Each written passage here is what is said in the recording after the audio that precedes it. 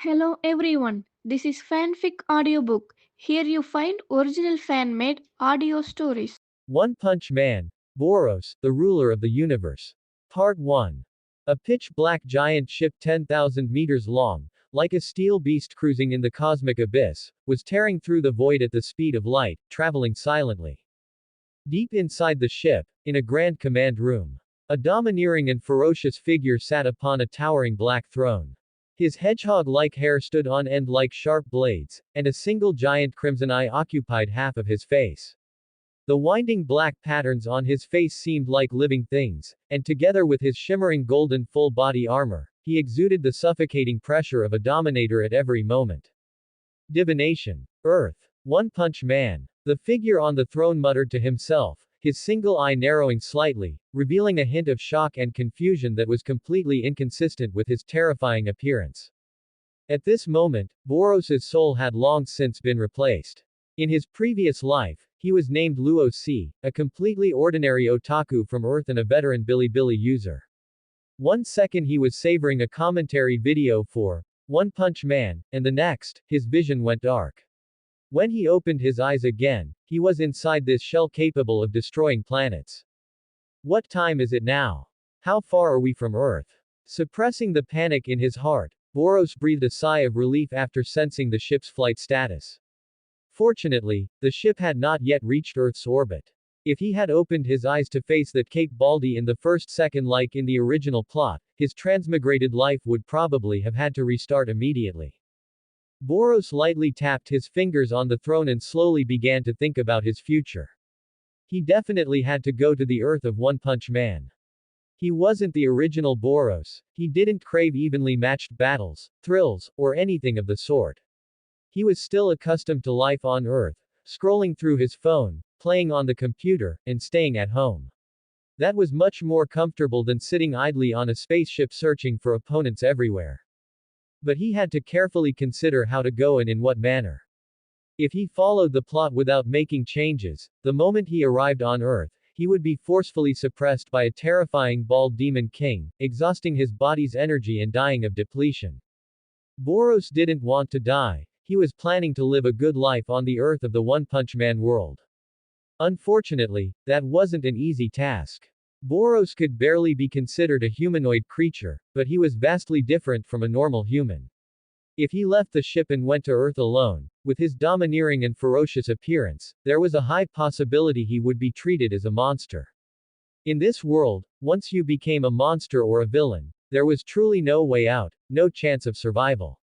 But even if I look like a monster, as long as I don't attack humans or buildings for no reason, there should still be a glimmer of hope.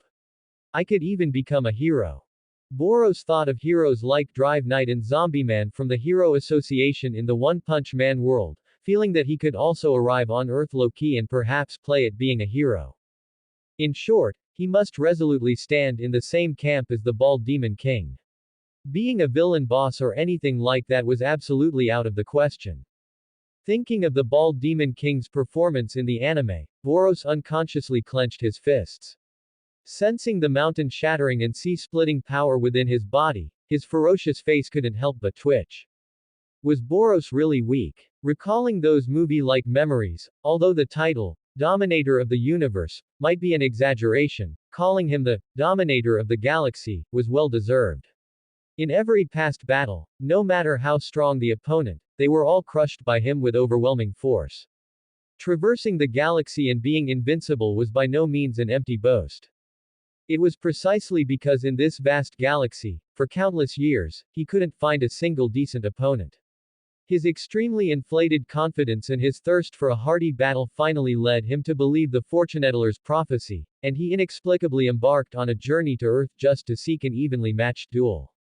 However, the current Boros knew that even though he was so powerful, the gap between him and the Bald Demon King was even larger than the gap between an ordinary person and himself.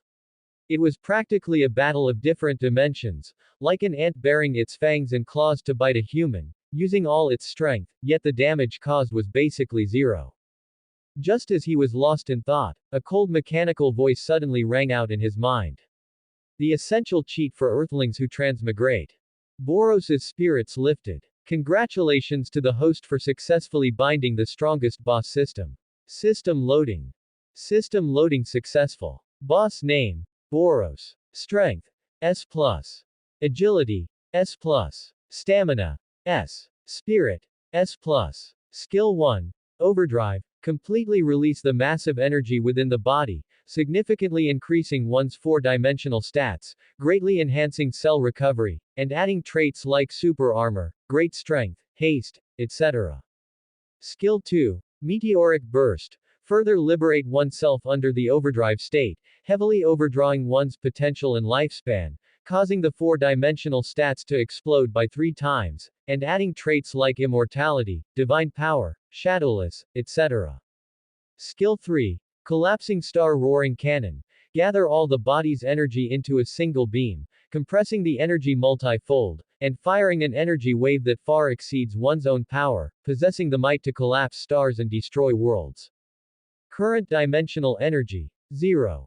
Dimensional energy can be used to break through one's own limiter, increasing four-dimensional stats, etc.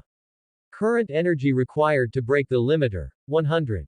Evaluation. You are a creature at the top of the food chain, a well-deserved peak warrior. Ordinary small fry will tremble and faint just by looking directly at your dominator's intent. The host has reached the peak of this biological species. To improve further, the limiter must be removed. Current number of limiter removals, 0. With anticipation, Boros studied the boss system. After a while, he had a rough understanding of it. First, strength roughly affects combat power, explosive force, etc. Agility includes attack speed, neural reaction speed, and the like.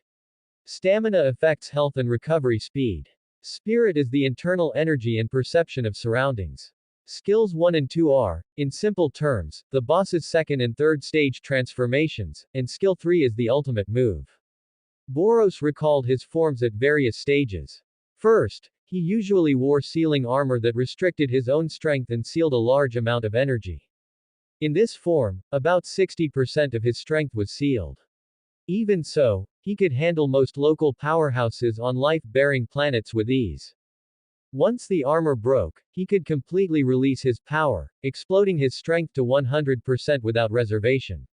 As for the overdrive form, his skin color would turn from azure to pitch black, and lightning patterns would appear on his body's surface, forcibly pushing his combat power to 150%. As for the ultimate form, meteoric burst, its essence was nothing less than the extreme overdrawing of his own cells. Once activated, the blood throughout his body seemed to boil instantly, and every inch of muscle fiber screamed under overclocked operation. It was a bone-deep pain and a suffocating sense of oxygen deprivation. However, it was precisely on this brink of death that a world-destroying power would completely awaken. This power was enough to make Boros' strength skyrocket to 450% of its original level in an instant. Because this form not only had a massive backlash but was also extremely difficult to control, Boros had only used it a handful of times during his long history of galactic conquest. After all, every time he transformed into that destructive flame of light, it meant that the enemies on the battlefield would be completely wiped out in an instant without any suspense. As for dimensional energy, the method of acquisition was currently unknown, but it could be used to break through his own limits, shatter his limiter, and increase his four-dimensional stats. This was truly incredible. As everyone knows, in the One Punch Man world, besides the great demon king Saitama, everyone else has their own limiter. Breaking it is almost as difficult as reaching the heavens. But as long as he had the dimensional energy converted by the system, he might be able to break his limiter countless times just like Saitama, with no end to his growth. He might even become as powerful as Saitama. Originally, Boros thought of going to Earth to live a low-key life, getting on good terms with Saitama, dealing with small fry behind him, and just living a peaceful life. This was a helpless choice because he understood the gap and felt that no matter how hard he worked, he could never catch up to Saitama's shadow. He might as well be a bit of a salted fish. With his strength, surviving until the finale shouldn't be a problem. On Earth, besides God and Saitama, even the monster King Orochi was nothing more than a stray dog in Boros' eyes. Such characters occasionally appeared on high-energy life-bearing planets and were truly not worth mentioning. Even the cosmic Garo who appeared at the end would only be known as stronger or weaker after a fight, and Boros didn't think he would lose. Now that he had the system, although he still had to keep a low profile in the early stages, he had more choices and a future. In short, the current Boros now had a path to break through his own limits. With a goal, the future was no longer confusing. Whether advancing or retreating, he could handle things with ease. Thinking of this, a glint flashed in Boros's crimson single eye, and his originally chaotic thoughts finally settled into a firm decision. He no longer hesitated, and his long fingers pressed heavily on the golden communication device on the throne's armrest. His dull and majestic voice instantly pierced through the ship's internal channel. Garuganshoop, immediately prepare a small shuttle with the highest stealth rating. I want to leave the main ship and arrive at the target planet alone ahead of time. His tone was serious, carrying an unquestionable pressure as he continued to issue orders. After the main fleet enters the target planet's orbit, it must not linger. Immediately find a hidden spot on a nearby satellite to land and stand by. Without my personal command, no one, including the 3 top executives, is allowed to land on that planet without authorization. If the order is violated, they will be executed on the spot. Is that clear? At this moment, in the dark and oppressive command room deep inside the giant mothership, the air seemed to freeze. Countless dashboards emitted a cold blue light, reflecting a weirdly twisted figure shaped like an octopus. This cosmic monster, with an oval-shaped head, only a split mouth, and 2 tiny eyes, was standing in front of the complex main console. He was one of the 3 top executives of the dark matter thieves, the Esper revered as the military strategist, Garuganshoop. At this moment, his cloudy eyes were staring intently at the data streams and complex star charts jumping on countless screens. His tentacles skillfully directed the surrounding crew members in various complex operations.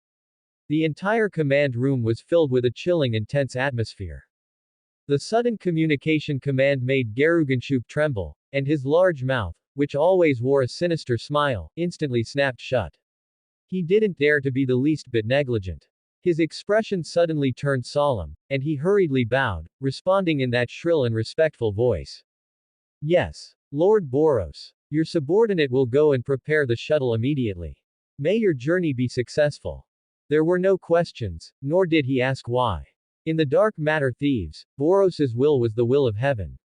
Everyone just had to obey unconditionally, including the 3 top executives. Not a single bit of defiance was allowed. Boros nodded in satisfaction, his single eye narrowing slightly as he said, during the time I am away, all affairs of the pirate group will be temporarily under your full supervision. He paused, his tone suddenly turning cold with unquestionable pressure. Also, all of you listen up. While I am gone, double your efforts in training. I am well aware that there are espers on that target planet even stronger than you. I don't want to see the day when you, an esper I'm proud of, are crushed to pieces in your best field, losing all of my, Boros's, face. The other end of the communicator fell into a moment of dead silence, followed by Garuganshoop's hurried and terrified response. Ah. Yes, Lord Boros. Your subordinate will definitely do his best and not let down your expectations.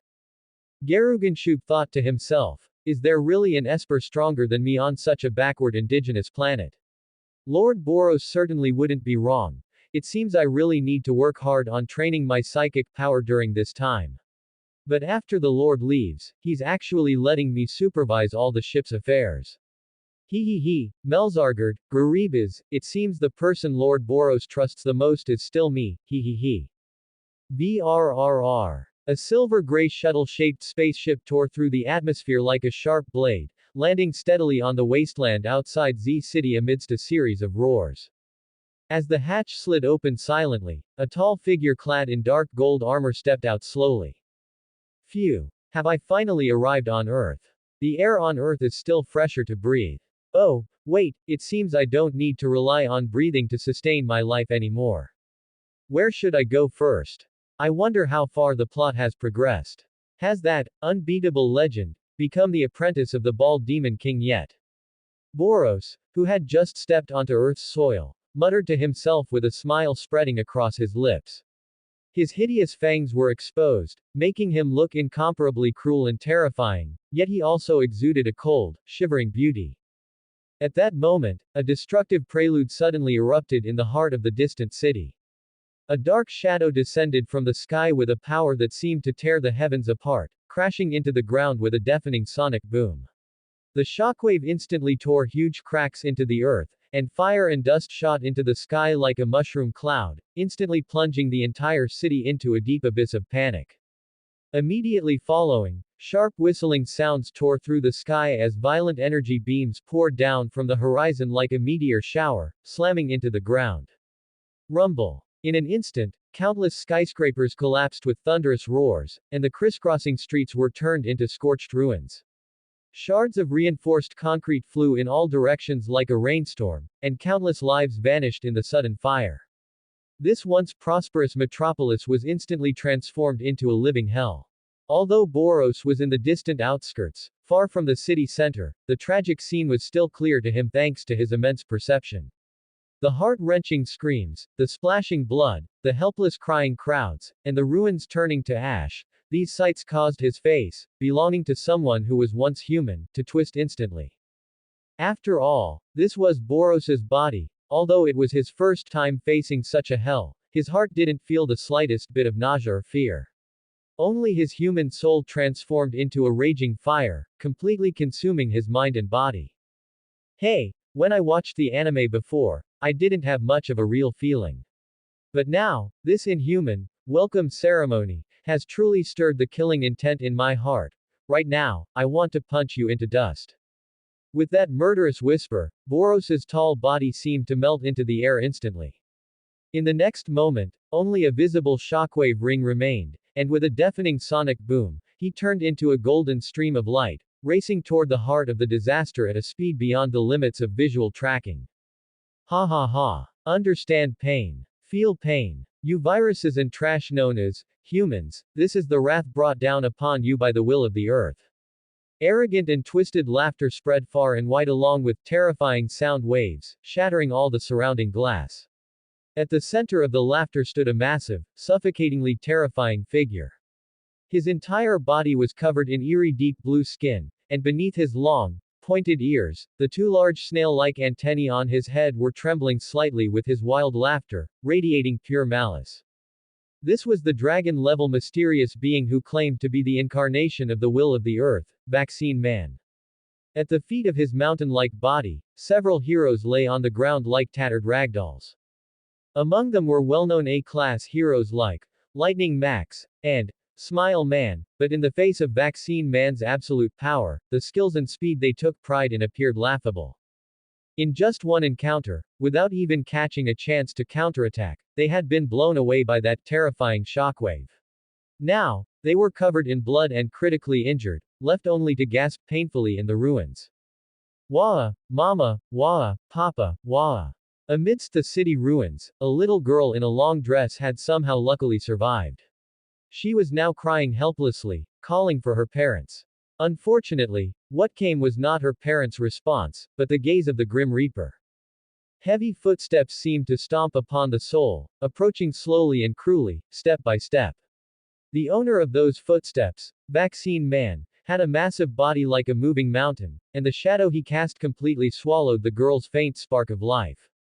He stopped in front of the girl, the huge shadow enveloping her entirely, like an abyss opening its maw.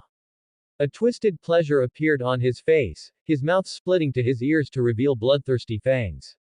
His massive palm, carrying the power to destroy everything and an ear-piercing whistling sound, grabbed toward that fragile little body, intending to crush her into meat paste instantly. At the critical moment when the massive arm, carrying the destructive wind, was about to touch the little girl's hair. Scree. The sound was like a 10,000-ton steel beast suddenly breaking on the ground, creating an ear-shredding sharp screech of friction. Vaccine Man's unstoppable arm, capable of crushing mountains, was actually intercepted and nailed in midair. An arm covered in dark gold metallic textured skin, with fingers like hooks, firmly gripped Vaccine Man's thick wrist. Despite the several-fold difference in size, in that instant, that golden arm seemed to contain abyssal weight and power, remaining motionless as it firmly imprisoned Vaccine Man's arm in midair. The little girl stopped crying blankly, turned around in a daze, and looked up with teary eyes at the figure that had appeared out of nowhere. A cold and domineering figure stood calmly upon the ruins. That massive single eye was now staring tyrannically at the monster in front of him, with no ripples in his gaze, only pure killing intent and contempt. He slowly curled his lips, revealing stark white and hideous fangs, as his low voice exploded in Vaccine Man's ear like thunder. What do you think you're doing to this cute little girl? Vaccine Man erupted with immense force, trying several times to pull his arm away but failing. He stared at Boros with a dark expression and asked, "Who are you?" Boros released his hand, settled the little girl in a safe corner, and returned instantly. Me. Boros flew slowly, looking down at the monster before him from above. His cold voice echoed in the air like 10,000-year-old ice, carrying a suffocating pressure. I am the dominator of the universe, Boros. The will of the earth and the dominator of the universe, there didn't seem to be any comparison between the two. Vaccine Man was clearly intimidated by Boros's domineering title. Feeling the cold and destructive aura emanating from Boros, Vaccine Man involuntarily took 2 steps back. He then felt something was wrong and forced himself to take a step forward, saying, You should be a mysterious being too, right? If you just want to use this city as your playground, there's no need to fight me for these ants. I can leave and go, purify, another city, how about that? Hearing this, Boros tilted his head slightly, his mouth splitting open to reveal a mouth full of stark white and hideous fangs. Are you afraid of me? Hey, you should be afraid of me. A playground. You're not wrong about that. Boros's voice was low and filled with killing intent as he slowly announced the start of the hunt. However, in this playground, you are my only toy.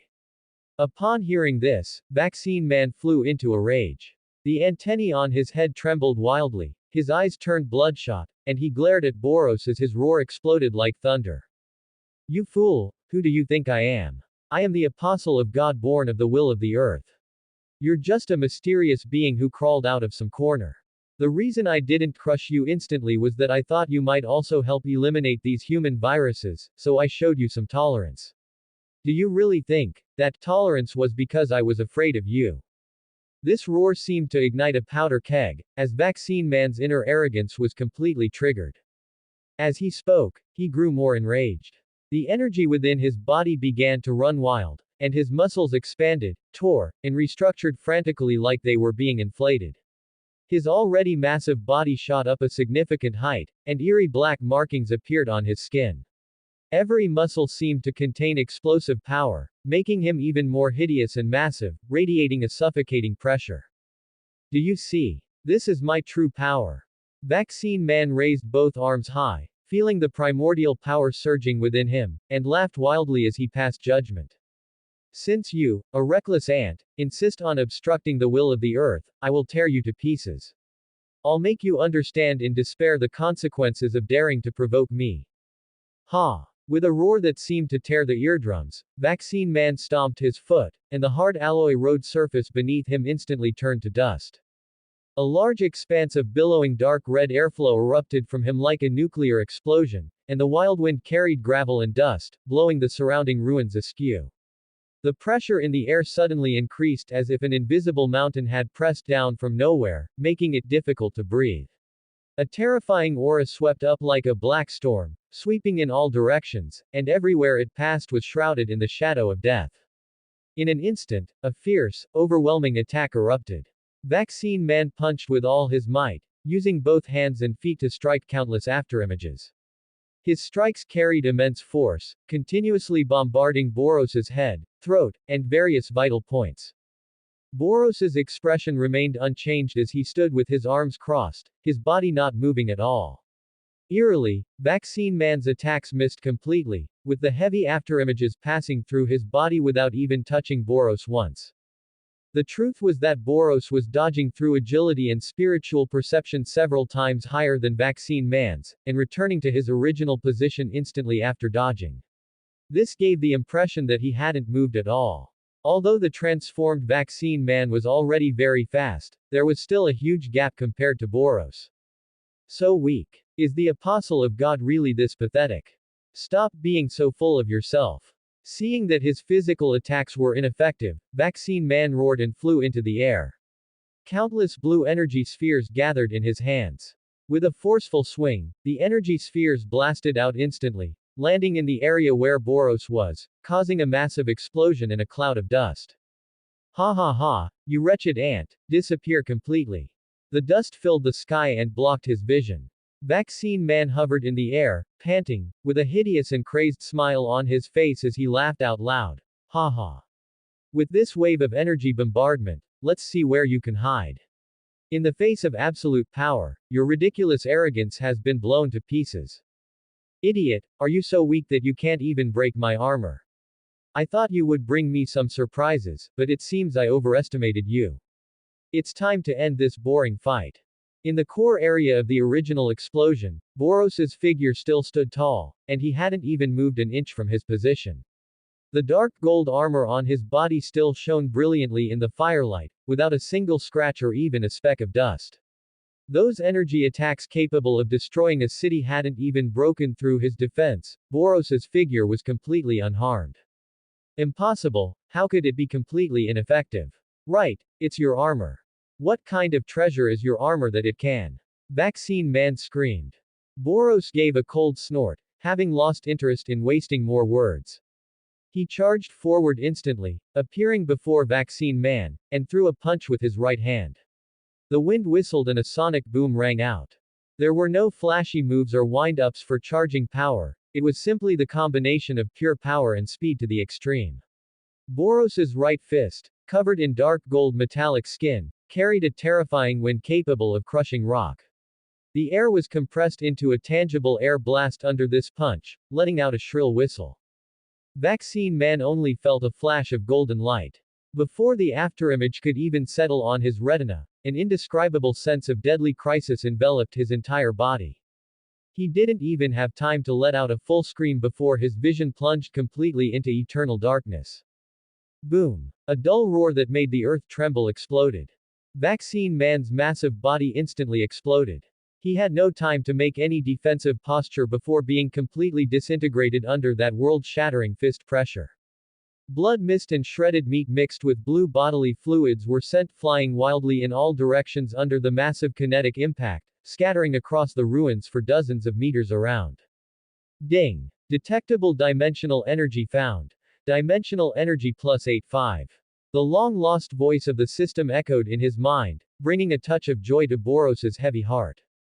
He quickly checked the system in his consciousness and saw that the dimensional energy value, which was originally 0, had changed to 85. Is it because I personally killed the monster? Is that where the dimensional energy came from? Is it only monsters, or can all creatures I killed generate energy? Boros thought for a moment and felt that any creature he killed should generate energy.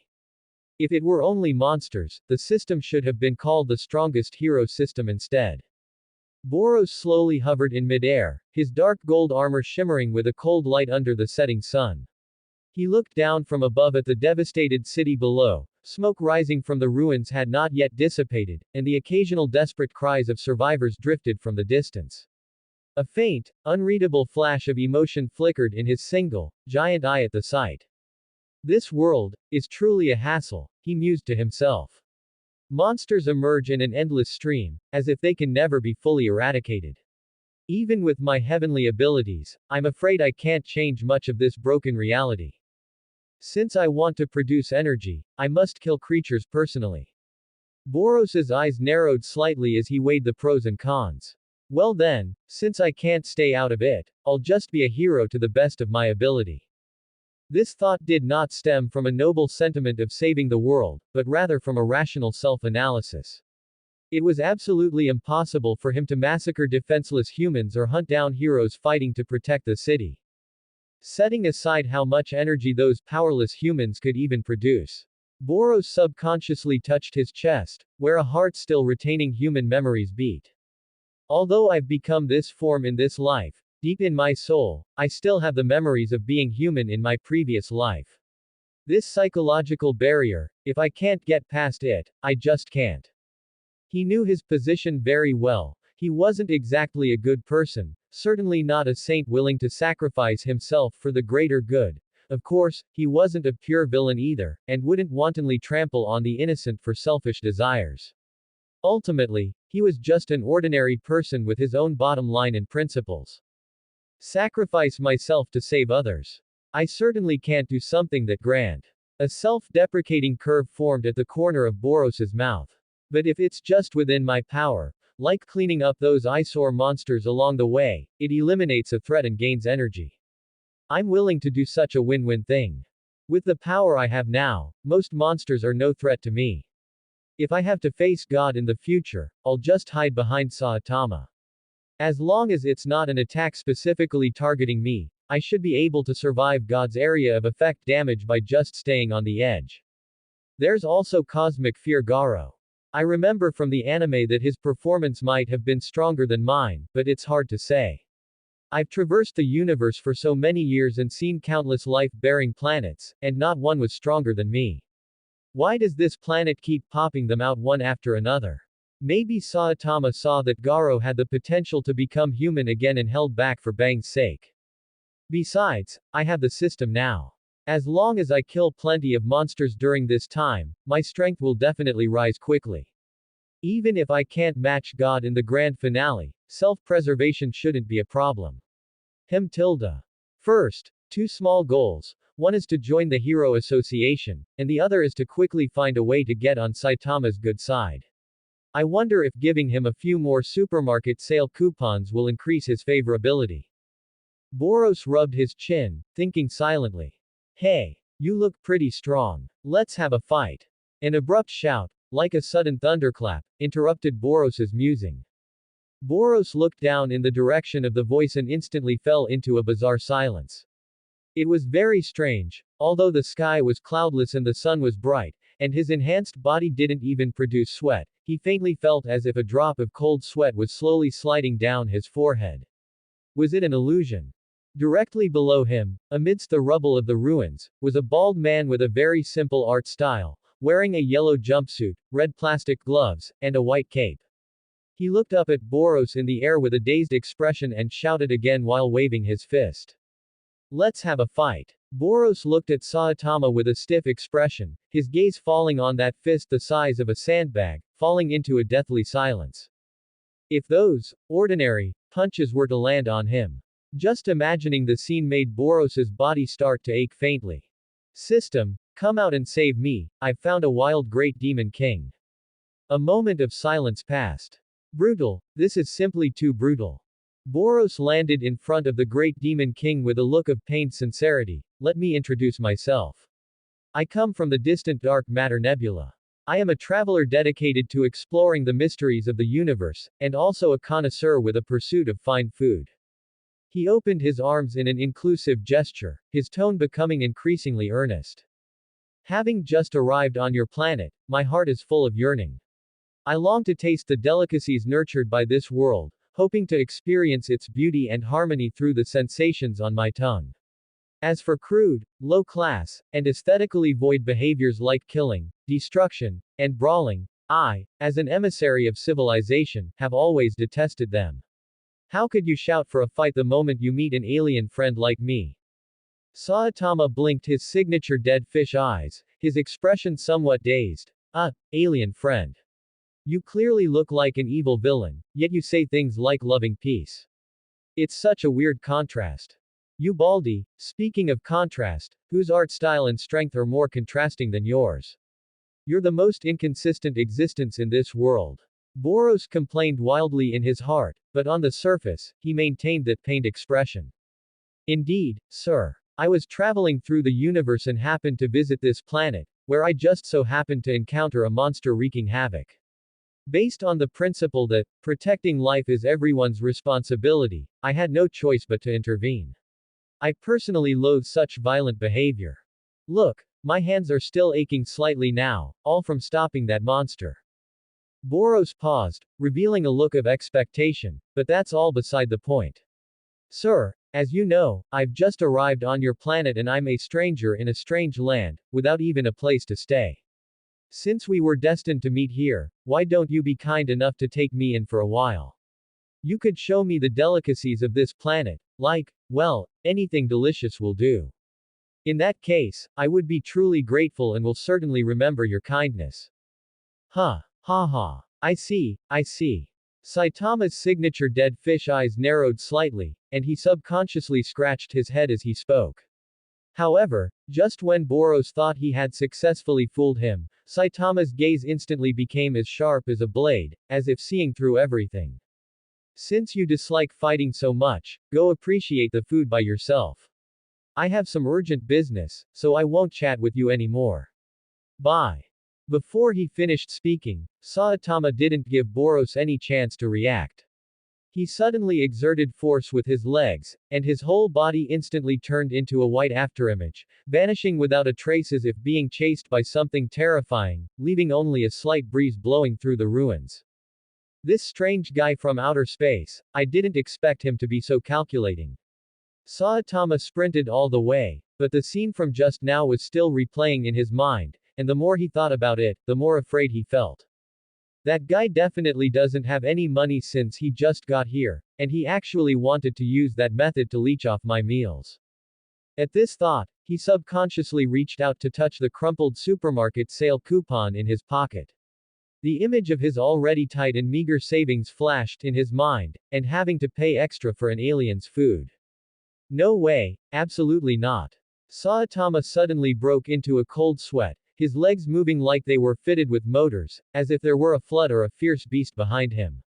Although I really want to help you, my alien friend, you should just slowly find a job and earn money to eat delicacies yourself. My ability is limited too. See you if fate allows. Watching Saitama's receding figure, Boros let out a long sigh of relief. The pressure Saitama put on him was simply too great. That string of nonsense just now finally managed to fool him. However, Boros also understood in his heart that although Saitama seemed a bit airheaded, he was by no means a fool. He had his own set of standards for judgment. Saitama likely saw through every move Boros made. It was only because Boros showed no pure malice, coupled with his act of doing heroic deeds despite having the body of a monster, that Saitama was so easy to talk to. If Boros had been the one to devastate the city just now, Saitama would have swung a punch long ago instead of listening to his nonsense. In any case, this counts as a good start. I've made a preliminary acquaintance with the great demon king Saitama, the hardest first step has been taken. Boros calculated silently. Next is to join the Hero Association headquarters. But, as the dignified dominator of the universe, I really had zero presence just now. I feel like I've become a gag character. There shouldn't be any other witnesses here, right? Boros smiled sinisterly, turning his gaze toward a building not far away. Thump thump, thump thump, thump thump. Not far away, a tall man with 3 hideous claw scars on his face and a resolute expression stood expressionless. A rumbling sound like a car engine emanated from him, sounding particularly piercing in the silent ruins. Ranked 6th in the Hero Association, the strongest man on Earth, King. At this moment, King stood as firm as a pine tree, his face cold. Seeing Boros approach him, his expression remained unchanged and composed. However, the rumbling sounds coming from his body became increasingly intense, as if he would explode at any moment. Boros stared at King, wondering how he managed to remain completely unharmed in such a fierce battlefield. As expected of the man with max luck, he really had something going for him. Boros slowly extended his right hand and grinned, saying to King, "Hello, you're called King, right? I am a warrior from the Dark Matter Nebula, my name is Boros." Meanwhile, at the Hero Association headquarters. Warning. Warning. High energy reaction detected, energy level is S-class. Warning. Warning. Estimated disaster level is Dragon, please evacuate the local population as soon as possible. Due to Vaccine Man's wild bombardment, the interior of the Hero Association was already in a state of utter chaos and distress. The piercing alarms blared continuously. In the headquarters, main hall, rows of giant screens flashed red danger signals, and staff members, drenched in sweat, operated their instruments at high speed. What's the situation? Have the nearby heroes arrived yet? The situation is grim. Dozens of heroes who arrived at the source of danger, including A-class heroes, have all instantly lost contact. Can't even A-class heroes eliminate this disaster? Quickly search for the nearest S-class hero near the city. Yes. Search complete. The S-class hero closest to the source of danger is King. Additionally, dozens of kilometers away, there is S-class tank top. Before the sentence was finished, the screens that were just flashing danger signals instantly went quiet. All screens showed green safety signals, and the alarms abruptly stopped. The source of danger has disappeared. Estimating the losses caused by this disaster. He truly is a man whose name brings peace of mind, he's so reliable. As expected of the strongest man on earth, King, did he eliminate this disaster in just an instant. The overall head of the Hero Association's Countermeasures Department, Chairman Sitch, dressed in a black suit, wiped the cold sweat from his forehead, let out a long sigh of relief, and regained his composure. Immediately contact Mr. King's cell phone. I want to personally confirm the situation at the scene. Yes. The customer service lady was just about to dial King's phone. Ring ring ring. Sitch's private phone happened to ring at that moment. Sitch took out his phone and saw the name displayed. King. Mr. King, hello, this is Sitch. Yes, thank you Mr. King for contributing to the association once again. Mr. King, do you mean that the one who eliminated the monster this time wasn't you, but someone else? An alien from the planet of peace, named Boros, wants to join the Hero Association. To fight for universal peace and seek an opportunity for a breakthrough. Yes, I think I understand what you mean. I'll call the nearby staff right away to arrange for you and Mr. Boros to return to the association headquarters. After the call ended, Sitch was a bit dazed. An alien actually resolved this disaster. A warrior longing for peace. Sitch snapped back to his senses, his eyes filling with wonder. Regardless, a disaster that several A-class heroes couldn't handle was resolved by this Boros. By any measure, he was an S-class combatant. Moreover, since he seemed to be on good terms with Mr. King, he had to be treated with the highest level of hospitality. On the wide road leading to the Hero Association headquarters in City A shiny black luxury car emblazoned with the Hero Association emblem sped along smoothly. The leather seats emitted a faint fragrance of leather as Boros sat calmly in the spacious seat, with King, who possessed the aura of a powerhouse, sitting beside him. After initial observation, King found that although this alien had the standard face of a final boss, he was surprisingly down to earth when chatting. During their idle talk, Boros suddenly remembered his past life's time spent as a shut-in playing games, and his eyes couldn't help but light up. Speaking of which, King, I heard you're incredibly good at games. Boros leaned in with interest, his tone carrying a hint of challenge and expectation. When I'm free another day, I'll pay you a visit so we can test our skills against each other. As a veteran shut-in in his previous life, Boros's understanding of electronic games was deep to the bone. Whether it was Souls-like games like Elden Ring or Sekiro, that required precise operation and tenacious will, or action masterpieces like Black Myth, he had achieved the proud feat of clearing them without dying. Not to mention fighting games like The King of Fighters or Street Fighter, he was a veteran among veteran players, executing special moves and combos with ease. He was a bit curious about how the game design philosophy of this world would differ. Would it lean more toward visual performance or focus more on operational difficulty? Hearing this, King also gave a relaxed smile. Through their previous conversation, he found that although Boros looked fierce, his personality in other aspects was quite good. Most importantly, the two shared common hobbies and topics, making it feel as if they had met too late. Sure, Boros. A rare, hearty smile appeared on King's face as he said proudly, the gaming console at my place is the latest VIP exclusive model on the market with extremely high specs. I also have a massive collection of game discs, including out-of-print niche games. If you have time to come over, I guarantee you'll be amazed, you'll definitely have a blast. The two of them chatted about games like this, from the feel of the controller to the sensitivity of the joystick, and even started discussing their respective favorite playstyles.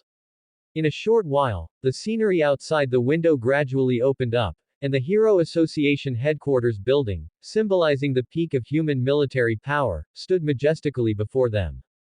Following King out of the car, Boros noticed that King's smile had vanished, replaced by silence. He casually shoved his hands into his black hoodie pockets and slightly lowered his head. His deep eyes were half squinted, and his entire being seemed like a block of 10,000-year-old ice, naturally emitting a chilling, do not approach, aura. Boros realized that King's persona at the headquarters was that of a man who was usually taciturn and a loner. Because his true strength was actually non-existent, he said as little as possible during meetings at the headquarters and avoided too much contact with other heroes, fearing someone would see through his facade. However, with King's appearance, at this moment, he was truly overflowing with prestige. This aura, this pressure, it's just incredible. No wonder the manga in my past life said King suppressed 4 dragon levels alone. I almost believed it myself. Who dares to stand alone against the army? Only my great General King. I am the dignified dominator of the universe. Although I'm essentially a shut-in and usually quite a goofball, out here, one's identity is self-given, and respect is earned. If I'm outshone in terms of prestige, how am I supposed to keep going? I also need to maintain a cold and iron-blooded persona. Thoughts flashed through Boros's mind as he took a deep breath, instantly switching his expression to boss mode. Then, mimicking the classic poses of ultimate bosses in manga, he slowly folded his arms across his chest, making himself look unfathomable. Boros stood silently beside King. With the two of them standing there, King's the strongest on earth, sense of invincible loneliness combined perfectly with Boros's, who dares look at me, pressure. An invisible pressure seemed to spread through the air, and even the originally clear sky seemed to darken a bit. A wild wind whistled in response, swirling dust and fallen leaves. The aura of the strong hit one's face, almost tangible enough to suffocate. As soon as these two appeared, it was as if they were declaring to the whole world, ordinary small fry shouldn't come out to make a fool of themselves. So strong, such a terrifying aura. As expected of the strongest on earth, Mr. King. Who's that next to King? He looks really powerful too, his aura isn't losing out at all. Is that a monster? He looks so cool. Idiot. What monster would dare stand next to King? He probably just looks a bit like a monster, he's likely a reclusive powerhouse or a hidden hero. Not bad, not bad. They don't even need to make a move, just looking at them makes me feel like they're insanely strong. Is this the difference between the strong and us ordinary people? Sure enough, even their art style is in a different dimension. Hey, have they appeared? The strongest crowd of bystanders in the heavens, combining gossip, shock, and commentary. Boros smiled inwardly. Watching the nearby peripheral staff and passers-by who were constantly amazed, he gave his own entrance a score of 94 and silently gave himself a thumbs up. So, Mr. Boros, do you intend to join our Hero Association? In the Hero Association's meeting room, the atmosphere was solemn. King had just briefly introduced Boros's origin to Sich, as well as the general situation of the previous vaccine man disaster. Boros looked at the expectant Sich and nodded coldly, a flash of pride in his single eye. As King said, I am a warrior drifting in the endless universe, having spent my entire life longing to climb to the peak of battle. The thirst for the strong flows in my blood, but so does the iron law passed down through our race for generations, to guard peace. Therefore, all creatures that wantonly destroy and annihilate in the universe are targets for my battle. He paused, his tone carrying a hint of disdain. I've also heard from King about your association's assessment processes and such. However, don't bring out those boring tricks. You only need to prepare a communication tool for me so I can be reached at any time. A mere vaccine man doesn't prove anything. If there are any disaster-level monsters in the future, contact me anytime, and I will resolve them for you. Sich was all smiles and nodded repeatedly. Of course, of course. We humans are also a race that guards love and peace.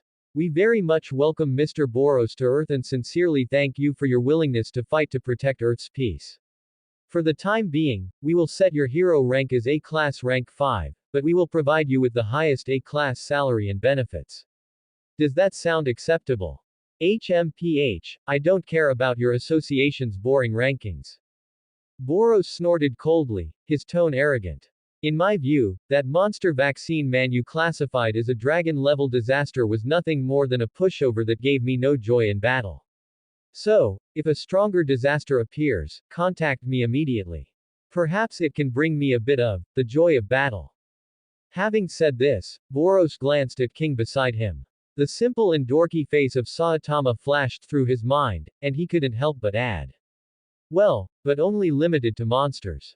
As the top official of the Hero Association, Sich's ability to observe people had long since reached perfection.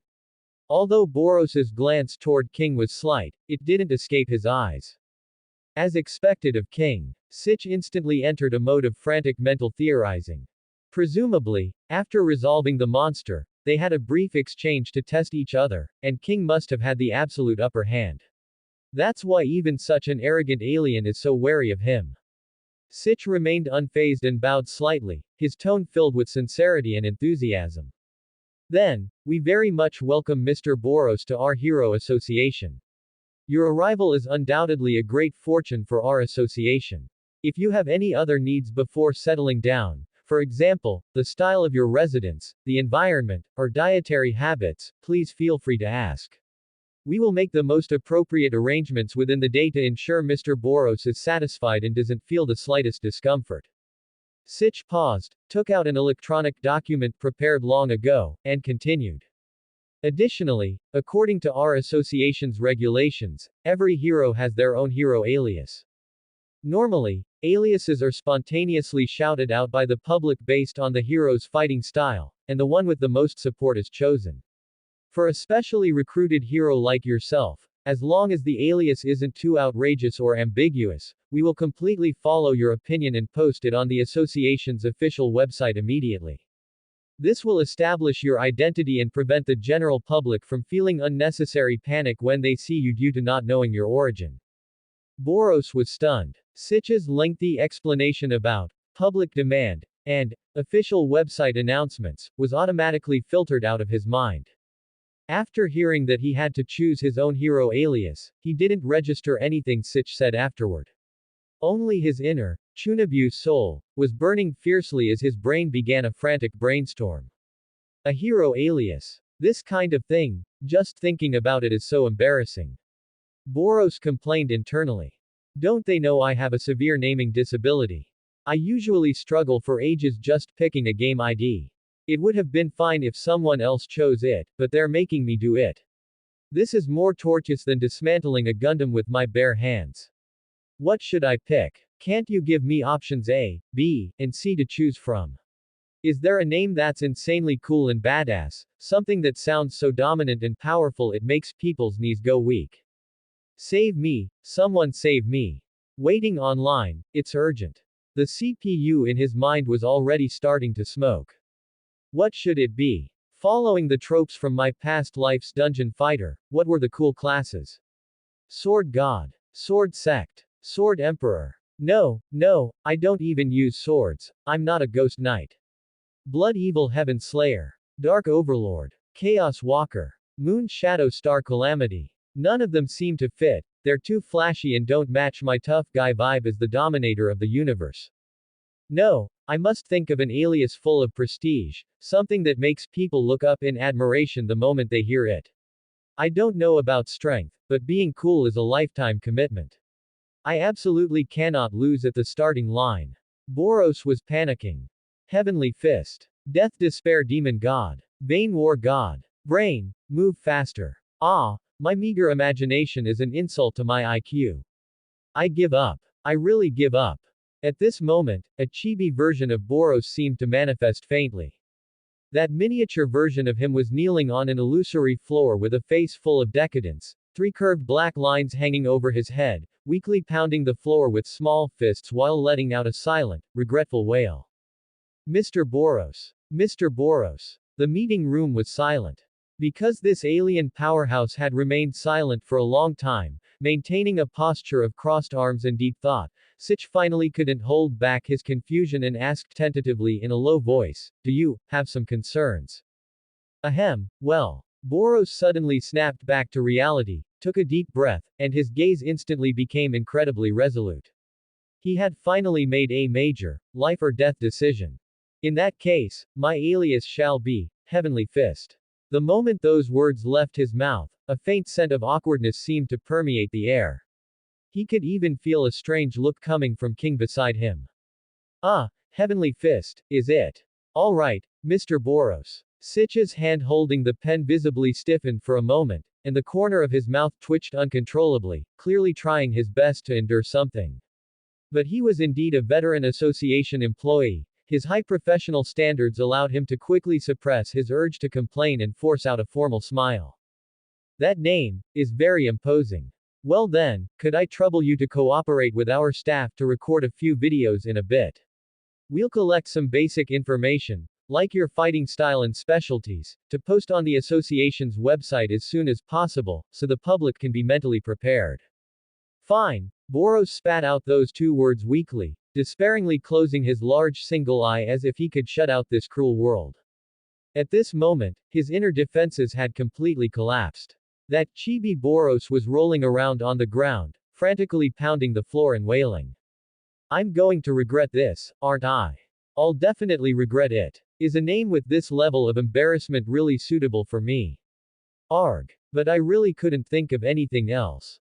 My mind was a total blank, the CPU has burned out.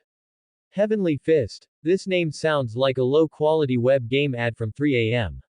Is my lifelong reputation going to be ruined by this late-stage Chunabu alias? The tedious association procedures finally came to an end. Faced with the luxury apartment and full housekeeping service Sitch enthusiastically recommended, Boros simply waved his hand and flatly refused. He only took a heavy salary card and a brand new association specialized phone. Then, using the excuse of being a newcomer who needs to adapt to Earth's customs as soon as possible, he insisted on following King. And so, carrying his only belongings, Boros followed King to that quiet apartment located on the edge of the city. Actually, when he first heard the proposal, King's first reaction was a bit of hesitation. However, on second thought, King felt a bit moved. Usually, although he was an S-class hero in name, he was essentially a shut-in veteran otaku. Aside from an AI girlfriend who only existed on a screen, he had almost no real friends or family, and deep down, he endured a loneliness and isolation unimaginable to ordinary people. Recalling the way Boros had saved the little girl earlier and their rapport when talking about games in the car, King felt that letting this straightforward alien, who also loved games, stay for a few days didn't seem like a bad thing. At least in the future, when playing games, someone could finally play online with him or complain about the plot.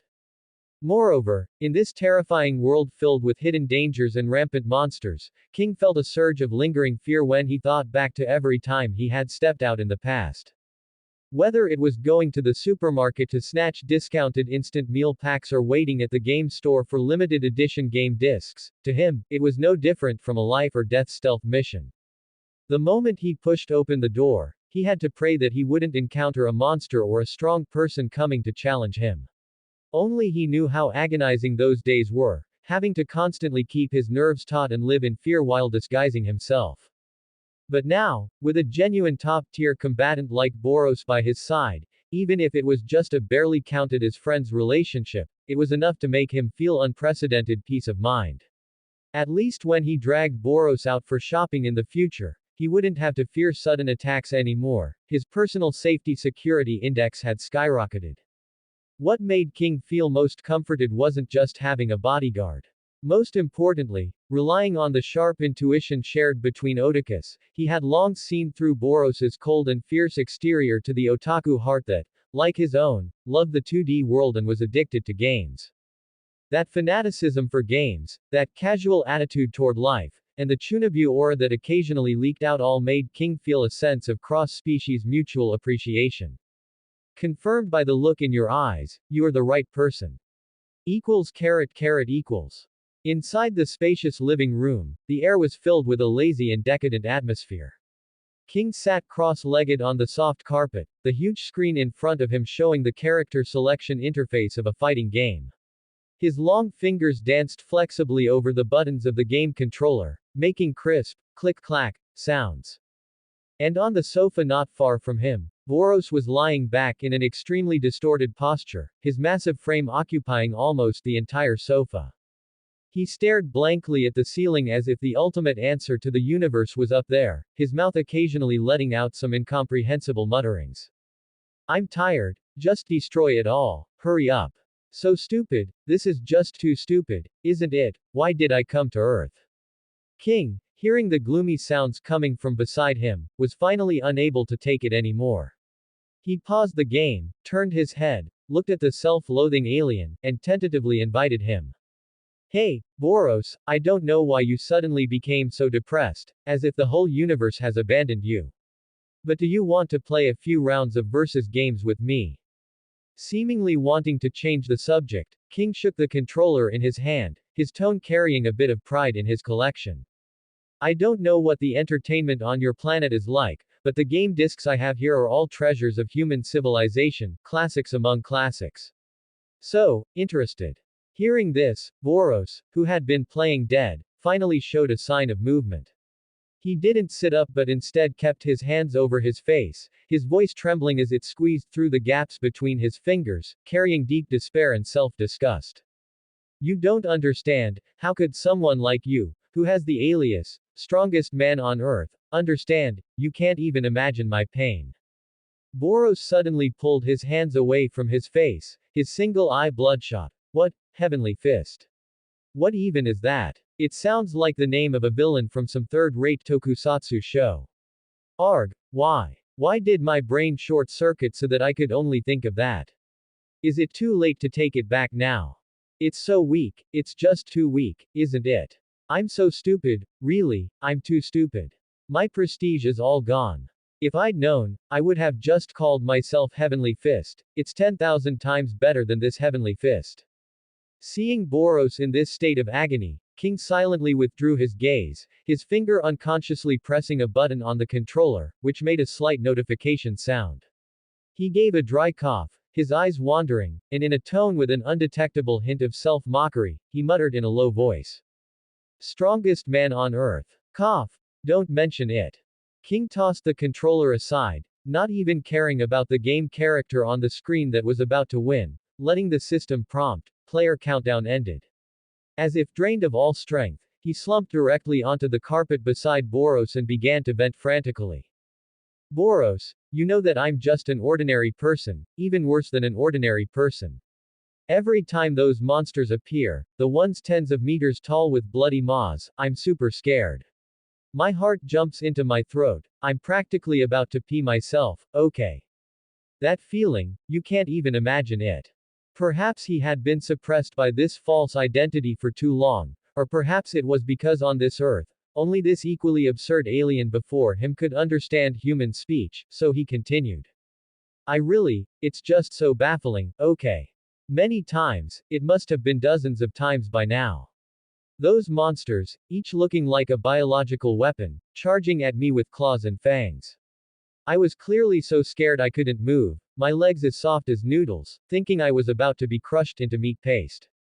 Then, with a whoosh, it happened so fast, I felt something flash around me. By the time I came to, the monster that was about to eat me, well, I don't know how, but with a whoosh, it just exploded. The monster just inexplicably blew up all over the ground. Do you know? Flesh and blood flying everywhere. Sometimes the red and white stuff splashes all over me. Do you know how massive the psychological shadow is for an ordinary person like me with extremely poor mental resilience? Every time, I'm so scared my heart feels like it's going to burst, and I have to spend 3 days mentally rebuilding myself just to recover. He was very agitated, gesturing with both hands. Then I was inexplicably treated as a hero by the bystanders who didn't run away. After it happened more often, Sitch and the others from the Hero Association came to my door, insisting on giving me the code name, Strongest Man on Earth. Do you know how mentally exhausting it is every time the headquarters assigns me a monster mission and I have to rack my brain for excuses to refuse? I've almost run out of excuses. Sometimes there's really no choice, I'm forced into a corner, and I have to brace myself and go. Even though I have a fierce face, I'm actually very soft inside and need to be protected too, okay? I've tried to explain it too. I told the people at headquarters that I have no combat power and lack the strength to even truss a chicken, but they thought I was just being humble. At first, there were many people who wanted to challenge me. I told them to do whatever they wanted, that I was just an ordinary person and wouldn't fight them. As a result, they just imagined things like, I have the heart of a powerhouse and disdain conflict, or, I don't even have the qualification to make you act, and other such nonsense. Then they would leave with faces full of admiration, which totally makes me collapse. I'm the one who wants to run away. King took a deep breath, as if venting all the frustration of these years. His eyes became somewhat complex, carrying a trace of weariness and helplessness from seeing through the world. Later, I also came to terms with it, got used to it, and couldn't be bothered to explain anymore. After all, this hero status has indeed brought me many conveniences. At first, I wanted to try hard to explain, but at this point, I really have to pretend to be strong. At least in a world like this, many people feel at ease because of me being the strongest man on earth. I donate the vast majority of my monthly salary and bonuses anonymously to disaster areas and projects, just to buy some peace of mind. He paused, his voice lowering with a hint of self-deprecating laughter, his eyes revealing a deep sense of powerlessness. Clearly more afraid of death than an ordinary person, the kind who even hides under the covers during a thunderstorm, yet I carry the title of the strongest hero. In the end, I'm just a piece of trash who covets comfort. I'm reluctant to leave the conveniences brought by the Hero Association, collecting a high salary every month and living a life free from worry, yet I can't shoulder the responsibilities of a hero. Every time I encounter danger, I can only pray for a miracle in my heart, lacking even the courage to stand up and fight. This contradictory mentality of wanting to enjoy glory while being afraid to bear the risk sometimes makes it impossible for me to face myself. However, you are different, Boros. King slowly turned his head, looking straight at the alien visitor beside him. Even though you find it embarrassing yourself, in my opinion, the name, Heavenly Fist, is really cool. It's even much better than my code name, very stylish, and fits you well. That punch you threw at the monster back then, I saw it very clearly, it was full of anger, right? I can feel that although you have a terrifyingly fierce face and even look like a villain boss, your heart truly yearns for peace and beauty. Seeing the devastation and ruins everywhere, you also feel angry and sad, don't you? Hearing these words, Boros, who had been twisting in pain on the sofa and beating his chest over his Chunabu like naming mistake, suddenly froze. It was as if a pause button had been pressed, and he slowly stopped all his lamenting and complaining. At this moment, the man before him, who in the original anime almost entirely served as a gag character or even a plot device, faintly radiated a different kind of brilliance. Boros opened his mouth, his throat moving as if he wanted to say something to refute or act tough, but the words were stuck in his throat. In the end, he said nothing, just dazed on the spot, a complex look flashing in his single eye, remaining silent for a long while. In fact, King didn't fully understand the truth. The conflict and struggle deep within Boros were far more intense than they appeared on the surface. The moment he arrived in this world, he witnessed Vaccine Man wreaking havoc. That feeling was a completely different story from watching the anime on a TV screen in his previous life. Through a screen, one would only think the special effects were cool and the plot exciting. But when a real tragedy happens before your eyes, and you see that kind of living hell with your own eyes, the impact is devastating. Severed limbs everywhere, wails rising from the ruins, and blood staining the streets, this dual bombardment of sight and sound caused a huge psychological shock to Boros. To put it bluntly, if he still had the fragile body of an ordinary person from his previous life, just as King said, he would have vomited, peed himself, and had a mental breakdown long ago due to extreme fear and physical discomfort. After all, he was just an ordinary otaku. Where would he have seen such a true Shura field? But it just so happened that this body of Boros had absurdly powerful physical attributes and an extremely special physiological structure, so those stress reactions like nausea and dizziness simply wouldn't occur. This contradictory feeling of wanting to vomit but being unable to, and wanting to faint but being unable to, made him even more uncomfortable. He could only desperately try to use playing games and obsessing over code names as mindless distractions, attempting to use the noise to drown out the lingering images of those ruins in his heart. The air at this moment seemed to solidify into substance, and that silence, mixed with understanding and helplessness, lasted for a long time. Boros seemed to have realized something, and a relieved smile flashed in his large single eye. He slumped back onto the sofa, his tone carrying a bit of resonance. King, hearing you say that, I suddenly feel, we are actually very similar people. Wearing the skin of the strongest while harboring the heart of a coward. In the end, we are just ordinary people, it's enough to just do what we can. The two looked at each other in silence. After a moment, King also relaxed with a sense of relief, a smile appearing on his face. He skipped the heavy topic, pointed casually at the game controller, and raised an eyebrow. How about it? A couple of rounds. Boros was taken aback, then said confidently, You think I'm afraid of you? I'll let you have one hand. Both of them walked toward the game console with faces full of confidence. Hey, King, you said the nickname, Heavenly Fist, was cool and suited me earlier, was that for real? I was definitely lying. It's totally lame, okay. Hearing it for the first time literally made my cringe-o-meter explode. Screw you. Hey, just talk, don't start swinging. And can you retract that armor of yours? Those thick spikes have poked several big holes in my sofa from you lying there, man.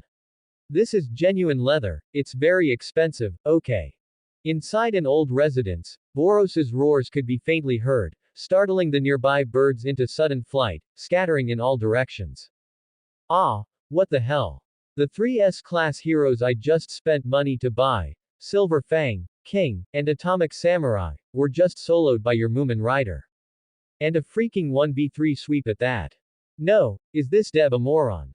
The S-class heroes you pay for are so weak, and this Moomin Rider is so strong, is the dev his fan? There's no balance at all. This has nothing to do with balance, Boros. The S-class heroes you pay for in this game are definitely a bit stronger than average heroes, which is why I never pick heroes above B-class when I play this game. Impossible, absolutely impossible. With my neural reaction speed, with my mental calculation power, you can solo me. And a freaking 1v3 sweep. Absolutely impossible. It must be a hero mechanics issue. Come, let's play another round using the same heroes. Click clack, click clack. Boros unleashed a flurry of inputs on the game controller, roaring in anger. Oh perfect. Accompanied by the sound of a clear female voice.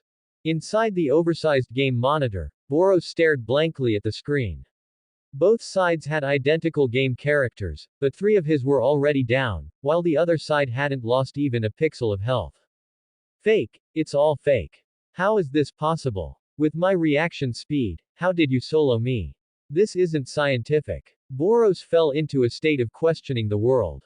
On the other side, King put down the controller, stood with his hands behind his back facing away from everyone, and sighed with the face of a lonely master.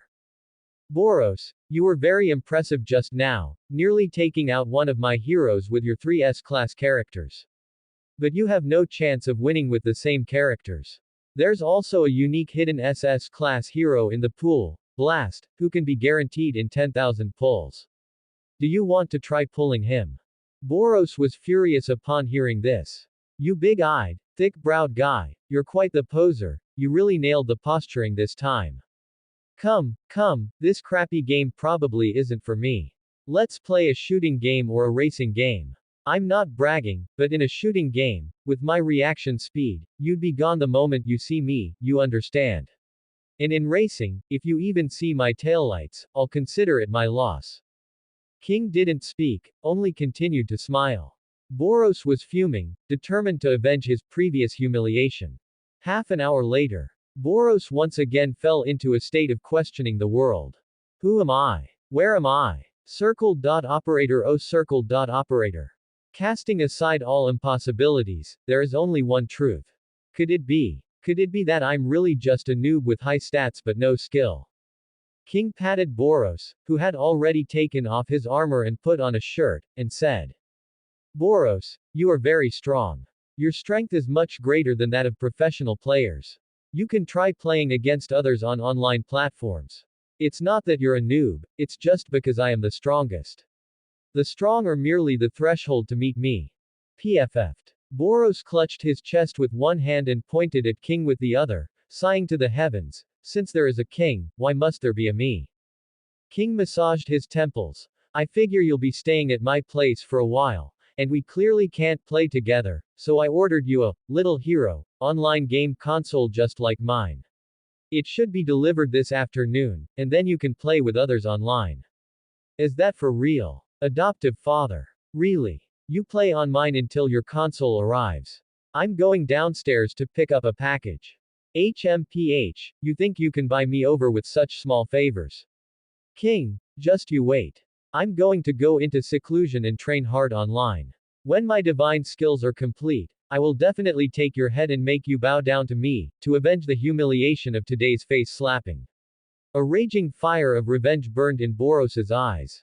Adoptive father, order some cola and chips while you're at it. 2 days later, night. Boros's fingers moved rapidly as he stared intently at the game screen. The lights in the entire living room were off, leaving only the flickering glow of the screen to illuminate his hideous yet focused face. Thump thump, thump thump, thump thump. Just as Boros was fully concentrated, a strange yet familiar sound drifted over from beside him. He looked up somewhat confusedly and saw that King's bedroom door had opened at some point. King was standing in the doorway, dressed in pink cartoon pajamas, his expression blank and limbs stiff, with only that iconic King engine rumbling away. What are you doing, King? Trying to scare me by acting like a ghost in the middle of the night. And why is your King engine rumbling for no reason even when you're at home? King stood dazed for a moment before suddenly letting out a long sigh of relief, and the King engine gradually slowed down. Sorry, Boros. I got up to use the bathroom and was a bit groggy from sleep. I forgot you were staying at my place. With that face of yours and the lights off, I really thought I'd run into a ghost just now. With a look as cool as mine, you're saying I look like a ghost. Boros was speechless and turned back to continue his game. Hey, it's been 2 days and nights. Why are you still playing? By the way, don't you aliens need to sleep? After the scare, King was no longer sleepy, so he sat down next to Boros to chat. It seems I really don't need sleep. It's mostly because there's nothing else to do. It's been 2 days and Sitch hasn't called me once. Boros thought about it. This body truly didn't have a sleep mechanism. It was on 24-hour ultra-long standby without showing any fatigue. Although there are many monsters, most are wolf level or tiger level. Unless these monsters are very close to us, the association won't call heroes with particularly high rankings. They only contact us when the threat reaches demon level or above, which ordinary heroes can't handle. And demon level monsters generally appear quite rarely, maybe not even once a month.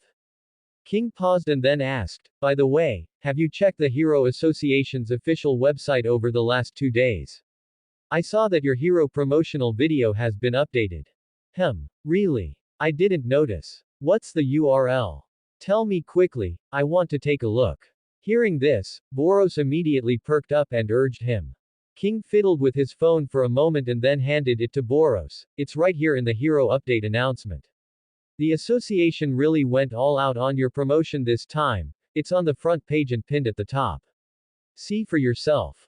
Boros was initially confused, but he soon understood. There are only 16 S-class heroes in the entire world, and his ranking of A-class rank 5 was already quite high. Publicly, he was the 21st strongest person in the global hero faction, and since he was a newcomer brought in from outside, heavy promotion made sense.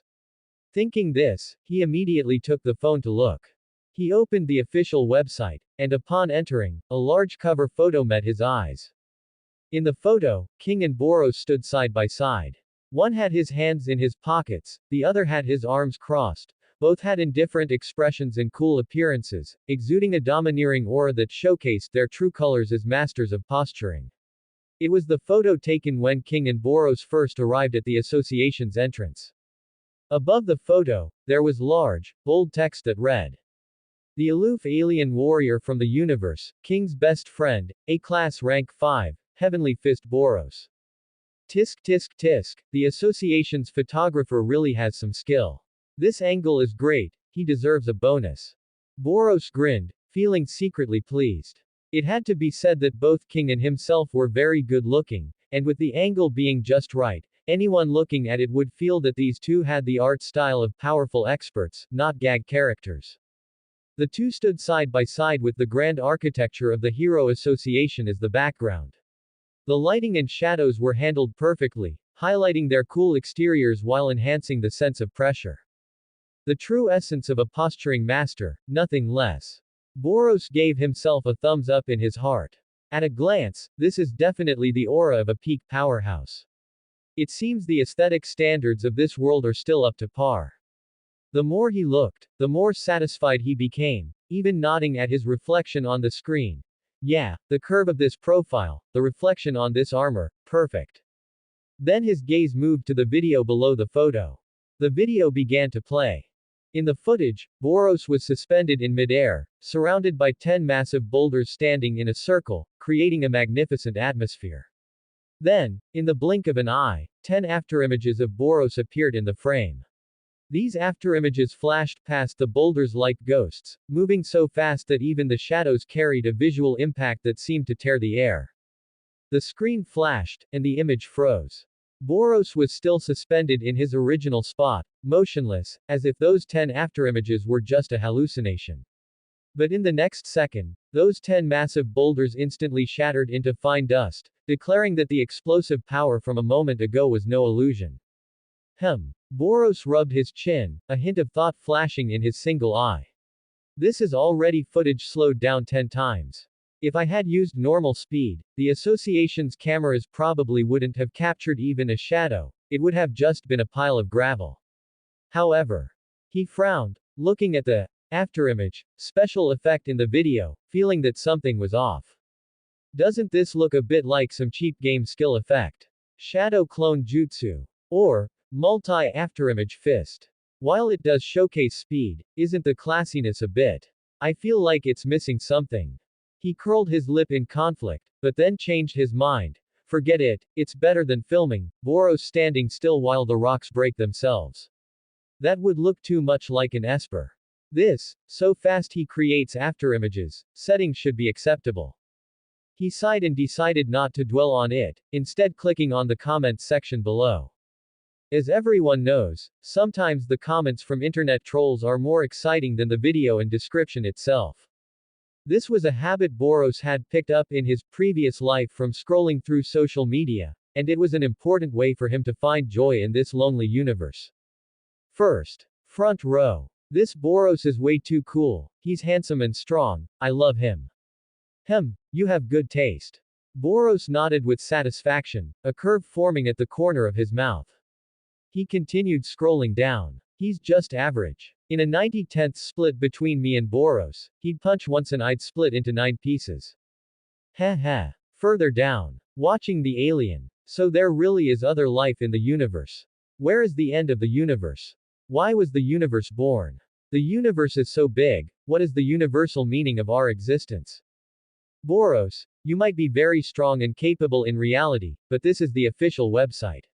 All I can say is, you still need to practice. Do you guys feel like Boros and King are such a good match? They're like a heaven-sent CP. Are there any other CP fans like me? Heart. What's going on? Have aliens already invaded Earth? Is Boros being overrated? He has no battle record, yet he's given the A-class rank 5 position. I can't accept this. Where did the keyboard warrior upstairs come from? Didn't you see the official statement saying the dragon-level disaster in City C 2 days ago was solved by Boros? Besides, even King has acknowledged Boros' strength. Who do you think you are to decide who to accept? Alert. An alien suddenly joining the Hero Association, is there some kind of conspiracy? The more I think about it, the more terrifying it becomes. Keep it up, handsome big brother. You must defeat all the monsters. I have to say, no matter which world it is, the comments from trolls are quite something. Boros sighed, but his lips couldn't help but curl upward. Although some comments are ridiculous, overall the reviews are mostly positive. It seems my code name, Heavenly Fist, although I find it a bit embarrassing, seems quite cool to the netizens. He chuckled as he scrolled through the comments, completely immersed in the pleasure of being noticed and discussed. This feeling was wonderful, like a lonely cosmic traveler who had suddenly found a stage where he could express himself. Just then, King's voice came from the side. Boros, you seem quite happy. What, is no one complaining about your low rent code name? Screw you, King. Today I am refreshed in body and mind, my state is at its peak, and after 2 days of bitter training in divine arts, I have achieved mastery. Do you dare to do battle with me? Half an hour later, an exasperated voice echoed through the living room. What the hell? Forget it, I'm done. I'm leaving. I have been so hurt by games that I've become haggard. From this day forth, I quit gaming for 1 day. In the living room, Boros, having finished a round of gaming, felt somewhat dejected and made a self-muttering resolution. It's not entirely my fault. It's been several days and Sitch hasn't called once. Plus, this system has zero presence, no missions, no punishments, it gives me no motivation at all. This salted fish system has made me so lazy. Setting the facts aside, doesn't the system bear any responsibility at all? Boros lamented. The Monster Association should already be under the place where Saitama lives, right? Should I solo the Monster Association? Grind for some system energy points. It seems I'm just a bit of energy away from breaking the limiter once. Forget it, forget it. While my strength is enough to solo the Monster Association without much trouble, and I could kill 1 or 2 executives, wiping them all out would definitely attract the gaze of God. I'm not Saitama, these thin arms and legs of mine couldn't handle that. Boros considered it but felt it wasn't a good idea. Better call Sitch and ask. Even mosquito legs are still meat. Boros picked up his phone and dialed Sitch's number. Beep. Beep. The call was quickly connected. Hello, Mr. Boros, is there something I can help you with? Hello. Sitch, what's going on with your association? It's been several days and still no. Boros's words came to an abrupt halt as if he had discovered something, and he hurriedly hung up the phone. I've gotten so used to staying with King that my way of speaking is turning into a comedy characters. He quickly took a deep breath, cleared his throat, and dialed Sitch's number again, saying in a cold tone. Hello. Sitch. It's Boros. From now on, if there are wolf-level or tiger-level monsters, contact me even if I'm not nearby. HMPH, staying on this planet is truly boring, it gives me no pleasure of battle at all. Ah, I am truly sorry, Mr. Boros. Since you just arrived on Earth, we thought you would be busy for a while. Yes, alright. From now on, whenever a monster appears in the several cities near your location, I will arrange for a dedicated operator to contact you immediately.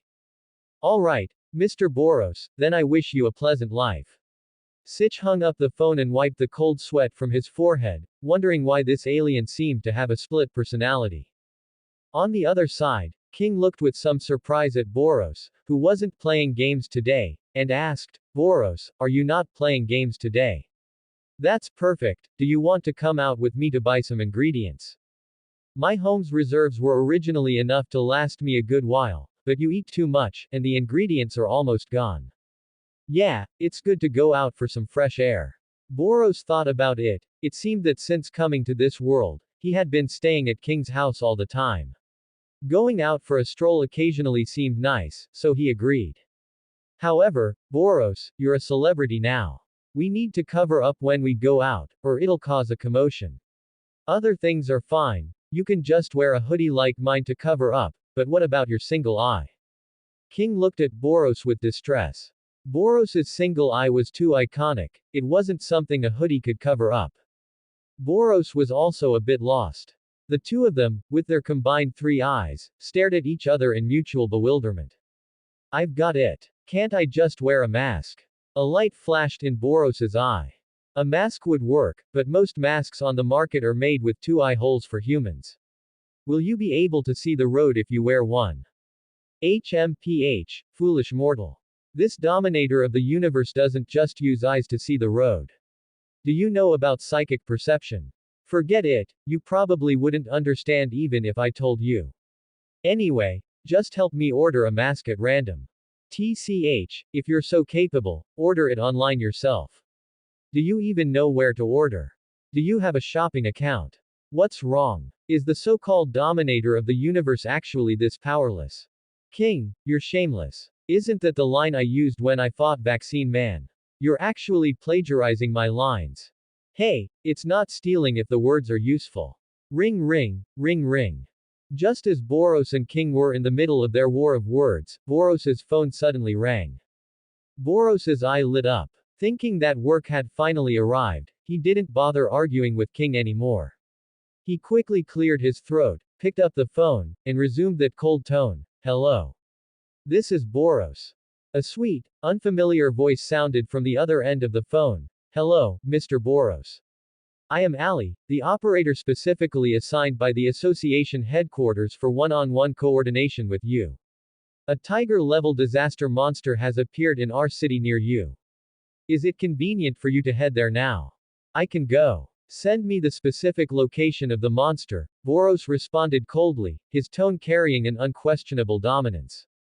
All right, Mr. Boros. We will send the monster's location to you immediately. Thank you very much for your contribution to the association. Hanging up the phone, Boros turned to King and said, King, wait for me for a bit. A tiger-level monster has appeared in our city, I'll be right back. Although King wasn't sure exactly how strong Boros was, he understood that a mere tiger-level monster certainly wouldn't pose any threat to him, so he nodded to indicate he understood. Boros prepared to set out, reactivating his hidden dark gold demon sealing armor. The armor quickly formed over his body, emitting a cold metallic luster. With a flash of his figure, he leapt from the window, turning into a golden bolt of lightning that instantly tore through the air and disappeared into the horizon. In our city, a pitch-black monster that looked like an enlarged version of a mantis, the mantis monster, was wreaking havoc. It swung its sharp forelimbs, easily slicing through vehicles on the roadside, screeching as it destroyed everything. Fear. Wail. Nature gave us such a wonderful living environment, yet you ungrateful human fools destroy it at will. This is nature's punishment. A monster. It's a monster, run. The moment the monster appeared, the crowd scattered in panic, letting out bursts of screams as the scene fell into chaos.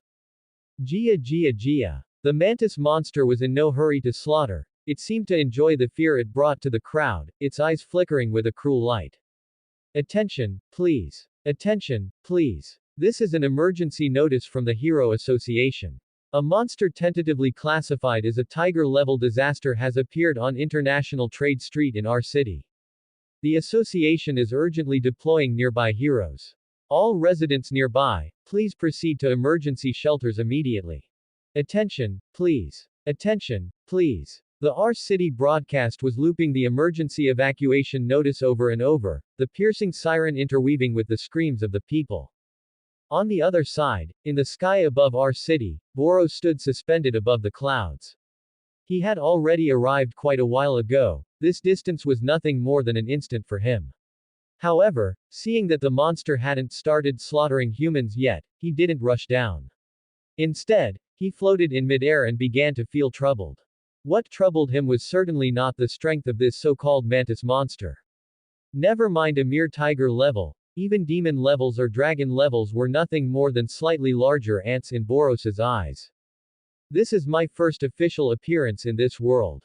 The momentum must be right, the pose must be cool, and it must be awe-inspiring. What way should I make my entrance? Boros rubbed his chin, caught in a dilemma. Should I descend from the air at ultra-high speed, crush the ground to create a huge explosion, and then descend from the sky in the smoke like a Terminator to shock the whole scene?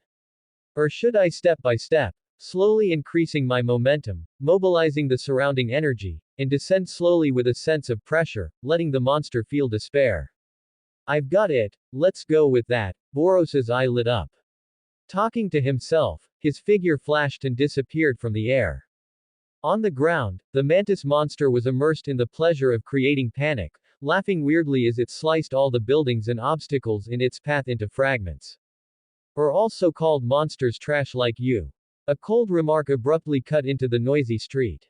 The voice wasn't loud, yet it seemed to explode directly in the depths of everyone's soul. At the same time, a suffocating, heart-pounding pressure descended out of thin air. It wasn't simple weight, but an absolute gaze from a higher life form looking down on a lower creature, like an invisible giant hand throttling the throat of the entire street. The sky over our city, which had been bright and sunny, was instantly covered by churning ink-like dark clouds. The light dimmed abruptly, turning gloomy as if the apocalypse had arrived. The temperature dropped sharply, and the gravel and glass shards on the street actually began to tremble slightly. This soul-shivering pressure made the mantis monster, which had been immersed in the pleasure of destruction and swinging its sharp forelimbs, suddenly freeze. The tyranny in its compound eyes was instantly replaced by terror, and its proud sensing ability was now sounding a frantic red alert. A fear originating from ancient biological instinct drove it to stop all movement, even forgetting to breathe. It uneasily and stiffly turned its hideous head toward the direction the voice came from. At the end of the street, amidst the drifting dust, a tall figure was slowly walking over. Every step was steady and powerful, as if stepping on the beat of everyone's heartbeats. Boros wore that hideous dark gold armor, which reflected a heart-chilling cold luster in the dim light. His shoulder spikes stood tall like mountains, and the crimson cape behind him flapped loudly. Thump, thump, thump. Along with his steps, the sky seemed to resonate. With every step, a blinding bolt of lightning would explode in the thick cloud layer, illuminating the dim street in pale white. The dark clouds gathered and swirled frantically around him, as if the entire atmosphere was in awe of his arrival. Until the moment Boros stopped in front of the mantis monster, the howling gale quietly stilled, and the lightning that had reached its peak of devastation came to an abrupt halt like a frozen pattern on a canvas. The world seemed to have its pause button pressed at this moment, leaving only a formless pressure so strong it almost crushed people, and the sky above that had been forcibly torn open, silently indicating that the celestial anomaly just now was not everyone's hallucination. Monster. It's over, we're dead. An even tougher one has come. Great, we're saved. It's a hero from our association. It's the newly promoted A-class rank 5 hero. I remember too. That's right, he's the association's new hero. I've seen him in a video on the official website. The solitary alien warrior, Heavenly Fist Boros. Nani. I was so scared just now my heart almost stopped. It's actually our hero. I thought some big boss had arrived, I almost peed myself. Someone in the crowd recognized Boros, and the quiet atmosphere gradually became noisy as people started discussing all at once. Although the pressure just now was truly suffocatingly strong, knowing it was a hero on their side made their sense of security instantly skyrocket. The mantis monster, drenched in sweat, looked down at the soles of Boros's boots. The invisible pressure bound him tightly, and his heart roared. I can't move at all.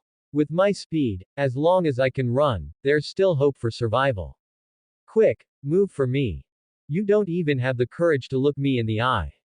Truly a small fry wasting my time. Nah. Nature. The mantis monster managed to squeeze a few words through its teeth. Its carapace made a grating, creak, sound under Boros's pressure, as if it would shatter at any moment. Are you also an enemy of nature? Humans destroy the environment. I am going to punish them. Nature. Boros sneered coldly. I have crossed the sea of stars and witnessed countless planets. I have seen the fall of suns and the collapse of galaxies. This, nature, you speak of as insignificant as cosmic dust before me. So satisfying, so cool. This dialogue is peak posturing. I have to thank this monster for the assist. Internally, Boros was laughing like a maniac, but his face remained indifferent as he spoke. Since you love nature so much, I'll send you right back to it. A simple punch. In an instant. Bang. There was no bloody splatter, only the purest physical pulverization. The mantis monster's proud, hard carapace was as fragile as a dried biscuit under Boros's fist. Its head instantly exploded into countless fine particles, and then, the terrifying force traveled down its neck to the rest of its body. Crack, crack, crack. A series of dense explosive sounds rang out. In the blink of an eye, the mantis monster's body was vibrated directly into a cloud of dust by the force. A light breeze blew by. The once menacing mantis monster had completely disappeared. Not a single intact fragment remained. Only a faint cloud of black dust slowly drifted down onto Boros's polished dark gold boots. Ding! Absorbable dimensional energy detected. Dimensional energy plus 0.7.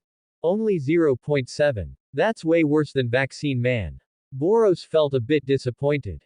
Turning his head, he noticed the crowd on the street and deliberately added in a loud voice. HMPH, what a waste of time. Before his voice had even faded, his figure turned into a golden stream of light, shooting straight into the sky. It wasn't until the golden light had completely vanished deep within the clouds that a delayed, deafening cheer erupted from the streets of City R. Did you see that? That monster didn't even leave behind any ashes. What just happened? I only blinked, right? And that monster was gone. He's too strong, too cool. I'm officially a fan. From now on, Boros is the god of my heart.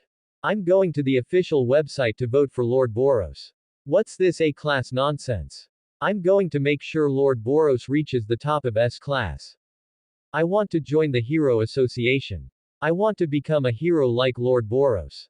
King, I'm back. King was sitting on the sofa, the controller in his hand still on the game's pause menu. He turned his head in confusion, his gaze shifting between the wall clock and Boros, his eyes full of disbelief. How are you so fast? Have you even been out for more than 10 minutes? Haha, it was just a stray dog by the roadside. Boros smiled. If I hadn't spent time thinking about my entrance lines and whatnot, I could have been even faster. I could have even come back before your water finished boiling. He walked to the refrigerator, skillfully pulled open the door, took out a bottle of chilled soda, and took a large gulp, letting out a satisfied sigh. King gave Boros a thumbs up and said, "You really are a fast man." Boros's face was covered in black lines. But it seems the official website is even faster than you, Boros, King said after checking the trending topics on his phone for a moment. Boros looked puzzled. What do you mean? King, probably because you're an A- class hero who dropped out of nowhere, and an alien to boot. Plus, with that entrance style and those lines, the association has pushed your popularity to the max. King handed the phone to Boros. On the Hero Association's official forum, a post titled, Dominator of the Universe Boros, a single punch vaporizes a tiger-level monster, had been pushed to the top trending spot. The post included vivid descriptions from eyewitnesses and even a blurry video. In the video, Boros's tall figure approached slowly against a backdrop of lightning and dark clouds, accompanied by the line, or also called monsters of your caliber. Although the image quality was poor, the overwhelming pressure still struck the soul right through the screen. And the comments section of that video had completely exploded. Holy crap. That aura. Those lines. Why does this feel like a final boss has arrived? Is this the power of A-class rank 5? I love it. This is what a real hero looks like. To the person above, what do you mean A-class? It's a crime if this level of power doesn't go straight to S-class. I'm going to write a letter to the association. Am I the only one who noticed that the monster didn't even leave a scrap behind? So brutal, but why is it so cool? Dominator of the Universe Boros. From today on, I'm a die-hard fan. This foolish pressure is just pure masculine romance. Looking at the rapidly refreshing comments on the screen, Boros laughed wildly inside, but he maintained a calm facade as he told King, stay calm, stay calm. This is all just basic procedure. This level of praise is nothing but a passing cloud to someone like me, who once swept across the universe. However, next time I appear to deal with some ordinary fodder, there's no need to be so grand. It's better to be quick and simple, taking them out in one move. The public gets aesthetic fatigue too, it's boring if it's always a big spectacle, Boros muttered. The feeling of being a hero is actually pretty good, Boros thought to himself. King, when will the mask I bought arrive? I'm in a good mood today. Let's go out and buy some high-end ingredients for a big meal. My treat. On the other side, the great demon king Saitama was scrolling through his phone with a bored expression. Strange, why are so many people talking about someone named Boros today? Saitama blinked. Ah, I remember now. It's that one-eyed alien from the other day. He looks pretty strong. I'd really like to fight him. He turned off his phone and sighed. Whatever, forget it. I should go buy groceries. I heard there's a sale on carrots today. In the following weeks, the disaster warnings for the surrounding districts became almost exclusive missions for Boros. Whether they were tiger-level or demon-level monsters, they were all just one punch fodder to him. From setting out to resolving the battle and returning, while making a quick appearance, it often didn't even take up 10 minutes of travel time. Although there were no more trending promotions, his fan base within the Hero Association gradually grew. No one would mistake him for a monster anymore, and the calls on the association's official website for him to be promoted to S-class were increasing. Phew, the data is mostly sorted out. Boros sat cross-legged in the middle of the living room, a light blue semi-transparent panel flowing with a cold glimmer before his eyes. His fingertips slid quickly through the air, his expression focused. Wolf level can basically be ignored. Tiger level contributes about 0.1 to 1 energy point, while demon level fluctuates between 1 and 10. As for dragon level, the sample size is currently too small. Based solely on that vaccine man, I estimate the reward is between 10 and 100 points. The margin of error shouldn't be large. Looking at the prominent 96 on the panel, he thought to himself, a few more tiger levels, or taking down one demon level, and I'll hit 100 points to try and unlock the limiter. Sweet Tilda. At that moment, King pulled open the refrigerator door. Facing the empty shelves inside, his face was the picture of despair. Where are the ingredients we just bought? It's only been 3 days, right? There's not even a leaf left. He turned his head helplessly and shouted at Boros, who was still studying his panel. Boros, we're out of food. Come grocery shopping with me. It seemed he really had eaten quite a lot. Boros smiled sheepishly and replied, coming. Go, go, go. Inside a large supermarket, King and Boros, having finished buying their ingredients, were wearing hoods and waiting in line at the checkout. King shrugged boredly. He was about to turn around and ask Boros if he wanted beef or chicken for dinner when he noticed Boros staring at a bald man in front of them. After a long moment, King followed his gaze curiously. He saw a bald man who had bought some sale items. He took out a 500 yen bill, and just as the cashier was about to give him change. Please wait, the bald man said with a serious face, then lowered his head to search through his wallet carefully. Clatter. He carefully spread several coins on the counter, counted them seriously, pushed the pile of change toward the cashier, and said sincerely, I happen to have exactly 82 yen here. Could you please give me a 100 yen bill in change? It's more convenient that way. Looking at the pile of clinking coins, King was instantly stunned. In an era where coins were almost out of circulation, who would carry such a large handful of change? What kind of god-tier person could produce exactly 82 yen? Do you know this bald guy? King whispered to Boros. I suppose I do, Boros replied. He was thinking about whether he should take this opportunity to see Saitama again and try to strike up a connection or make friends. Suddenly, rumble, rumble. Without warning, the ground began to vibrate violently. It wasn't the side-to-side swaying of a normal earthquake, but a vertical jolting accompanied by heavy impacts, as if a 10,000-meter beast was turning over deep underground, trying to break free from the Earth's shackles. What's going on? Is it an earthquake? King instinctively protected his head. The floor beneath his feet rose and fell like waves. He couldn't stand steadily at all, stumbling and swaying with the violent shaking. Before anyone could react to the sudden shock, the once clear sky above vanished. A massive shadow, like a curtain of doom, instantly enveloped the entire city. Looking out through the supermarket's already crack-filled display windows, a colossal figure that blotted out the sun was slowly approaching from the end of the street. It was a giant that defied all common sense, its body towering into the clouds, its pale gray skin looking like weathered rock. A single step it took spanned an entire city block. Skyscrapers dozens of meters high were as fragile as Lego bricks before it, barely reaching its ankles. With every step it took, the shockwave from its footfall snapped rows of high rises in half. Reinforced concrete structures crumbled like crackers, countless vehicles were crushed into iron pancakes, and massive clouds of dust accompanied by shrill sirens echoed through the sky. The entire world seemed to have reached its end at this moment. Crash. The supermarket's massive glass curtain wall couldn't withstand the terrifying shockwave and instantly shattered into countless sharp fragments, pouring into the store like a rainstorm. Shelves collapsed one after another like dominoes, buried the once neat aisles like an avalanche. The entire world plunged into a darkness of chaos and panic. Help! Heart-wrenching screams erupted from the crowd. Panic spread like a plague as countless people pushed and cried, rushing madly toward the exit in an attempt to escape this apocalyptic scene. Boros looked at the massive giant not far away, his face filled with excitement. Dragon level.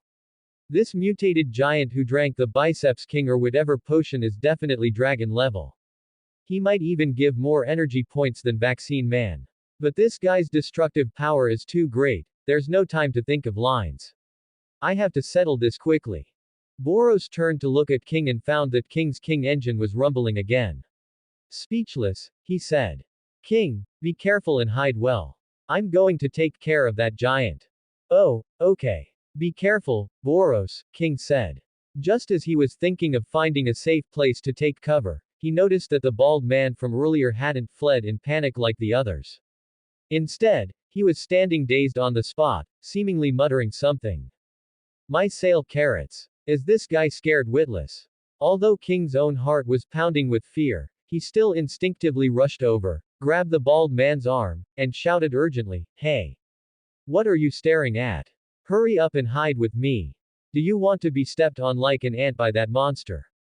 At the Hero Association, the giant display screen, which had been calm, was once again covered in blinding red markings.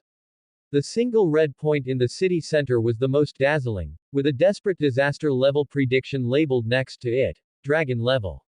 The words, Danger level rising, were flashing continuously.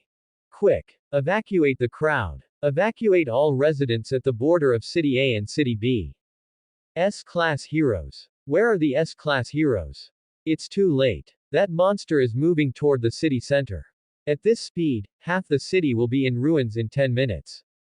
The high-ranking official in charge of command was drenched in sweat, shouting hoarsely into the communicator. Chairman Sitch, we just contacted the heroes near the disaster site. Mr. King and Mr. Boros are near the monster. Ali's sweet voice rang out like heavenly music, instantly silencing the chaotic command room. Great, the crisis should be resolved immediately this time. With those two there, there's nothing to worry about. Now we just need to prepare to tally the damage report. Sitch watched the command room gradually return to order, his tensed shoulders relaxing. King and Boros. Just hearing their names makes one feel incredibly at ease. On the other side. Fantastic, absolutely marvelous, my brother. I didn't expect it to be so effective, a short researcher wearing glasses shouted excitedly, dancing and gesticulating while standing on a giant's shoulder. Yes, it's beyond imagination, brother. This is the ultimate power I wanted. Ho ho ho ho. As long as our combination of the greatest intellect and the greatest strength is united, we can conquer the entire world, ho ho ho. Sorry, although I'd love to let you brothers share a few more lines of deep affection, the destructive power you've caused is just too great. You'd better hurry to hell and repent. Collapsing star roaring cannon, low power. Accompanied by a piercing sonic boom, Boros's figure instantly vanished from the spot. He crossed hundreds of meters, appearing before the giant like a phantom. As he spoke, a mass of blazing, dazzling energy was already condensing in his left palm, its brilliance even outshining the midday sun. You fool, what gibberish are you talking about? Do you know what kind of power this is? Brother, give me. Ah. Before the giant's massive body could react, and before the mad scientist on his shoulder could finish shouting his command, Boros's left hand thrust forward violently. Boom. The scorching beam instantly swallowed everything.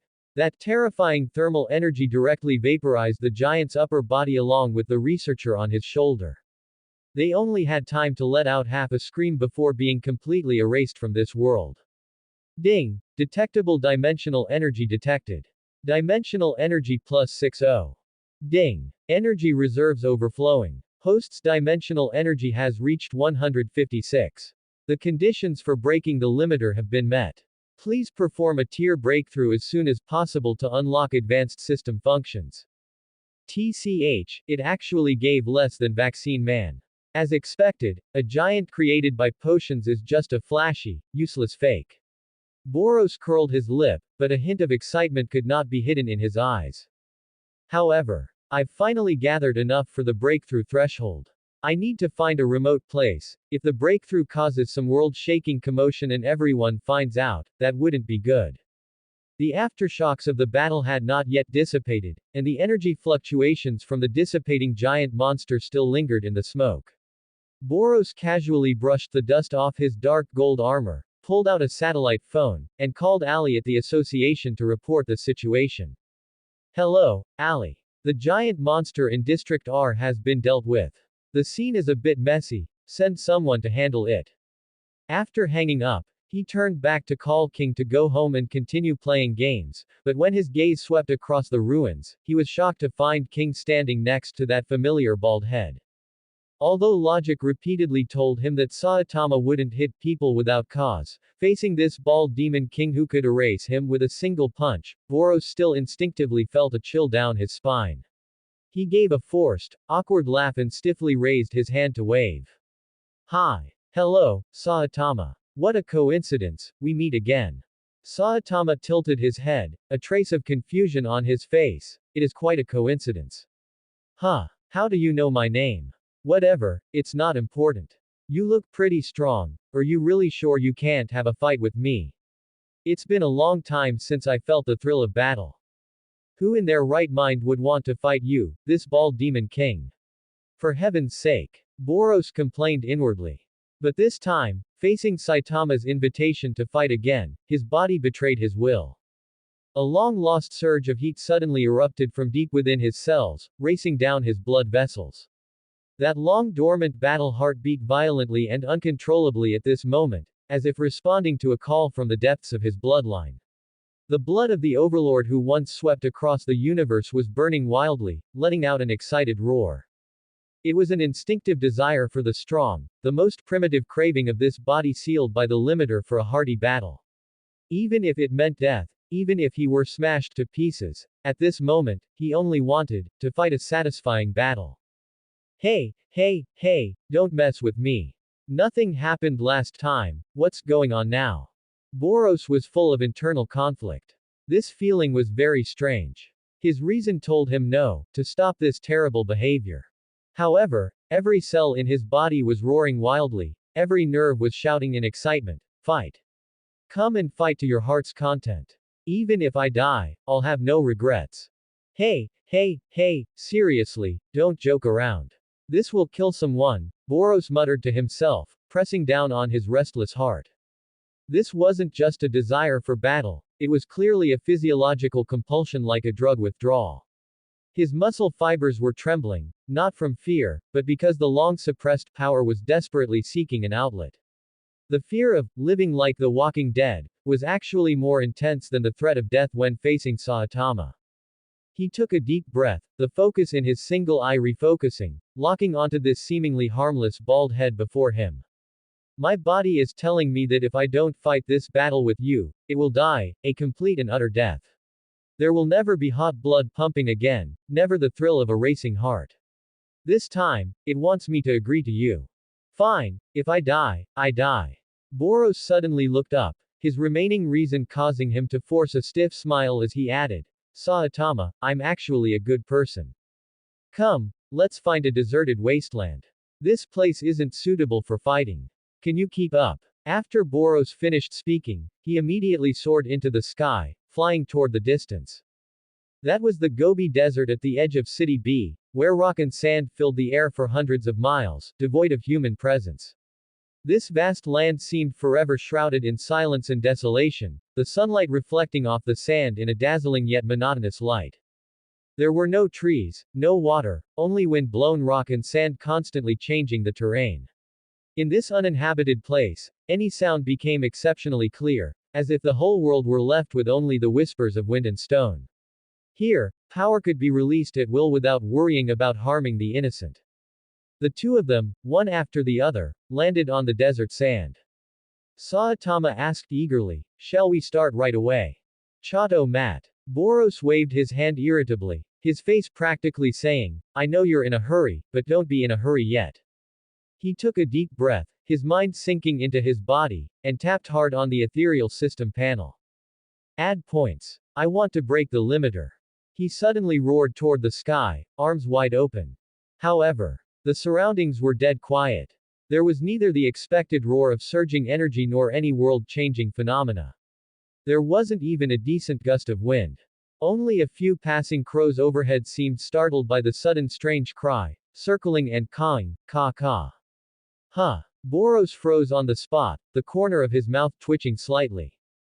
What's the situation? Boros looked at the system's limiter breakthrough count, which clearly said 1, and the dimensional energy had become 56.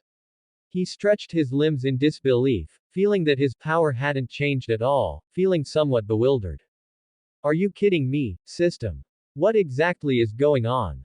He examined the system carefully and only then discovered that a plus sign had appeared after all the attribute points. Strength, S++. Agility, S++. Stamina, S+. Spirit, S++. He tried clicking strength, S++, and the attribute immediately jumped to strength, SS. Agility, S+++. Stamina, S+. Spirit, S++. The dimensional energy also became 6 points.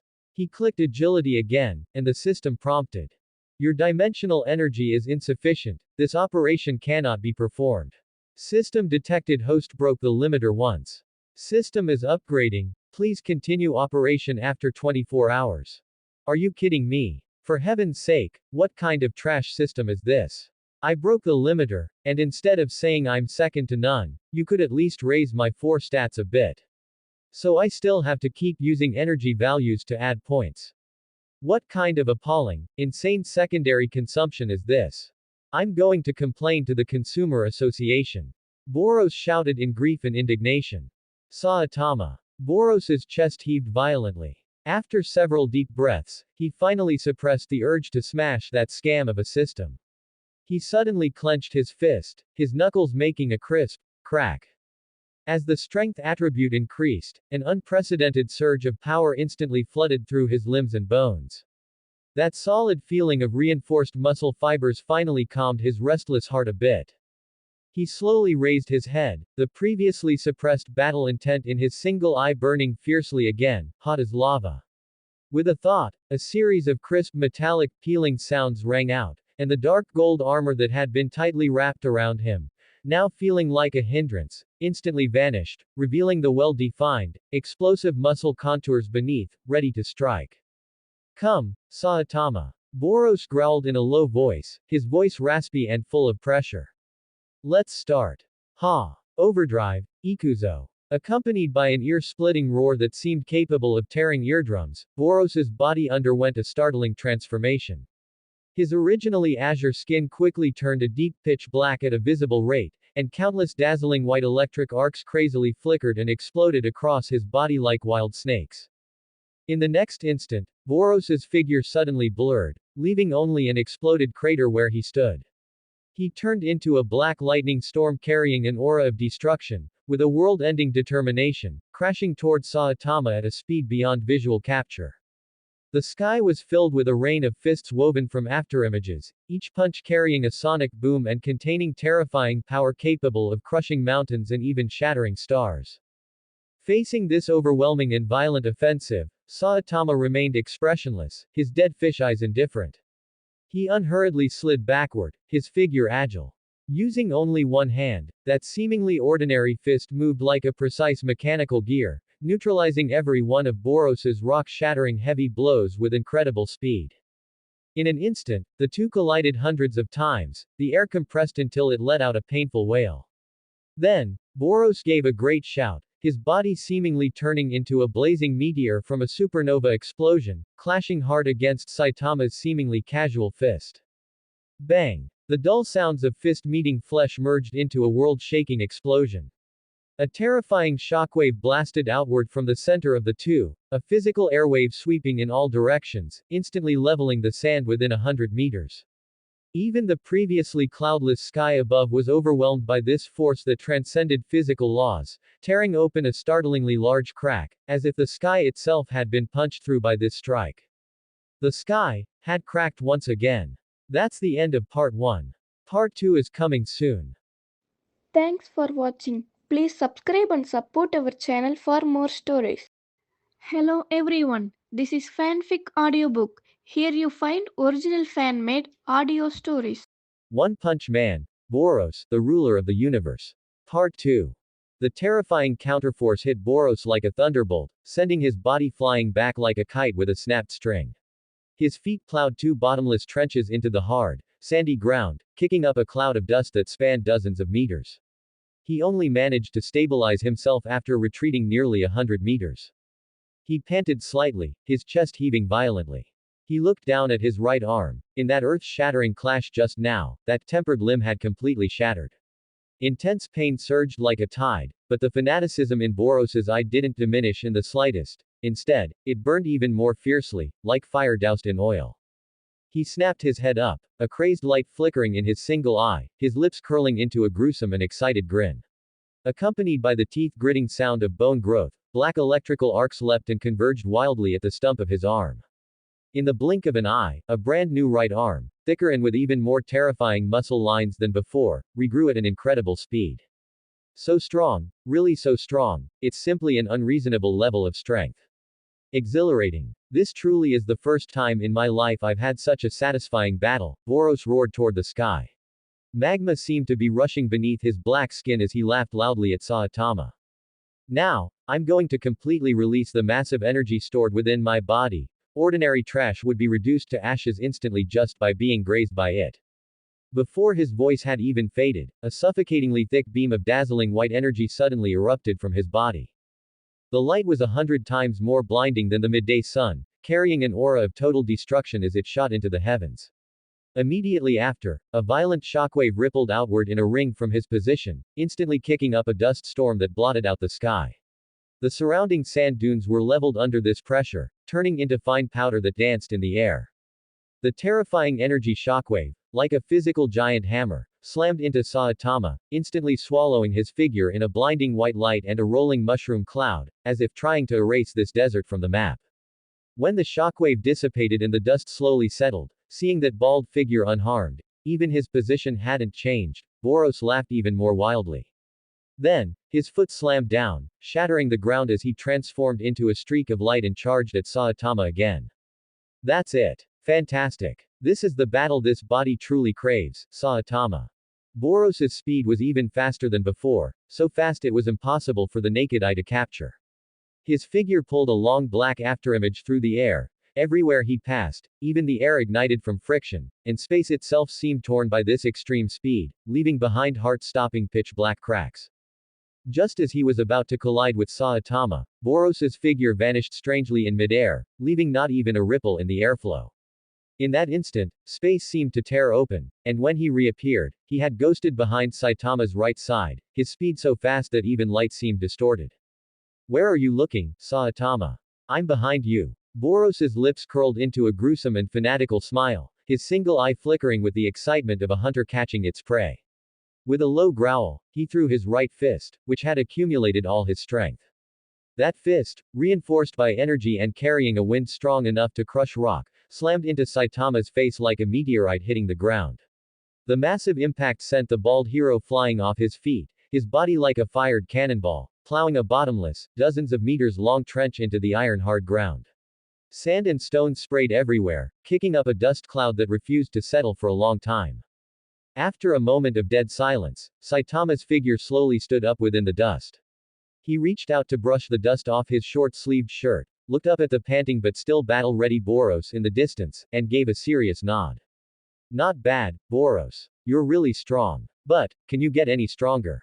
This casual inquiry fell upon Boros's ears, causing the pupil of his large single eye to suddenly contract into a pinprick, as if he wanted to engrave the figure before him into the depths of his soul. Only by truly engaging in close quarters combat with Saitama, only when your own fist is easily caught by that palm, can you personally feel that bottomless strength. It wasn't some specific technique or energy suppression, but a sense of helplessness akin to staring into an infinite abyss, causing one to tremble from the depths of their soul, unable to measure where the true limit actually lay. You really are a monster, Saitama. Boros's voice was cold. My race lives in a harsh environment. Every member of my tribe faces a struggle for survival from birth. The weak die, the strong live. Endless battle is engraved into our tribe's blood. We are the strongest warrior race in the universe, and I am the best among them, the overlord destined to conquer the stars. And yet, even I cannot defeat you. How did you become so powerful? Is there a god hidden inside your body? Boros, do you want to know? Saitama's gaze instantly became serious, even carrying a rare touch of solemnity, as if he were explaining some universal truth. Hey, there's no need for those boring excuses about push-ups, running, and not using the air conditioner. Boros's roar was like crashing thunder, his eyes flashing with fanatical battle intent. Let me see the gap between us, Saitama. Let me know exactly what kind of distance still lies between me and a god. A world-shaking shout rang out as the dormant energy inside Boros erupted again like a volcano. He laughed loudly, his body wrapped in destructive radiance as he turned into a meteor and charged straight at Saitama. Boom, boom, boom. The two figures collided violently in midair, the resulting booms sounding like meteorites striking the earth. Visible shockwaves spread outward in rings, and violent air currents surged and raged with terrifying momentum. Amidst this turbulence that could tear apart a steel battleship, Saitama maintained a calm posture. Using only his bare arms, he easily formed a cross-block, forcefully taking Boros's earth-shattering chain of heavy strikes. Where fists and arms met, sparks flew, and the air crackled from the compression. Faced with such an intense exchange, Saitama's face showed no sign of gravity, instead, a look of deep confusion emerged. Taking advantage of a gap in his blocking, he asked casually. Boros, how did you know my way of getting stronger? Did you train the same way I did? How long did you stick with it? Was it also 100 push-ups, 100 sit-ups, 100 squats, and a 10-kilometer run every day, without using the air conditioner? Ha ha ha, even though I know you're telling the truth, hearing it still feels so ridiculous and irritating. Boros roared as he attacked, swinging fists wrapped in black energy. Listen, Saitama. That ridiculous training method could never forge a godlike powerhouse like you.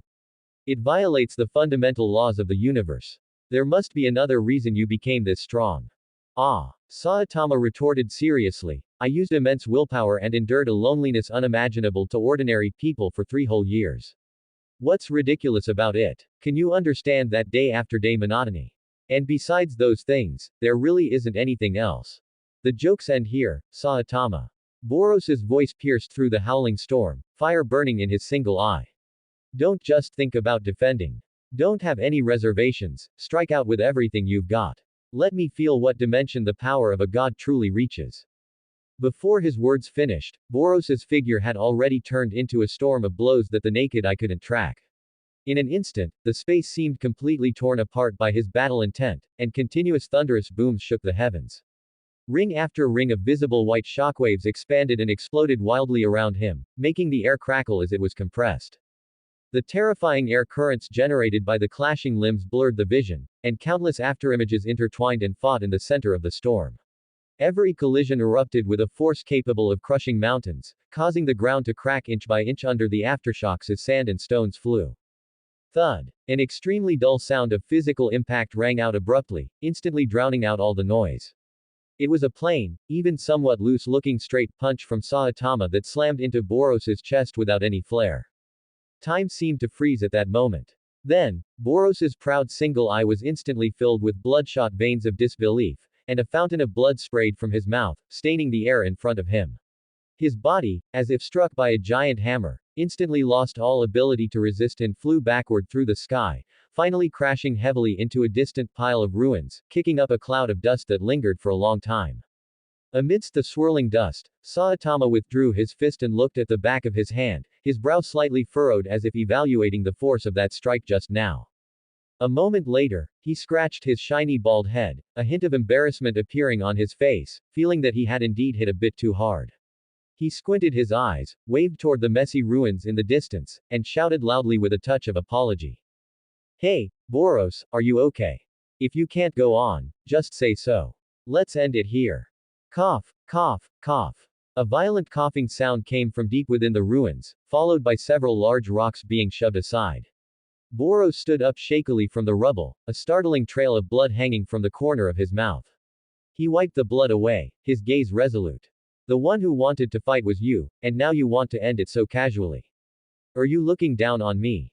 Saitama sighed helplessly, his tone flat and sincere. I didn't mean to look down on you.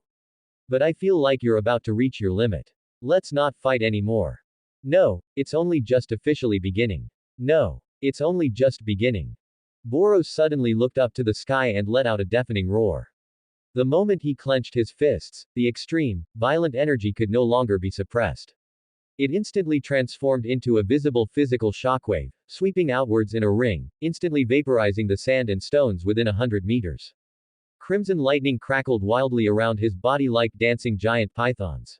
Immediately after, his ink-black body erupted with a blinding light that even outshone the blazing sun. He underwent a stunning transformation, his skin turned from black to white, and his entire body became dazzlingly bright. Accompanied by Boros's roar, he transformed into a white comet piercing through heaven and earth. A giant fist, carrying the power of destruction, smashed toward Saitama's face just as a rare hint of surprise flickered in Saitama's eyes. Before the fist even arrived, the terrifying heat and pressure caused the surrounding space to warp wildly, as if even light itself would be crushed by this punch. Facing this destructive blow that seemed capable of resetting the world, Saitama's eyes, which were usually half-closed with a touch of laziness and boredom, finally widened. His pupils reflected the rapidly approaching, white comet. Whoa! Boom! The earth-shattering sonic boom sounded like the bell of doomsday, instantly tearing through the silence of the desert. Under that immense force, Saitama's figure flew backward in a straight line, his speed so fast that it compressed the air into visible rings of shockwaves. Everywhere he passed, the ground could not withstand the terrifying impact. The hard rock layers instantly shattered and exploded, turning the surface sand and stone into white dust that filled the air. A bottomless ravine was formed, as if the earth had been forcibly torn open with a hideous wound. Having landed a hit, the single eye of Boros flashed with a manic light, and he did not stop for a moment. His figure blurred, turning into a bolt of white lightning as he pursued relentlessly. Then, countless afterimages, as blazing as meteors, whistled in from all directions. Every afterimage was a fatal strike, carrying an aura of total destruction, frantically and densely hammering into Saitama. The dull thuds of punches and kicks merged into a single sound. At this moment, he was so fast he had exceeded the limits of vision, like a destructive meteor shower. In the meteoric burst state, every strike of his body was enough to shatter mountains, pouring down on Saitama's figure like a torrential storm. Not enough. It's not over yet, Saitama. Boros roared amidst his frenzied assault. Convert all the energy in your body into propulsion, bursting with power that exceeds biological limits. Feel this destructive strike. Boros laughed maniacally. He forcibly twisted his body in midair, concentrating all his muscular strength and internal energy into a single point. His thick right knee was instantly enveloped in a ball of blindingly bright, destructive white light, so intense that it was impossible to look at directly. Accompanied by a shriek that tore through the air, his knee, carrying enough force to destroy heaven and earth, slammed into Saitama's abdomen, accurately hitting the opponent's center of gravity. Meteoric moon kick. With this finishing roar, Saitama's figure was like a struck baseball, instantly breaking the sound barrier.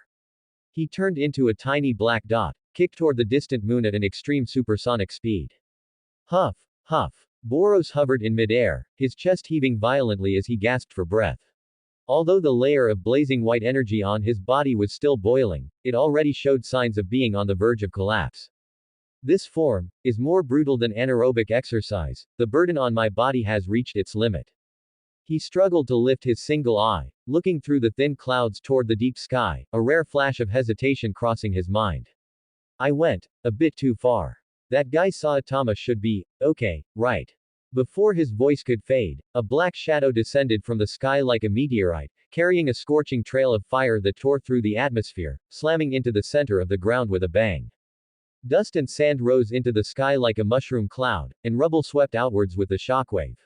The already cracked earth was once again blasted into a bottomless giant crater. Saitama slowly stood up from the crater, looked around, and smiled happily. I'm back. Stunned.jpg. Boros's single eye stared blankly for a moment, and his expression instantly became grim. Saitama, for a man like you, I am willing to go all out. Ah. Boros's single eye was bloodshot from extreme excitement. With this heart-wrenching shout, his figure turned into a bolt of white lightning, launching a storm-like violent offensive once again with a speed and power that was almost self-destructive. In an instant, this piece of heaven and earth seemed to become a vent for power, as continuous thundering roars shook the clouds. Visible white shockwaves expanded and exploded wildly around his body. It was the wail of air being extremely compressed, instantly leveling the surrounding ruins and kicking up dust that filled the sky. In the center of this destructive storm, Saitama's usually lifeless eyes actually showed a rare spark of excitement. Facing this overwhelming assault, he no longer defended, the corners of his mouth even curved up slightly, revealing a long-lost fighting spirit. Consecutive normal punches. A low shout came from Saitama's mouth. Instantly, a flash tore through the white storm. Saitama's figure disappeared from his spot, replaced by an ocean of fist shadows that blotted out the sky.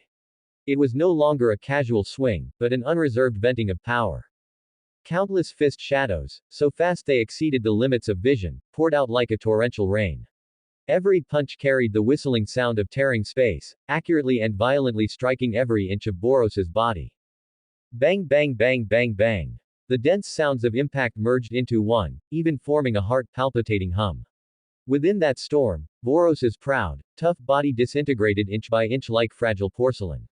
Under the fist shadows, it turned to powder, skin, muscle, bone. In the face of absolute power, the form of matter became meaningless.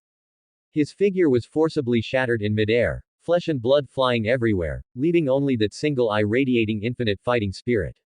That single eye struggled to maintain focus in the violent airflow, releasing a stubborn light that forcibly attracted and condensed the scattered blood mist and broken flesh.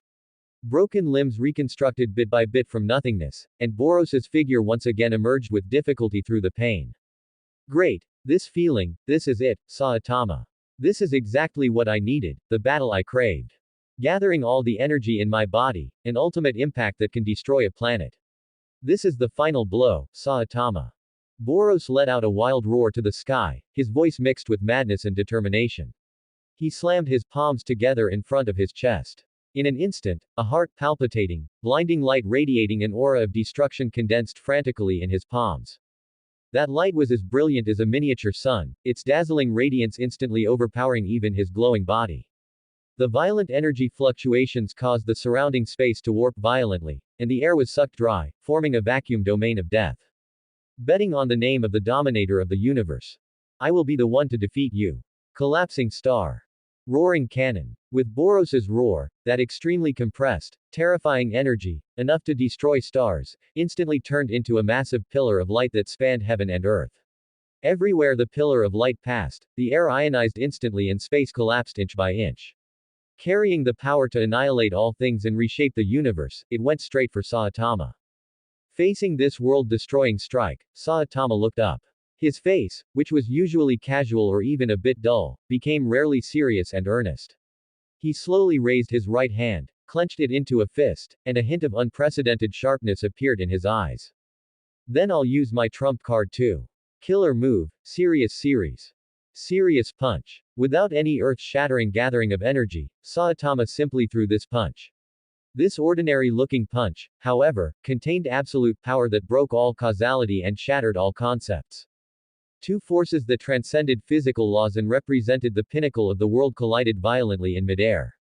In that instant, time seemed to freeze, and the world fell into absolute silence. Then, the resulting aftershocks soared into the sky, forming a visible, massive energy ring that swept across the entire planet at the speed of light. Everywhere it passed, mountains were leveled, oceans evaporated instantly, and the earth cracked like a fragile mirror. The blinding white light instantly swallowed all vision. The thick canopy of the sky, stretching for tens of thousands of miles, was forcibly torn and cut open under this world-destroying collision, revealing the pitch-black, cold void of the universe, as if the heavens had been pierced with a giant hole by this punch. Between heaven and earth, there was only a pure, silent white that swallowed everything. A moment later, the blinding light finally began to dissipate, revealing the devastated earth like a receding tide. Boros's figure fell like a falling star, his battered body crashing heavily onto the desert. The massive impact directly smashed a bottomless crater into the ground, with spiderweb-like cracks spreading for several kilometers. That body, which had shone with bright white light like a supernova, had now completely lost its radiance, fading back to its original deep blue, his skin covered in cracks like broken porcelain. As his consciousness gradually blurred, the roaring in his ears faded away. Boros seemed to hear his own heartbeat. He struggled to open his single eye, looking at the sky that was slowly healing after being torn apart. His mouth twitched as he let out a relieved whisper. Did I lose? Just now. Was that really me? Boros, your obsession. I helped you fulfill it. I'm so stupid, really.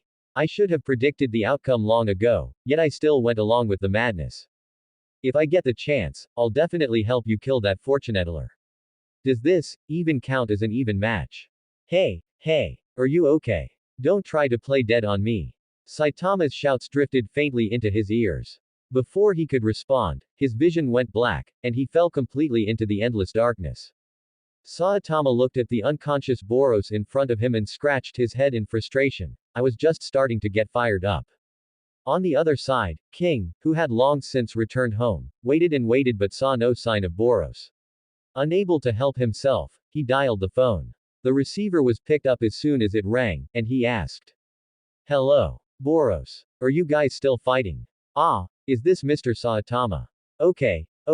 Sorry to trouble you to send him back. My address is. A moment later, the doorbell rang.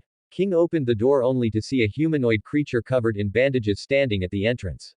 His heart immediately tightened. Oh no, it's a bandage monster. He instinctively went to close the door, but then he noticed Saitama standing behind the bandage monster, and only then did he abruptly stop his movements. Are you saying, this bandage monster is Boros? King asked with a look of confusion after the figure had been carried to the bed and he had returned to the living room with Saitama. Ah, that's right. Saitama scratched his head. We had a fight, and then he fainted. I gave him some simple first aid and was worried about whether I should take him back to my place. After all, I only have enough ingredients for one person. Fortunately, you called in time. King was shocked. He didn't quite know exactly how strong Boros was, but in his view, he shouldn't be inferior even when compared to the top-ranked S-class heroes. To be able to beat Boros so badly while remaining completely unscathed himself, just how terrifying was this Mr. Saitama's strength? King secretly marveled at how many monsters there were in this world, but his face remained calm. He turned to Saitama and extended an invitation. Mr. Saitama, since you're here, why don't we have a casual meal together? I just bought a lot of fresh ingredients. Saitama's eyes instantly lit up upon hearing this, but he still politely declined. That, would it be too much of a bother? You still have to take care of the injured. It's fine, I bought plenty. We're having beef hot pot tonight, what do you think? As soon as he heard the word, hot pot, Saitama's already wavering resolve instantly collapsed. He immediately nodded sincerely and accepted, then thank you for the hospitality. Boros woke up. What first roused his consciousness was not the sharp pain in his body, but a rich aroma, a scent of tallow, chili, and top-tier wagyu fat tumbling in a boiling soup base. He opened his single eye, his vision gradually focusing, and found himself inside King's apartment. He instinctively wanted to prop himself up to check his condition, only to discover with shock that his strong body, which he was once so proud of, was now tightly wrapped in dense white bandages from the top of his head to his toes. He looked exactly like a freshly unearthed mummy, with only his single eye exposed, looking utterly ridiculous. Boros was speechless. His mouth twitched. He tried to sense the condition inside his body. Although his energy was depleted, those external injuries had actually healed automatically while he was unconscious. These bandages covering his body were completely meaningless, other than restricting his movement and heat dissipation. Which amateur doctor wrapped me into this ghostly shape? With a thought, the faint remaining energy in his body surged out instantly, turning into a visible white shockwave. Immediately after, the bandages wrapped around him were annihilated in an instant. Having regained his freedom of movement, Boros stretched his somewhat stiff shoulders and walked out of the room bare-chested. Out in the spacious living room, King and Saitama were sitting around the dining table, feasting on the bubbling hot pot. Both were stuffing large chopsticks full of meat into their mouths, eating until they were sweating. Boros strode over to the table, looked at the rolling red oil soup base, swallowed his saliva, and said to King, "King. You big-eyed, thick-browed fellow, you're eating hot pot and didn't even call me. That's not cool at all." King. Boros. You woke up so fast. I thought you were seriously injured and would take several days to wake up. At this time, Saitama, sitting opposite, was buried in battle, struggling with the mountain of beef in the pot, his cheeks bulging. Hearing the commotion, he managed to look up, still chewing meat, and shouted indistinctly at Boros. "Boros, you're awake. Just in time, come and sit. This beef quality is really good, the texture is top-notch. I just discussed it with King. Since your injuries were caused by me, I'm a very responsible person and plan to stay at King's house for the next few days specifically to look after your injuries." Huh. Boros sat down across from Saitama, casually picking up some beef and stuffing it into his mouth. He secretly despised Saitama. Look at my high-spirited and energetic appearance, which eye of yours sees that I need someone to take care of me. Your sinister intention to take this chance to freeload food and drinks has long been seen through by me. However, he didn't expose Saitama's sinister plot on the spot. One reason was that he was afraid Saitama would get angry out of embarrassment. After all, his punches really hurt, and the second was that with his current, thin arms and legs, he also needed to cling tightly to Saitama's thigh. Thus, Boros naturally joined the hot pot party. While eating, he asked curiously through the rising steam, "Saitama, during the fight with me today, were you being serious?" "It was all right, but Boros, you're the strongest I've ever seen."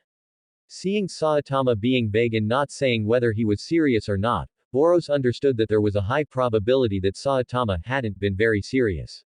What the hell? He was a peak powerhouse who had traversed the galaxy without a single defeat. Previously, under the system's enhancement, he had even broken his limiter. Although it was just a simple stacking of power, the chain reaction of cellular structure transformation made him much stronger than the original version. Yet, even so, he didn't even have the qualification to make Saitama go all out. Then the question arose, just how strong was the cosmic Garo from the original work, who could fight back and forth with Saitama?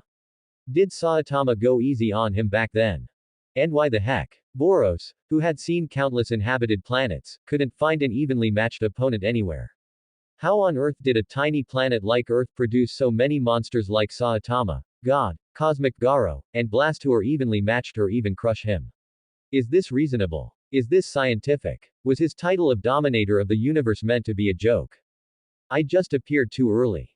If I had appeared a few seasons later, just by virtue of me daring to call myself the Dominator of the Universe, with such a high-tier title, I might have been able to trade blows with God in the later stages. As for the likes of Cosmic Garo and Blast, wouldn't I have beaten them until they knelt and called me daddy? Sigh. Red Hair appeared early and had his right arm bitten off by the Lord of the Coast. I'm already doing okay, barely keeping up with the version power creep, Boros comforted himself. Boros fell into deep thought. When he snapped out of it, he found that more than half of the food on the table had disappeared. He was instantly shocked and immediately turned his grief and indignation into an appetite, joining the ranks of those eliminating the food. After the meal, the three of them were slumped on the sofa, their bellies round. Saitama let out a satisfied burp, and his gaze inadvertently swept across the corner of the living room, where two gleaming, top-tier game consoles were placed. His deadpan face rarely showed eyes shining with light. King, Boros, do you guys play games too? To tell you the truth, I'm actually a gaming expert. A noob like you dares to act like a gaming master in front of King and me. It's simply like a frog in a well, or showing off your axe skills in front of Luban. Heh heh. King said nothing, while Boros gave a polite, heh heh, in response. Seeing that the two were unwilling to pay attention to him, Saitama walked over to the game console on his own. I see you don't really believe me. I can show you a few moves. Take this hero fighting game, the most popular one on the market. I'll just teach you a few combos, and you'll be able to walk all over everyone on the platform. Hey, Saitama, don't talk so big. When you find out you're actually a noob in a bit, I'll be embarrassed for you, Boros continued to scoff. How is that possible? King, Boros, any one of you come and try me. I'm really super strong. The bald man looked confident. Boros was originally very confident in his own level, but he had really been beaten down by King during this time. He decided to play it safe and observe the enemy's level first, so he said to King. King, you go and have a match with Saitama. Let him know what a real gaming expert is. Acting like a master in front of us, double kings, is simply not knowing the height of the heavens and the depth of the earth. Come on, come on. King, helpless, sat down in front of Saitama and grabbed the controller. The two prepared to battle. King, there's a hero in this hero fighting game with the same name as you. He looks just like you too. Actually, this character is me. This is a game specifically developed and released by the Hero Association to promote the image of heroes. The characters inside are all designed with the heroes in the association as prototypes. That's so cool, and you're even a super hard to get, extremely rare hero. Do you think I can join the Hero Association too and have them make a game character for me? Saitama's eyes lit up as he imagined himself using a game character based on himself to dominate. Saitama, with your strength, there's definitely no problem joining the Hero Association. If you need it, I'll write a recommendation letter to the headquarters for you, King promised. Forget the recommendation letter. Wouldn't that make me a connected person? Just tell me the process for joining the Hero Association, and I'll go sign up myself. With his strength, there would surely be a place for him among the ultra-rare characters. Saitama began to look forward to the future. King, why are the characters you selected all green cards? I'm telling you, these characters are pretty weak. Even if you don't have a rare hero, at least pick a blue one. The hero King selected in the game pulled Saitama back to reality. He thought King wasn't very familiar with the game and quickly explained to him. Saitama, I'm used to using these characters. It's fine. Well then, I won't be holding back. Don't blame me if you get crushed. Saitama shrugged. Stupid bald demon King, wail in despair before King's absolute strength. Tremble in fear. Gia. Boros, what are you doing behind us with that sinister, weird laugh? Saitama asked without turning his head. Did I laugh out loud just now? Sorry. You guys continue. Don't mind me, hee. KO. Without any suspense, Saitama's three heroes were swept by King. Saitama was sweating profusely. No way. How is this possible? My touch was off today, let's go again. KO. Looks like I have to use my secret weapon. This is my newly invented infinite combo, aura. KO. I refuse to accept this, one more round. KO. Saitama's expression gradually turned to horror. KO. Saitama fell to his knees, sinking into a state of questioning his life. Saitama, do you want me to go easy on you? How about I play you with just 2 fingers? You said it. This time I'm definitely going to crush you. Saitama looked up, his eyes sharp, instantly filled with fighting spirit. A moment later, the broken bald man banged his head against the floor. Who am I? Where am I? Am I really a total noob? Foolish, isn't it? King's gaming level is practically a bug. He. Boros watched the bald man's expression shift from confidence to horror and finally to collapse, letting out a weird laugh.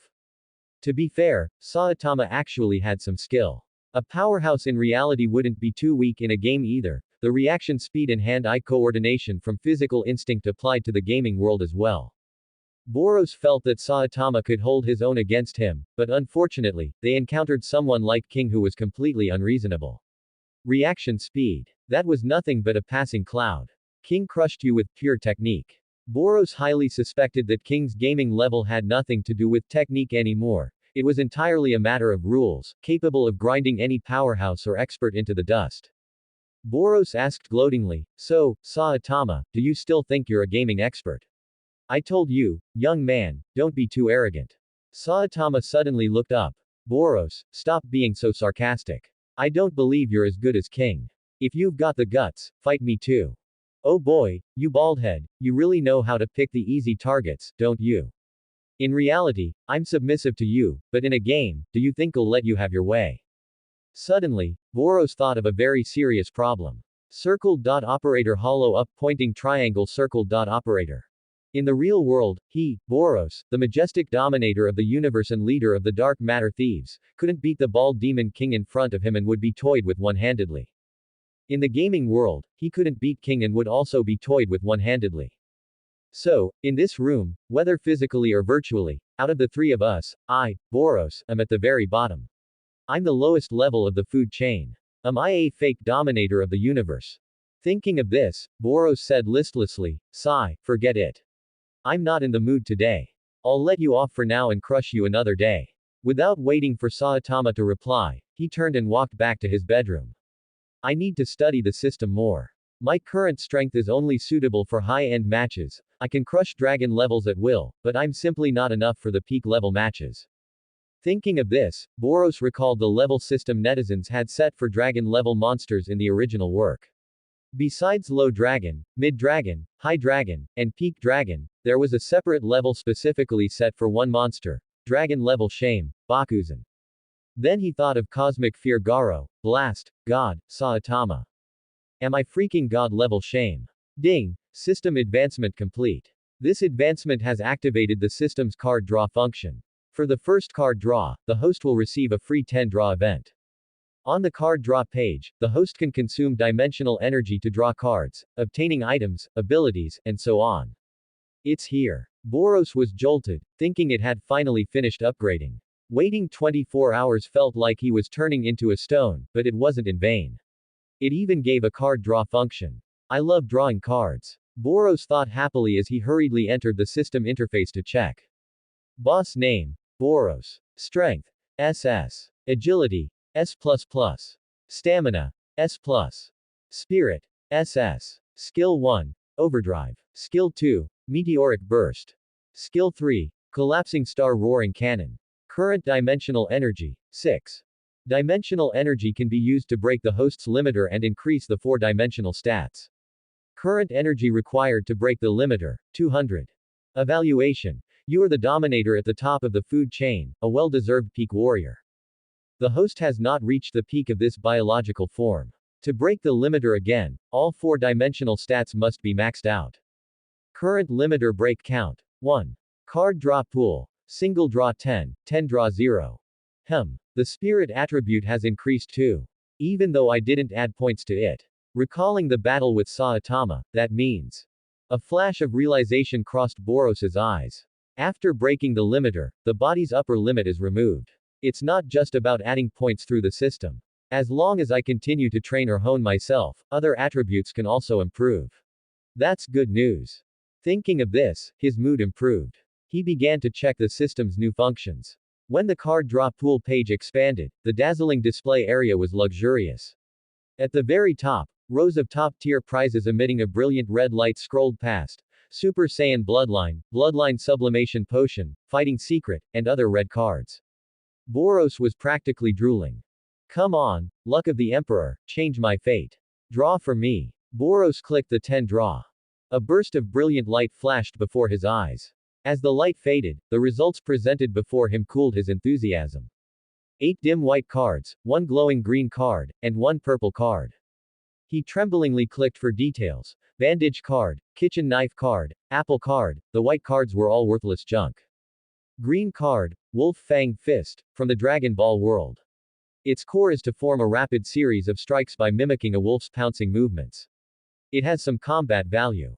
Purple card, Kendo Grandmaster, from the Pan world. Your swordsmanship has reached its peak. Sword moves flow like water, sword chi follows like a shadow, and sword intent is profound. No, what is this? Boros was completely dumbfounded. For the first draw, you should at least give me some sweetness, right? These cards. I can't say they're completely useless, they're practically worthless. This purple card is like a joke too. I don't even use swords. Besides, what kind of divine sword wouldn't be destroyed in the battles I participate in? He was in disbelief and began to carefully check the card pool description. White card, 70% probability. Green card, 20% probability. Blue card, 9% probability. Purple card, 0.9% probability. Orange card, 0.09% probability. Red card, 0.01% probability. Guaranteed purple card every 10 draws. Guaranteed orange card every 100 draws. Red cards do not have a pity mechanism. Boros's mouth twitched. Hey, luckily the first 10 draw was free. If I had used 100 energy points to draw this trash, I'd be coughing up blood. Even if it's free, I feel like it's a waste of time. He redeemed all the cards. The items from the white cards were all thrown into the trash, while the Wolf Fang Fist and Kendo insights flooded into his mind. Hey, trash system. I'll just pretend the card draw function doesn't exist. With this kind of mechanism, if I ever spend energy to draw again, I'll eat, while standing on my head. At that moment, with a click, the door was pushed open. King walked in, saw Boros staring blankly into space, and asked casually, Boros, what are you spacing out for? The association said they couldn't reach you by phone and asked me to contact you. Has some monster appeared nearby? Not really. King waved his hand and explained, it's about yesterday when you eliminated that dragon-level disaster, giant. The association moves quickly and plans to officially promote you to S-class. As for the specific ranking, the headquarters wants you to go over and discuss it, and also record a new promotional video. So troublesome, I don't want to go. Boros frowned and waved his hand. Forget it, just let them handle the ranking themselves. Alright, then I'll tell the headquarters. King nodded. But Boros, your promotion speed is indeed too fast. You should be mentally prepared. If the association sets your rank too high this time, it might cause dissatisfaction among many A-class heroes or even other S-class heroes. There will probably be quite a few heroes coming to find trouble with you then. Haha, Boros laughed. Don't worry, King. In my eyes, except for a few who are somewhat decent, most of the S-class heroes in the association are just insignificant characters. What trouble could there be? Boros said as he walked out of the bedroom, intending to get a can of cola from the fridge. He then saw Saitama still buried in training in front of the game console in the living room and immediately felt amused. He walked over teasingly and patted his shoulder. Hey, Saitama, still practicing. Didn't get enough of a beating yesterday. Boros, let me tell you, King isn't actually that powerful.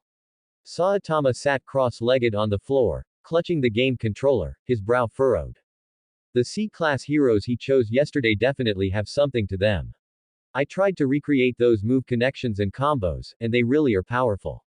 He must have accidentally discovered some hidden mechanism. These heroes are more useful than those rare characters. Once I've mastered them, I'll challenge him again and watch me crush him. Haha. What could possibly be special about a few free starting heroes? Boros looked at the bald man emitting mysterious confidence, and felt like he was seeing himself from a few days ago. Sure, keep it up, practice slowly. Boros suppressed the smile at the corner of his mouth, trying to make his tone sound sincere. When you finally crush King, I'll treat you to a big meal. Gia, foolish mortal. What awaits you is King's absolutely terrifying dominance. Gia. Saitama frowned. Boros, can you stop laughing like that? It really sounds like a villain. Nani. Did I laugh out loud again? Professional habit, sorry. Boros, we're out of soy sauce. Go downstairs and buy a bag. King shouted toward the living room while frantically waving a spatula in the kitchen. What? Why do I have to go? Why not let Saitama buy it? Boros, who was slumped listlessly on the sofa, suddenly sat bolt upright and protested upon hearing the shout. When I brought you back, I was in a bit of a hurry and didn't bring my wallet, Saitama said, gesturing empty-handedly to Boros while playing games. To think that I, the great Boros, would one day be reduced to a soy sauce runner. This is simply outrageous. Despite his complaining, he put on his mask and quickly walked out of the apartment door. He had just reached the entrance of the building downstairs. A tall, slender figure abruptly blocked his path. His facial features were as perfectly defined as if carved by a chisel, and the sunlight outlined his exquisite jawline. A head of refined blue hair fluttered gently in the breeze, and he exuded an air of nobility and handsomeness that was impossible to ignore. Boros was slightly taken aback, a name quickly flashing through his mind. Hero Association, A-Class Rank 1, Sweet Mask. You must be Boros. I am the A-Class Rank 1, Sweet Mask. Huh. Good grief, he can recognize me even like this.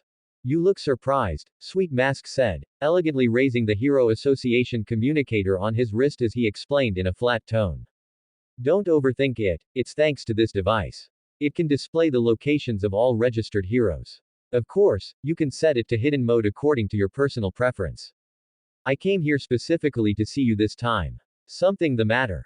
Boros acted cold and aloof. Don't be so cold, Sweet Mask said, lightly shaking the communicator in his hand with a relaxed tone.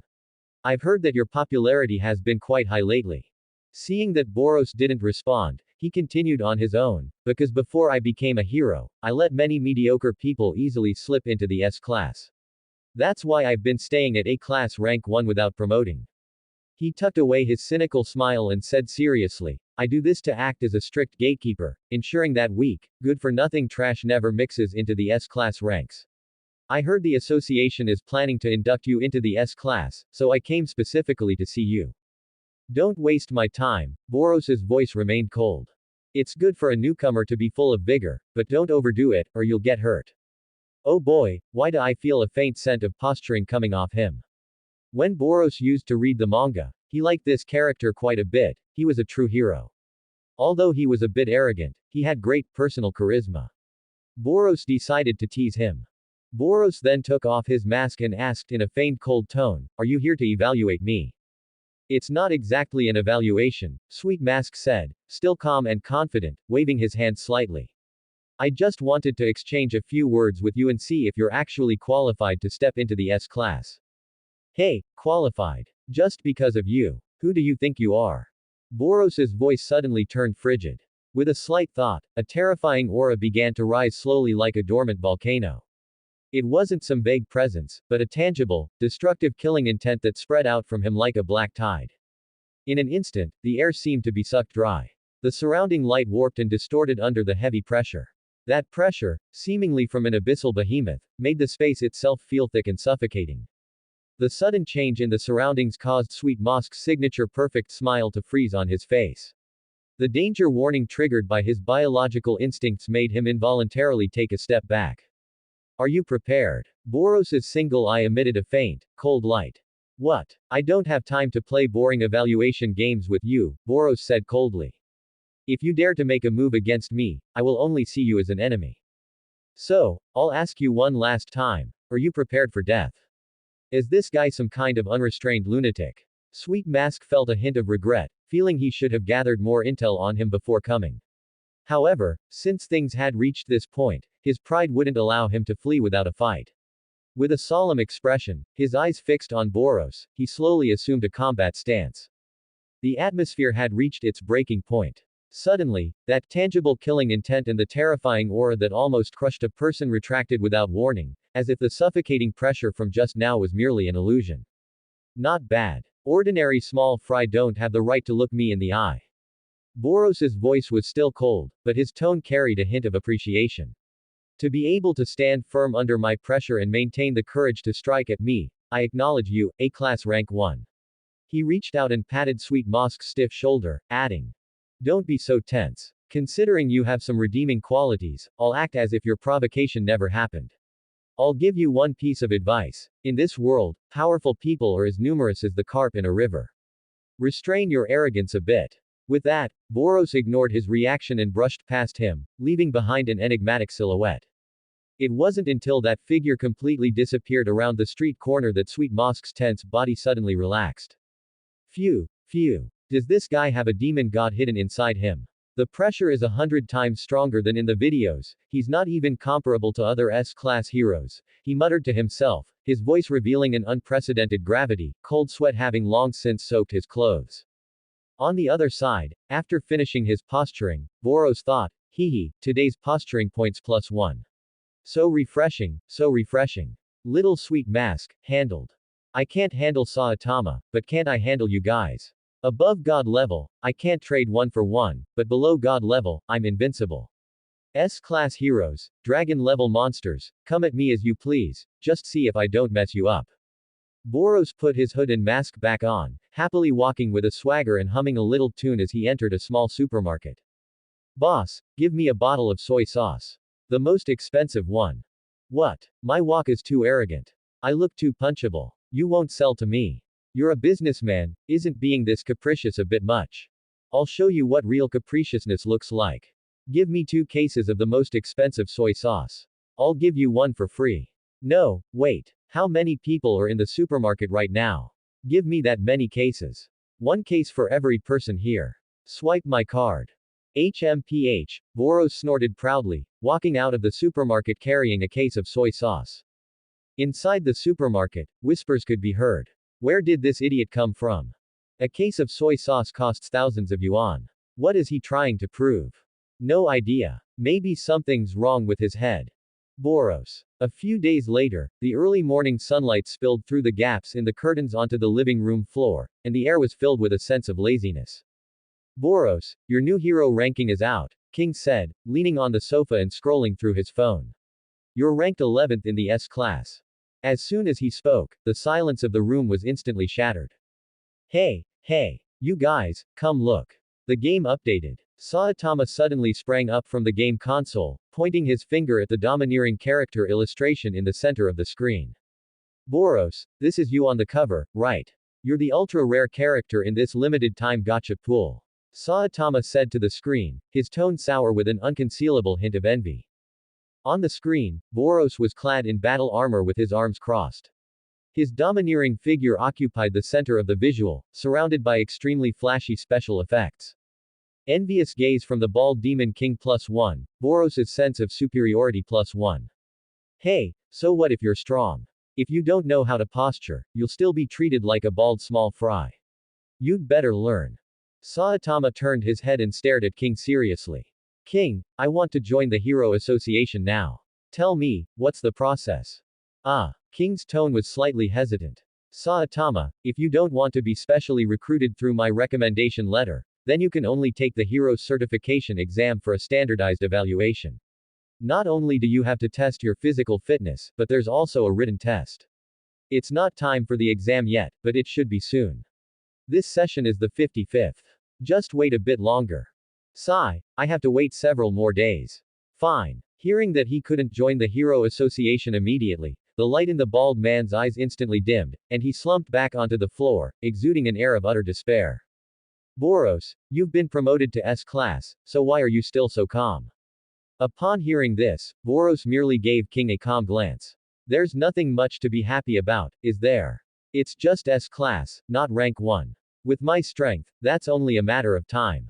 TCH, poser, King said, speechless. Saitama seemed to have thought of something, his eyes suddenly sparkling with anticipation for the future as he asked the two of them, King, Boros, what rank do you think the Hero Association would give me if I passed the exam? Well, about that. King thought for a moment. Saitama, with your strength, theoretically, there's no problem reaching S class. But since you don't have any public track record, according to the rules, they'll probably give you a rank in the mid to late A class. Only mid to late A class. Saitama frowned, clearly unsatisfied with this estimate.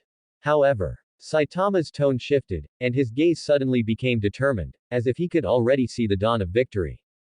With my strength, it shouldn't take long to surpass you guys. When that time comes, I'll definitely make the association give me a game cover even flashier than Boros's. Preferably with some lightning effects. He. Looking at Saitama's naive smile, Boros laughed inwardly. The bald guy is dreaming. This is a world that cares about looks. I'm actually handsome, while you're actually bald. You want to be on a game cover.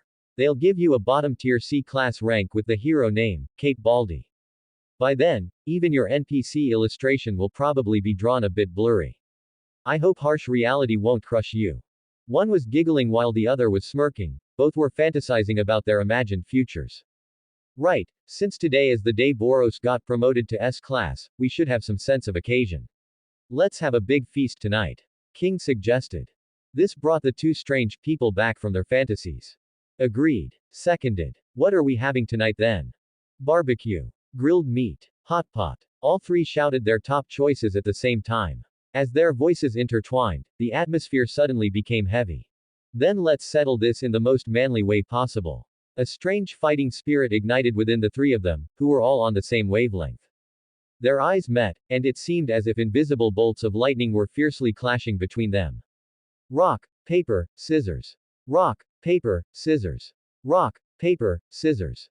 Doesn't count, doesn't count. King, the bald guy threw late this time. This round doesn't count.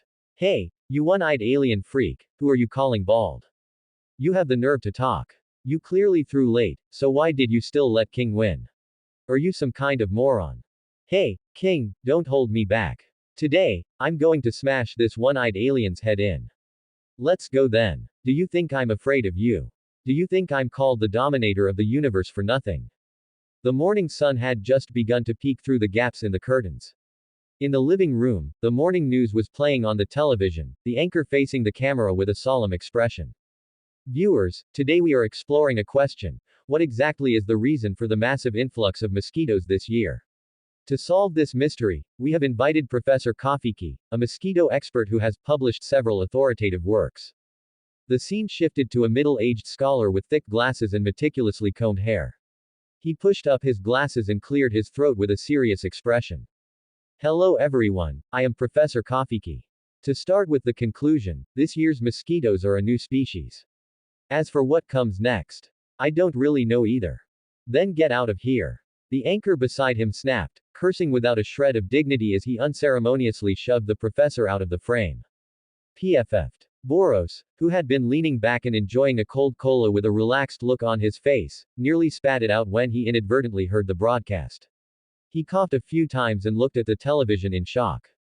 Where did they find such an eccentric professor? Are TV stations these days really this hilarious?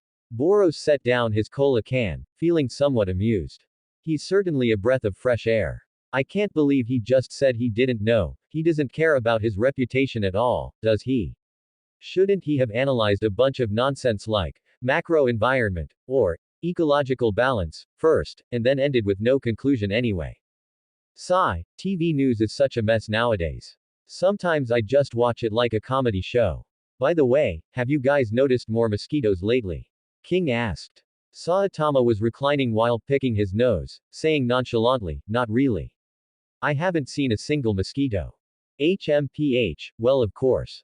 Boros said with a proud look. You should thank me. The magnetic field I naturally emit is an absolute deterrent to lower life forms. Insects have a very strong sense of danger.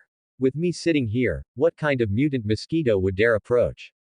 Don't talk nonsense with such a straight face. Hey, what magnetic field? Why can't I feel anything? King reached out suspiciously, waving his hand through the air in front of Boros.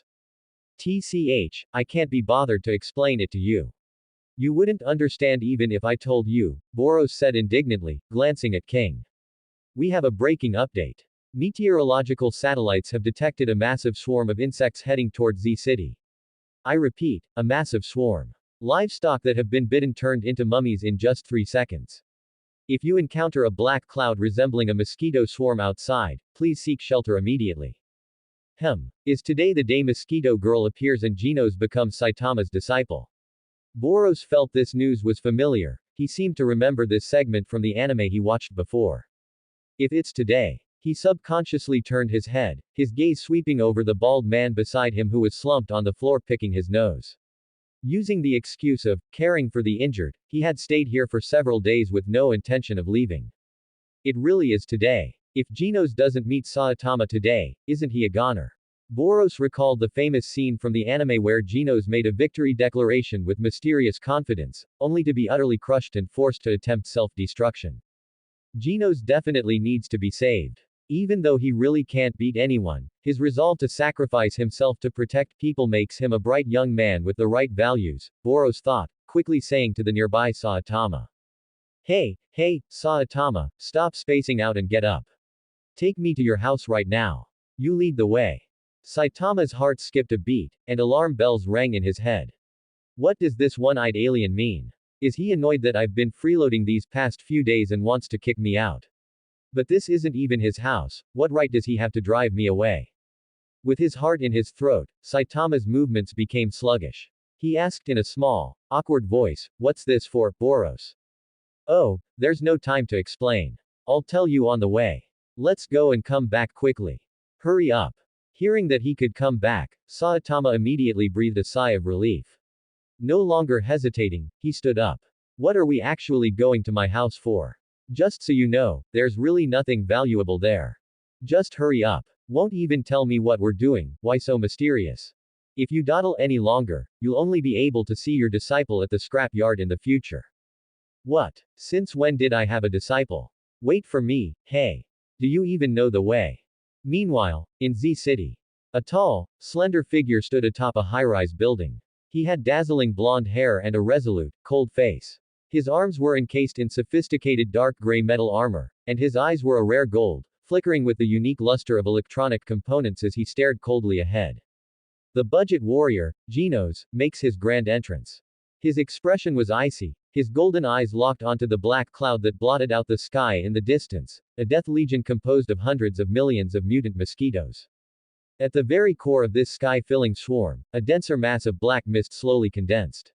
A moan filled with a strange, seductive power rang out. The dense, suffocating mosquito swarm actually seemed to receive some kind of command, dispersing outward like a receding tide to reveal a looming, graceful silhouette.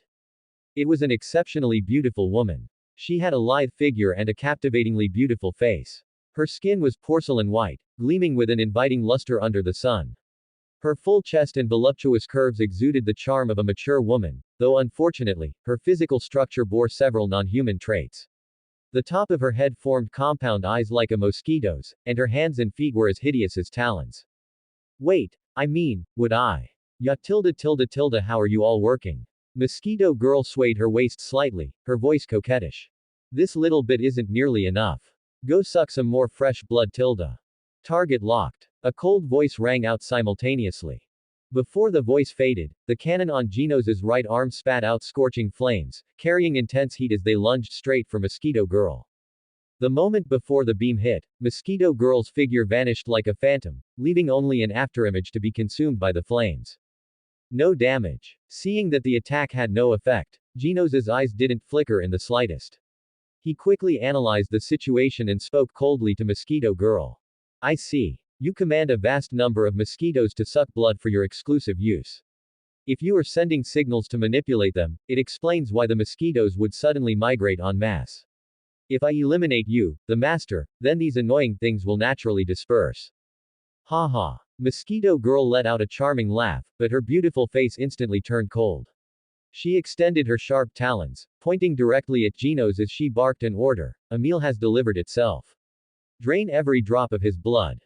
This might be a naturally ditzy Mosquito Girl. After all, anyone with a bit of common sense could see that from Genos's fully cybernetic body, the most they could suck out would be some high-purity engine oil and coolant. Not a single drop of any other liquid could be found. The mosquito swarm filled the sky like a black tide, instantly submerging Genos. Incinerate. Genos's voice was exceptionally clear amidst the buzzing of the mosquitoes. In the next second, a violent explosion of flames erupted with him at the center, instantly vaporizing the surrounding swarm and filling the air with the smell of scorched earth.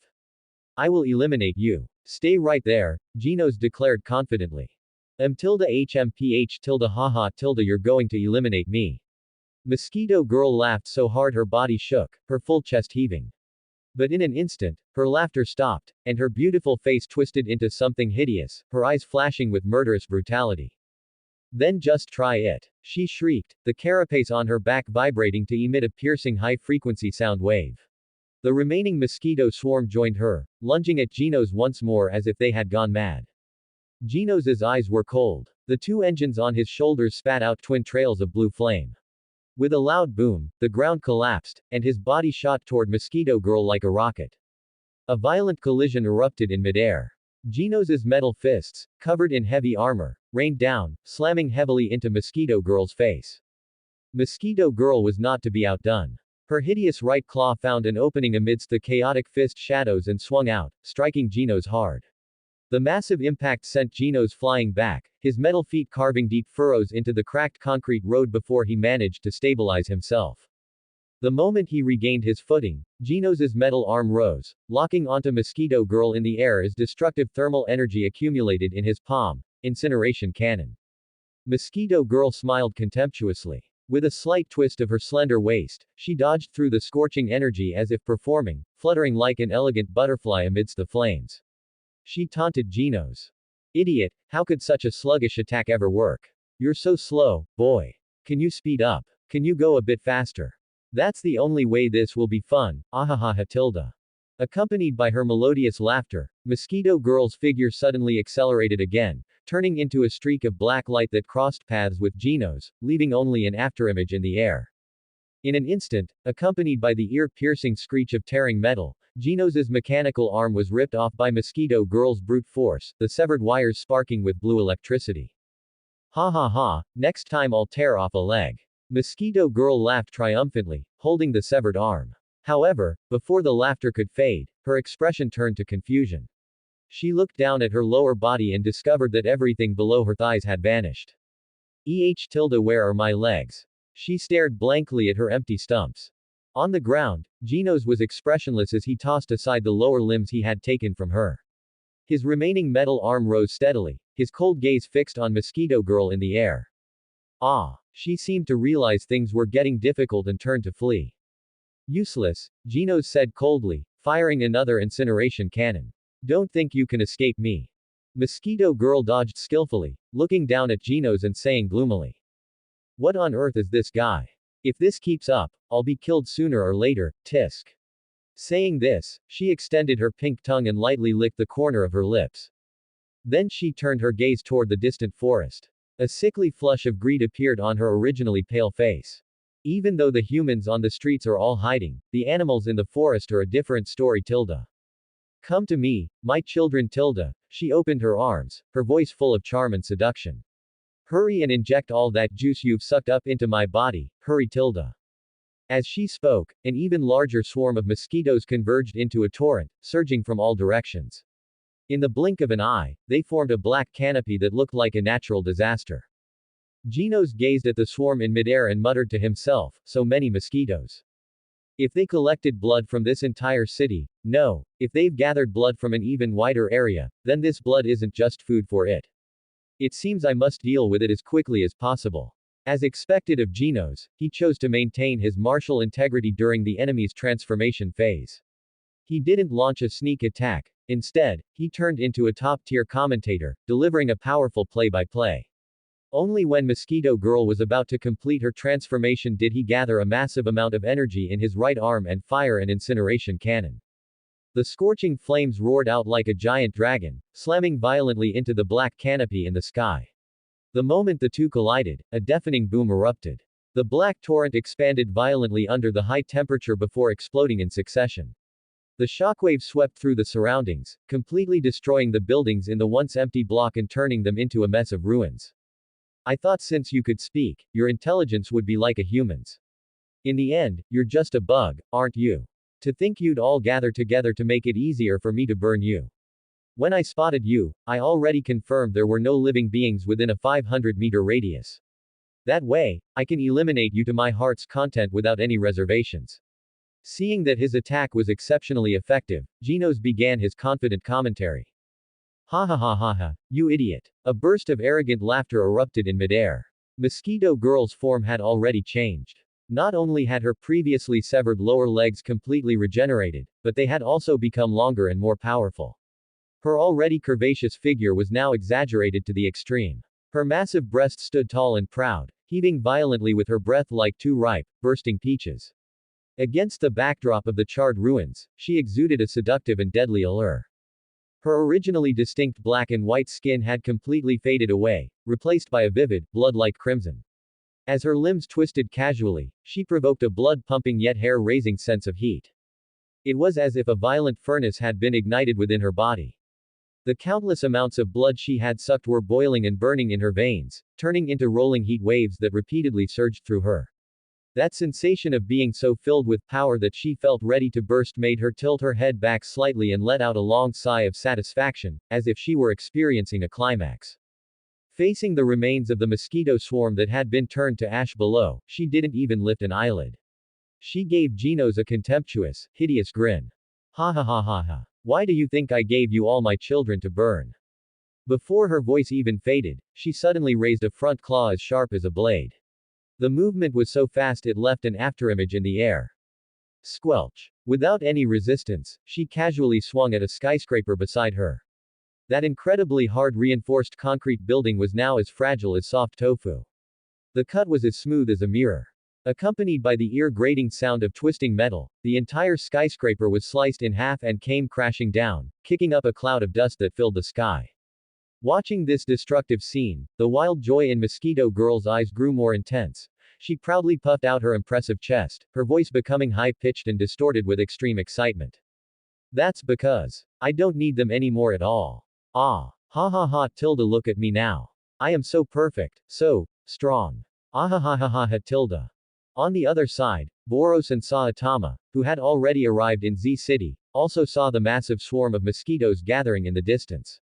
Boros didn't wait for Saitama and vanished in a flash. Before the sound of the sonic boom could even spread, he had already disappeared from the spot. A distance of 1,000 meters was covered in but an instant. When his figure solidified again, he was already standing in the center of the battlefield that had been scarred by the incineration blast. The air was still thick with the pungent smell of char and blood, but Boros didn't care in the slightest. His aggressive eyes bypassed the battered Genos and locked directly onto the seductive figure in the air that had just completed its evolution. He smiled faintly and said, "Found you." Then, he tilted his head slightly, his gaze falling on Genos, who had lost an arm but was still barely maintaining a combat stance. He saw that although Genos had lost an arm, his main structure was still intact. Boros thought to himself, my speed is still quite fast. I didn't end up like those third-rate plots where I only arrive just as Genos is about to exhaust all his strength to self-destruct. It seems I've arrived quite in time. The moment Boros spoke, the two people on the battlefield sensed this sudden presence. Their gazes snapped to focus on this uninvited guest. Genos' electronic eyes whirred at high speed, red data streams scrolling across his retinas. In just a second, he recognized the newcomer's identity. His tone carried a hint of gravity. The S-class hero of the Hero Association, Heavenly Fist Boros. Good. He quickly adjusted his stance and shouted to Boros, Mr. Boros. This monster has evolved through blood sucking, its strength has grown exponentially. We need to coordinate. Please, you must help me pin it down for a moment. I will gather all my remaining internal energy to fire a finishing blow. I only need a few seconds. On the other side, the moment Mosquito Girl's crimson eyes touched Boros, a flicker of wariness flashed in her pupils. Another troublesome guy has popped up, she cursed inwardly. Information about this man quickly surfaced in her mind. He was someone the doctor had marked as extremely dangerous. Although I've just completed my metamorphosis and have immense power within me, I might not necessarily fear him, but there's no need to take the risk here, Mosquito Girl thought to herself. Better to leave for now. Having made up her mind, she didn't hesitate. The transparent wings on her back flapped violently, and her body instantly took to the air as she tried to flee this troublesome place. Hearing Genos' words, Boros was speechless. Kid, are you truly dim-witted or just plain stupid? Can't you see my aura and image? My appearance clearly screams that I'm either a hidden peak powerhouse or the final big boss of the villains. My art style is leagues above yours. You want me to coordinate with you just to fight a little Mosquito Girl. While secretly complaining, his single eye caught sight of Mosquito Girl trying to flee. With a thought, his figure, which had been standing on the ruins, vanished instantly without any warning. There wasn't even time for the air to flow back and fill the vacuum left behind. In the next moment, Boros's figure appeared out of thin air like a ghost, cutting off Mosquito Girl's escape route. He casually raised his right hand, his fingers lunging out like iron pincers, instantly and firmly gripping Mosquito Girl's fragile neck. Goo. Mosquito Girl, who had been planning to return to the laboratory, had all her thoughts completely snuffed out in that instant. Her eyes widened in horror. The arm gripping her throat felt like a towering mountain, radiating a suffocating pressure. The absolute suppression from a higher level of existence made the blood in her body feel as if it had frozen instantly. She hung there in midair, desperate and terrified, not even daring to struggle.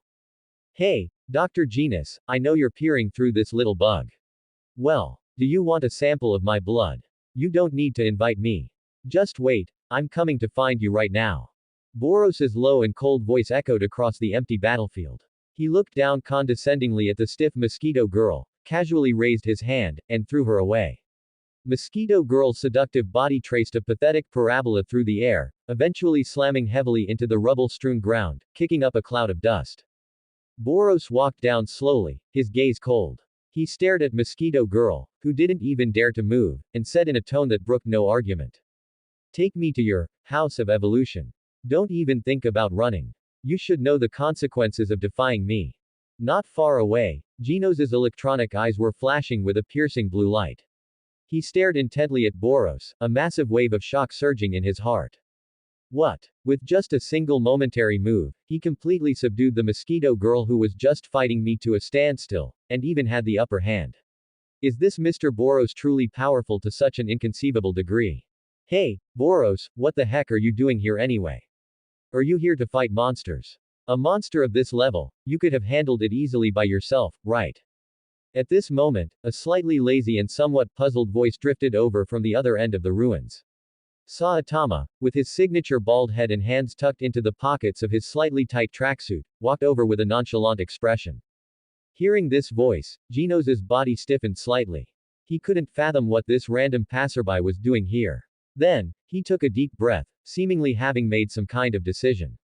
He turned around abruptly, completely ignoring the bald demon king who looked like small fry to him, and walked straight up to Boros. He clenched his hands, bowed deeply, and shouted with extreme sincerity and urgency. Master Boros. My name is Genos. Please, you must take me as your disciple. I yearn to become stronger. I yearn to possess the kind of absolute power you have that can protect everything. Hey, this kid looks all serious, but who knew he was so sharp? He just went ahead and called me, Master, right away, huh? Ahem, about the apprenticeship, we'll talk about that later. You're called Genos, right? I'm heading to this mosquito girl's nest now. Well, can you still fight? Master Boros, I can. Please, you must take me with you. Hey, not bad. Follow me then. Hey, why are you all ignoring me? Am I some kind of background character? Why did I even come out with you? A certain bald man looked on with a resentful expression. Can't you see I'm about to become a mentor figure? In a highlight moment like this, can you please not derail me into a comedy routine? Boros's mouth twitched. He quickly cleared his throat and said seriously. Saitama, just think of it as us coming out for a stroll to digest our food. Staying cooped up at home playing games every day, it's time you came out to move around, don't you think? Defeating a monster like Mosquito Girl, and even going to wipe out the House of Evolution that created such creatures, are these things just as simple as taking a stroll in Master Boros's eyes? Genos thought with a face full of admiration. Then, he whispered to Saitama beside him. Are you also Master Boros's disciple? Can you tell me what I should pay attention to when interacting with Master Boros usually? A certain bald man. It turns out that when a person is speechless, they really can be very speechless. Deep within an underground core laboratory, dim lights reflected off countless precision instruments, and flickering screens projected a cold blue light. Before the screens, a slender man with a feminine and handsome face leaned lazily against the back of his chair. His narrow eyes squinted slightly, his gaze locked onto the display. The image showed Boros. Upon hearing Boros's provocative declaration, I'm coming to find you right now, a playful arc slowly curled at the corners of the man's mouth. Mosquito Girl. She was nothing more than a failed product of the laboratory. His slender fingers tapped lightly on the armrest, and his gaze instantly became cold and sharp. Number 28. Immediately have all combat-type cyborgs in the laboratory move out and prepare for the highest level of combat. Set up top-tier neurotoxin traps and high-voltage power grids in all passages from the 1st to the 8th floor. Additionally. At this point, his voice suddenly dropped, carrying a bone-chilling coldness. Prepare the release command for Asura Kabuto. Standing to the side, clone number 28's pupils shrank violently. A look of unbelievable horror instantly appeared on his face, and he questioned with a trembling voice. What? Prepare to release Asura Kabuto? Isn't that a bit too much of an exaggeration? Surely it hasn't come to that. The man let out another low laugh. Hey, it's just preparing for the worst case scenario.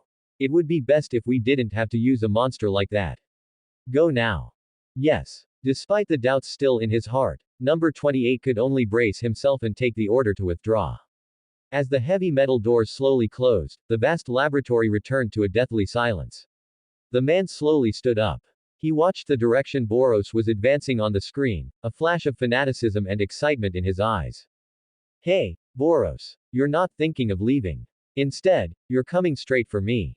How truly exciting. Come then, let me see which is stronger, you as an alien being or my creations.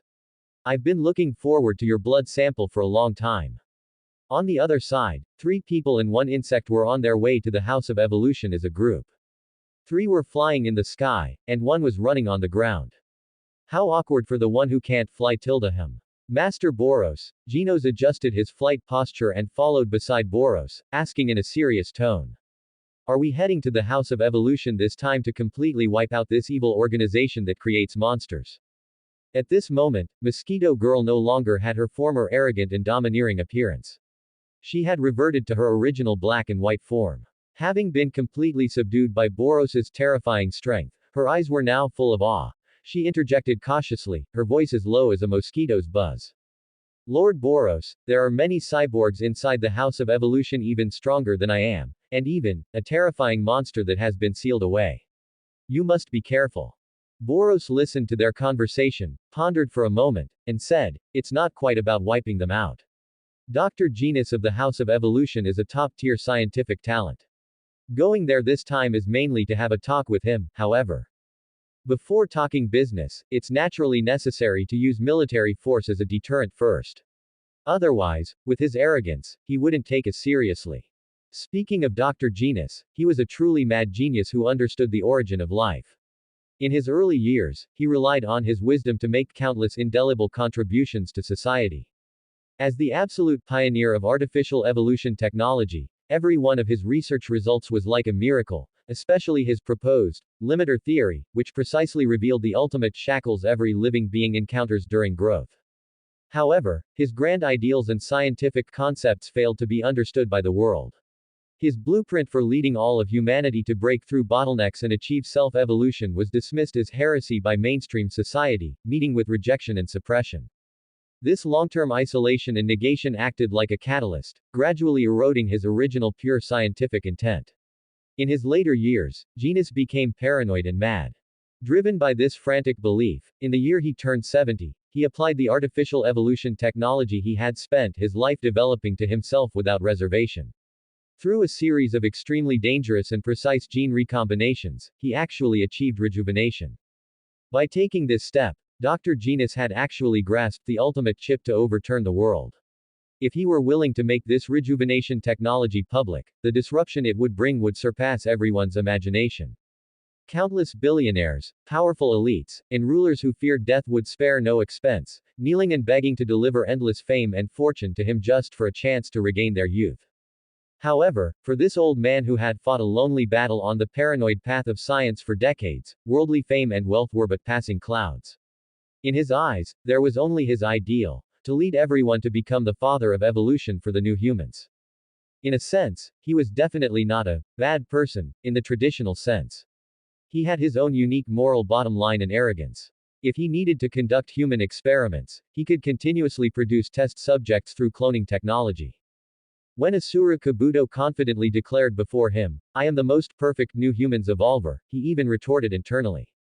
No, you are a failed product, because you have no sense of morality whatsoever. Such words were precisely the manifestation of that distorted yet truly existing scientific conscience deep within him. So Boros's initiative to go to the House of Evolution this time was not for simple destruction, but to reach a cooperation with Dr. Genos. He planned to throw an olive branch to the mad scientist, whose blood sample do you need? Just say the word, and I, Boros, will personally get it for you. In exchange, first, you must use your wisdom for the cause of benefiting humanity, and second, use biotechnology to assist me in completing my evolution and genetic breakthrough. Only by advancing the infinite potential bestowed by the system and Genos's disruptive scientific evolutionary methods simultaneously would it be possible to truly unlock the powerful key that touches Saitama and the god. This was not just an accumulation of power, but the intersection of two extreme paths, a shortcut to that immeasurable realm.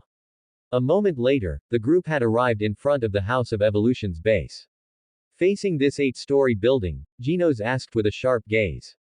Master Boros, shall we climb up floor by floor? There's no need for such trouble. Boros looked toward the depths. The main base of the House of Evolution should be underground.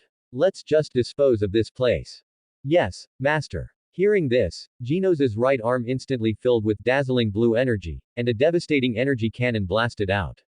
The fortress was crushed like dry weeds under his strike, instantly turning into ruins and revealing a laboratory passage leading deep underground. What are you guys doing? Saitama scratched his head from the side, looking at the mess all over the ground and saying.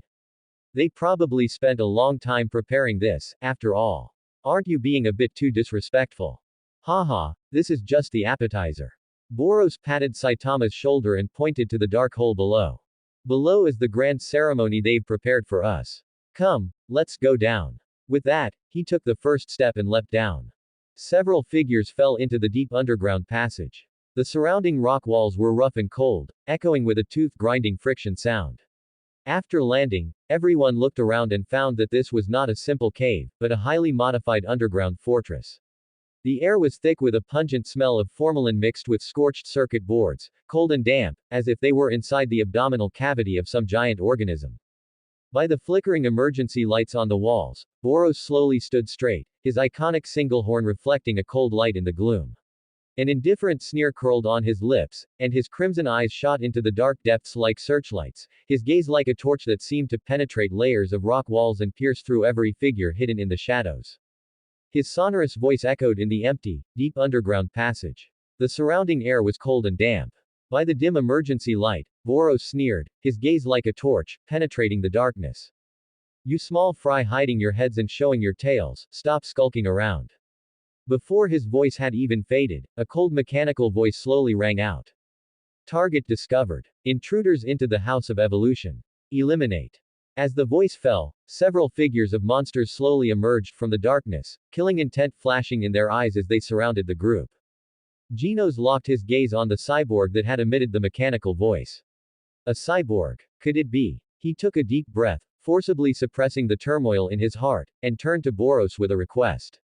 Master Boros, please leave this cyborg to me. Wow, a frog, a mantis, a snail, a mole, a lion. Saitama, standing by the side, didn't feel much tension as he pointed his finger at the surrounding monsters one by one. Boros, is this really the House of Evolution's base? Are you sure it's not a zoo? Aha, we're being looked down upon. The largest monster, a lion with a golden mane, flew into a rage upon hearing this. His muscles bulged as he let out a roar. The mosquito girl you defeated was just a mere failure, while I am the number 2 of the House of Evolution, a perfect fusion of the King of Beasts genes and cutting-edge technology, a new. Before he could finish his sentence, an energy ray pierced through the dim space. Except for the cyborg Genos had specifically asked to keep, who remained standing in place, the rest of the monsters didn't even have time to scream before they were instantly disintegrated under that terrifying energy impact, their blood staining the cold metal floor red. Small fry shouldn't come out to pad the word count. Boros retracted his casually swung arm and gave a cold smile. He didn't even glance at the remains on the ground, but simply looked at Genos, signaling him to settle it quickly. The expected fierce battle did not take place. The cyborg originally locked on by Genos, whose body was flashing with a metallic sheen, suddenly froze. Then, he opened the heavy helmet on his head, revealing a furry, shivering gorilla head. The sound of a heavy thud as he knelt rang out. He raised both hands high above his head and cried out with tears and snot flowing. I surrender. My lords, I'll confess everything. Actually, I'm just a little errand gorilla responsible for cleaning the lab and cooking. I haven't hurt anyone, please let me go. What's this? So you can speak normally after all? Saitama asked in confusion from the side. Sumimasen. The gorilla lowered his head in shame and explained, because I thought talking like that would be cool, so I did it on purpose. In just an instant, in just a single moment, they defeated the Beast King and all the other elite cyborgs I poured my life's blood into. In the center of the dimly lit laboratory, Dr. Genos stared intently at the surveillance screen, his fingers turning white from gripping too hard. Sweat slid down his temples as he gritted his teeth and growled, there's no other way. You forced my hand. Come and face the ultimate weapon of biological evolution. Meanwhile, in the deepest confinement space of the base, the heavy alloy blast doors slowly opened, and a suffocating sense of pressure rushed out. A massive figure slowly emerged. Hey, I told you long ago, the figure let out a bone-chilling laugh, his voice filled with arrogance and contempt, defective products like the Beast King are useless. So-called perfect evolution was never something that could be achieved through sheer numbers. The creature stepped out bit by bit. It was a massive monster with features that vaguely resembled a human, yet possessed a terrifying insect-like physique.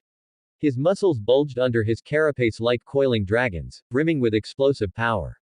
Do you understand now, Genos? Asura Kabuto slowly stretched his massive limbs, his crimson compound eyes flashing with bloodthirsty light as he looked down at the tiny doctor and lectured him. In this world, I am the only perfect new human. I am the end point of evolution.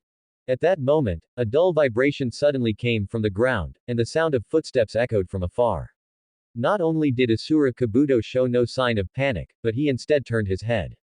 On his carapace-covered face, his mouth split open in an exaggerated grin, revealing a hint of excitement as he greedily licked his lips over and over with his long tongue. Oh, they've found their way here. Asura Kabuto lowered his upper body, his muscles rolling like waves beneath his carapace, letting out a low, thunderous roar as a cruel killing intent flickered in his giant eyes. When several figures appeared at the end of his vision, his inhuman pupils began to scan them like he was counting prey. 1, 2, 3, 4, 5. Mosquito Girl and that armored gorilla who's in charge of cooking are still alive. Have you betrayed us? You actually have the guts to show your faces before me. His gaze swept back and forth across the group, his tone full of tyranny. Genus, which one is the blood sample you wanted? You won't mind if I tear the rest of them to shreds and turn them into mincemeat, right? Ha ha ha. Under Asura Kabuto's gaze, Mosquito Girl huddled shivering in the corner, her wings even folded tight, while the gorilla simply collapsed onto the ground in a heap. Just then, Genos took a step forward, his body shielding everyone as he looked directly at the massive creature before him. His voice was calm. Are you the strongest monster they spoke of? Then I, Genos, shall eliminate you with my own hands. With that, he charged right at Asura Kabuto to attack. Crack, boom, crash. After a flurry of flashy special effects, Genos, who had just suffered a one-sided thrashing, was sent flying back at extreme speed. He knelt before Boros, clutching his broken metallic body and spitting blood as he said, I'm sorry, Master Boros, I was careless. Attempting to save face. Is this all the intruders are capable of? Having defeated Genos, Asura Kabuto became even more arrogant. He beckoned with his fingers toward Boros and Saitama, taunting, come on, you're not scared out of your wits, are you? Which of you is first? Or, do you want to come at me together? Ha ha ha ha. Nearby, Dr. Genos's eyes flashed with fanatical light. He shouted hysterically, do you see? This is the strongest demon in history created by the House of Evolution, Asura Kabuto. Facing the final product of artificial evolution, how will you deal with such a monster that transcends all limits? Will your cells and your combat data become the catalyst for my next experimental evolution? Let me see it clearly. Who are you? Saitama asked, looking completely bewildered. That is Dr. Genos, the founder of the House of Evolution. Boros suppressed a smile at the corners of his mouth as he looked at Genos's shocked, are you effing kidding me? Expression, and casually explained to Saitama, he's a perverted scientist. Ah, is that so? Boros, let's finish this and call it a day. I'm a bit hungry, let's hurry back and see what delicious food King made today. Saitama, don't you plan to stretch your limbs? Do you have no interest in this small fry at all? Well, forget it, it feels like he's just average. I couldn't see any difference between him and other monsters. Seeing the two of them standing there as if no one else were around, ignoring him and even chatting about dinner, Asura Kabuto's giant eyes instantly became bloodshot. You two pathetic little bugs. Have you become so delirious with fear that you've started talking nonsense? Asura Kabuto let out a deafening roar, the alloy floor beneath his feet instantly cracking. He suddenly raised his muscle-bound heavy fist, locked onto Boros, and launched himself forward like a cannonball. Since you don't dare to come at me, I'll personally send you to hell. I'll start with you, you arrogant pineapple head. Watch as I smash you into a meat patty with one punch. Apple head. Boros's previously calm expression instantly froze, turning into deep disbelief. You dare call me pineapple head? These words seemed to be squeezed out from between his teeth. Boros's previously restrained aura instantly shifted, and a monstrous killing intent solidified like a black storm, sweeping upward. Asura Kabuto, who had intended to kill Boros with a single punch, suddenly froze midair in the face of this terrifying killing intent. Not only did his charge come to a screeching halt, but he slid back to his original position in a pathetic state even faster than he had charged, his hard carapace feet plowing two deep furrows into the floor. Asura Kabuto's massive body trembled violently, and cold sweat soaked his entire body like rain. He stared with wide, Terrified eyes, the tyranny from before was gone, replaced by the instinctive trembling one feels when facing an absolute natural enemy. I'll die, if I had attacked just now, I definitely would have died. Asura Kabuto's heart collapsed at that moment as fear flooded over him like a tide. This guy, in that instant, I felt like every cell in my body was screaming, trembling, and frenziedly wanting to escape. It was like a human facing a tiger. This isn't something I can contend with in my normal state. This fear drove him to the brink of madness, and his survival instinct instantly transformed into a desire to vent his anger on the weak. He suddenly turned his head, his bloodshot eyes locking onto the seemingly non-threatening Saitama standing to the side, a twisted sense of hope rising in his heart. This weak-looking baldy should be easy to deal with. I'll tear this obstructive small fry to shreds first to vent my frustration, then find a way to escape. Carrying this warped logic, Asura Kabuto let out a blustering roar and actually changed direction, swinging his massive fist as he charged frantically toward Saitama. Feeling the whistling wind of the incoming fist, the bald demon king instantly switched to his battle face. With a slightly more serious look in his eyes, he glanced back coldly. The same scene played out once more as Asura Kabuto was sent flying back to his original spot at extreme speed yet again. Twice. Asura Kabuto actually backed away twice in a row. Dr. Genus shouted in shock. Hey, what are you doing flying back and forth? Is this some kind of acrobatics? Saitama asked calmly. Idiot. You idiot. Asura Kabuto's final line of reason completely collapsed. His eyes were blood red, drool dripped from his mouth, and he let out a beast-like growl. What on earth is the background of you two fools? Why do you have such powerful strength? It's impossible, it must be an illusion. I am the peak of the new humans, the most perfect evolved being. How could I be scared away by two nobodies like you? What kind of tricks are you playing? Asura Kabuto shouted in a breakdown. Without waiting for Boros and the other to reply, he let out another angry roar. I don't care what methods you use, it doesn't matter anymore. To dare to toy with me like this, ha. He suddenly spread his arms, and the muscles throughout his body expanded frantically, even bursting through his skin, as an eerie blue light began to shine through the gaps in his carapace. Watch this. Pineapple head. And you baldy over there. Asura Kabuto let out a shrill roar, his voice shaking the entire underground base. This is my true power. In this mode, I won't be able to regain my sanity for a whole week. Asura. Pineapple head. Baldy. Before he could finish his shout, Saitama and Boros both turned their heads at the same time, both expressionless, as a cold and deathly silent aura emerged from them. An inexplicable sense of suffocation suddenly filled the entire space. Unforgivable. Saitama slowly clenched his fist, his knuckles making crisp cracking sounds as he spoke calmly. Unpardonable. Boros's crimson eye burned with fury, the ground beneath his feet shattering inch by inch as he shouted angrily. Star collapsing. Serious. Their voices rang out almost simultaneously, and then the two figures turned into streaks of light, charging straight at Asura Kabuto while he was still transforming. Roar cannon. Punch. The angry roar and the serious whisper overlapped at this moment, destruction and termination descended simultaneously. Two world-destroying forces surged toward Asura Kabuto almost instantly. A power beyond words tore through space, followed by an explosion of blazing white energy 10,000 times more blinding than the core of the sun. The surrounding space visibly collapsed, and every instrument capable of observing this area exploded within that single millisecond. The energy triggered by this terrifying power erupted wildly in all directions. Endless white light, like liquid death, spread outward at the speed of light. Wherever it passed, hard alloy walls and thick rock layers were instantly vaporized as the energy torrent of total annihilation violently scoured the planet's surface. A giant crater leading straight to the surface was forcibly blasted out of the hidden depths, and the violent shockwave crushed every obstacle in its path, mountains, buildings, and even the atmosphere, into primordial particles. A long, long time passed. Only then did the blinding white light that could swallow everything finally recede, dissipating into the air like a falling tide. The lingering gunpowder smoke was gradually blown away by the violent residual winds. The hidden underground base, along with the mountain above it, was long gone.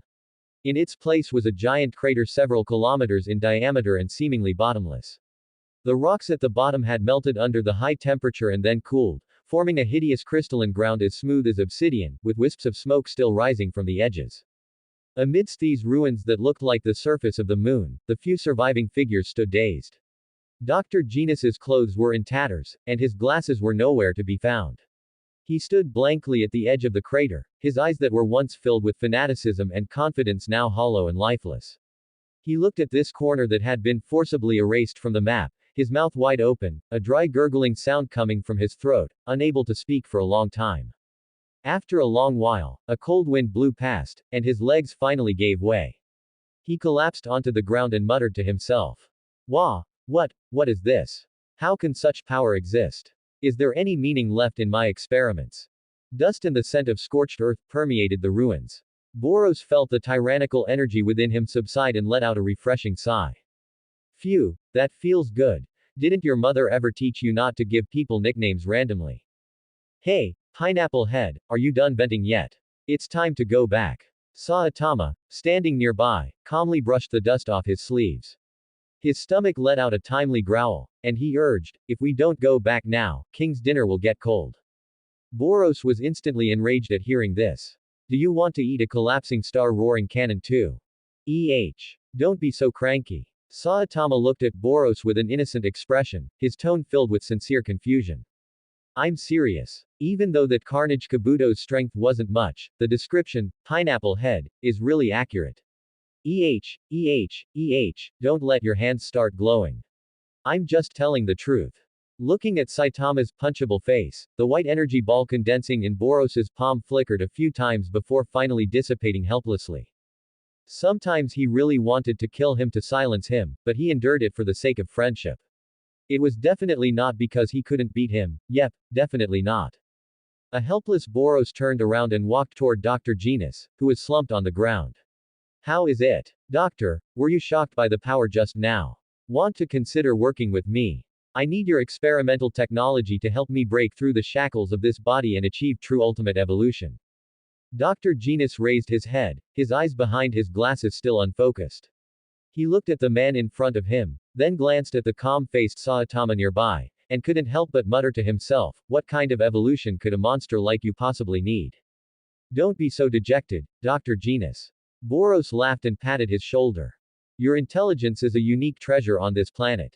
Although I am very strong, there are indeed some threats in this vast universe that are older and more powerful than me. To cope with future crises, I must become stronger. How about this? As a sign of sincerity, I can give you my blood sample, and I can even help you get cell samples from that bald guy over there. How about it? This is a once-in-a-lifetime opportunity. Let's cooperate, shall we? You wouldn't let your lifelong persistence be crushed into submission just like this, would you? Upon hearing the words, blood sample, Dr. Genus's originally dull eyes instantly erupted with a fanatical light. Like a drowning man grabbing a straw, he stood up abruptly, reigniting the fighting spirit of a mad scientist. Yes. As long as I have blood samples from you two as research material, I will definitely be able to crack the genetic code, break the limiter, and develop the evolutionary key to open a new era for humanity. Haha, I'm not interested in this new humanity stuff. Boros waved his hand, his expression becoming a bit more serious. But there is one point, your experiments must never endanger the order of this society. Although the base here has been destroyed, with your ability, rebuilding a more advanced one will be easy. Let Mosquito Girl and the gorilla stay behind to continue protecting you. In the future, if there are any out-of-control test subjects, or if you need me to cooperate with testing, just contact me anytime. How about it? Good, I agree. Dr. Genus clenched his fists, his eyes flashing with a desire for unknown power. In return, I will prioritize developing an evolution serum that is highly compatible with your bloodline. Haha, that works, Doctor. If you need anything in the future, just contact me. Saying this, Boros was in a great mood. He turned around and gave a forceful pat to the back of Saitama, who had been muttering, I don't want to give my blood to some evil scientist to study, and said loudly, let's go, Baldy, stop dawdling, let's go home and eat. Wait for me, both teachers. Just as Boros and Saitama were turning to leave, a voice full of urgency came from not far away. Genos, his entire metal body scorched black and emitting wisps of smoke, stood up unsteadily. Dragging his nearly falling apart mechanical body, he stumbled toward the two. His originally dull electronic eyes were now flashing with a sincere light. With a dull thud, Genos ignored the protests of his components and bowed deeply. Teacher Saitama, for my previous rudeness and disrespect, I hereby offer my sincerest apologies. I implore both teachers to please take me as your disciple. I have reasons why I must become stronger. What the hell? Now it's two teachers. Genos, how can you say such opportunistic words with a straight face? Your speed at changing your attitude is even faster than my teleportation. Boros complained inwardly. I have no interest in taking any disciples. Don't bother me, I'm going home to eat, or I'll punch you. Saitama raised his fist, looking a bit impatient. Boros strongly suspected that Saitama was retaliating for Genos ignoring him and treating him like a nobody along the way. Both teachers, would you be willing to listen to my story? Genos's expression turned sorrowful, attempting to tell a sad past to resonate with Saitama. Stop right there. Boros quickly shouted to stop him. He knew that if he let Genos continue, it would never end. He hurriedly pulled Saitama in front of him, pointed at him, and said to Genos. See this face? Don't you feel like this face is full of stories? Genos hesitated for a moment, then nodded. So, we don't want to hear any stories at all. Just looking at this face, we've already heard all the stories, understand? We live on Street 203 in M City. You go back and repair your parts first. If you still want to become an apprentice in a few days, come find us, okay? Yes, both teachers. Then I will go back today and visit both of you tomorrow with a gift for becoming an apprentice. Genos nodded solemnly. Finally stopping Genos from telling his story, Boros pulled Saitama and slipped away immediately. On the way, Saitama asked, Hey, Pineapple Head, what did you mean when you said my face was full of stories just now? Hehe, it means I'm complimenting you. I always feel like that's not what you meant. Then what do you think I meant? That's exactly why I'm asking you what you meant, because I don't know what you meant. A few days later, in King's living room. Hey, where did the xenomorph go? That guy is still inside the spaceship. Oh no, hey, someone called your mom back home and even claimed to be your fiance. What? The xenomorph was taken out. I also received a text message saying they eliminated the obstruction and are looking forward to tomorrow's date. That guy is even more dangerous than the xenomorph. At this moment, Boros, who was playing a game, was completely stunned by these explosive lines, almost throwing his controller away. He turned his head in disbelief, looking at Saitama, who was watching with great interest, and couldn't help but say. Hey, Baldy, what kind of ghost movie are you watching? What kind of taste do you even have? What is this messy plot development? It's Xenomorph vs. Peeping Tom, Saitama said, slowly standing up. He walked to the refrigerator, opened the door, skillfully took out a bottle of ice-cold cola, popped the tab with a hiss, and took a big gulp. He looked at the TV screen and asked casually, by the way, Boros, have you felt some kind of gaze lately? You know, that kind of gaze hiding in the dark, gloomy and sticky. Yeah. Boros, who was buried in a fierce battle with a game boss, didn't even look up, just glanced thoughtfully out the window and responded absent-mindedly. Saitama sat cross-legged on the sofa, his expression suddenly becoming serious, and said in a heavy tone. Over the years, I've defeated countless evil forces, so it's normal for people to hold a grudge against me. But hating me is one thing. What if that hatred ferments and twists in a dark corner, eventually turning into pathological love? Then I'd really be in big trouble. Don't worry, that's absolutely impossible. Boros finally finished a round. He turned his head and looked at Saitama with the kind of gaze one would use for an alien creature, his mouth twitching as he said. That you can imagine such a scenario, I am already amazed by you. I really can't imagine that in reality, there would be a pervert who would turn hate into love and treat you as their object of affection. While the two were talking, inside a temporary tent hundreds of meters away, the atmosphere was exceptionally heavy. Genos was intently holding the most advanced new telescope, carefully peering through a gap in the window, watching every move of the people in King's house, afraid of missing any details. He was muttering to himself, his voice low and urgent. Regarding the secret of the teacher's strength, the investigation has reached its third day. So far, there is still no clue, zero progress. As he spoke, a small black notebook appeared in his hand out of nowhere.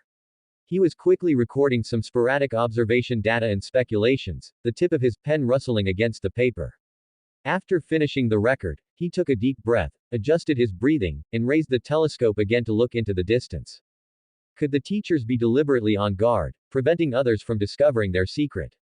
It shouldn't go on like this, I should be able to find some clues. There are no ingredients left at home. Which one of you is going out to buy some? King, acting as a part-time nanny, said to the two while preparing to cook.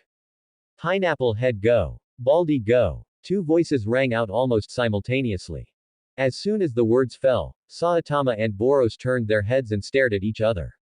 The moment their eyes met, it was as if invisible electricity was crackling in the air, and sparks flew instantly between them.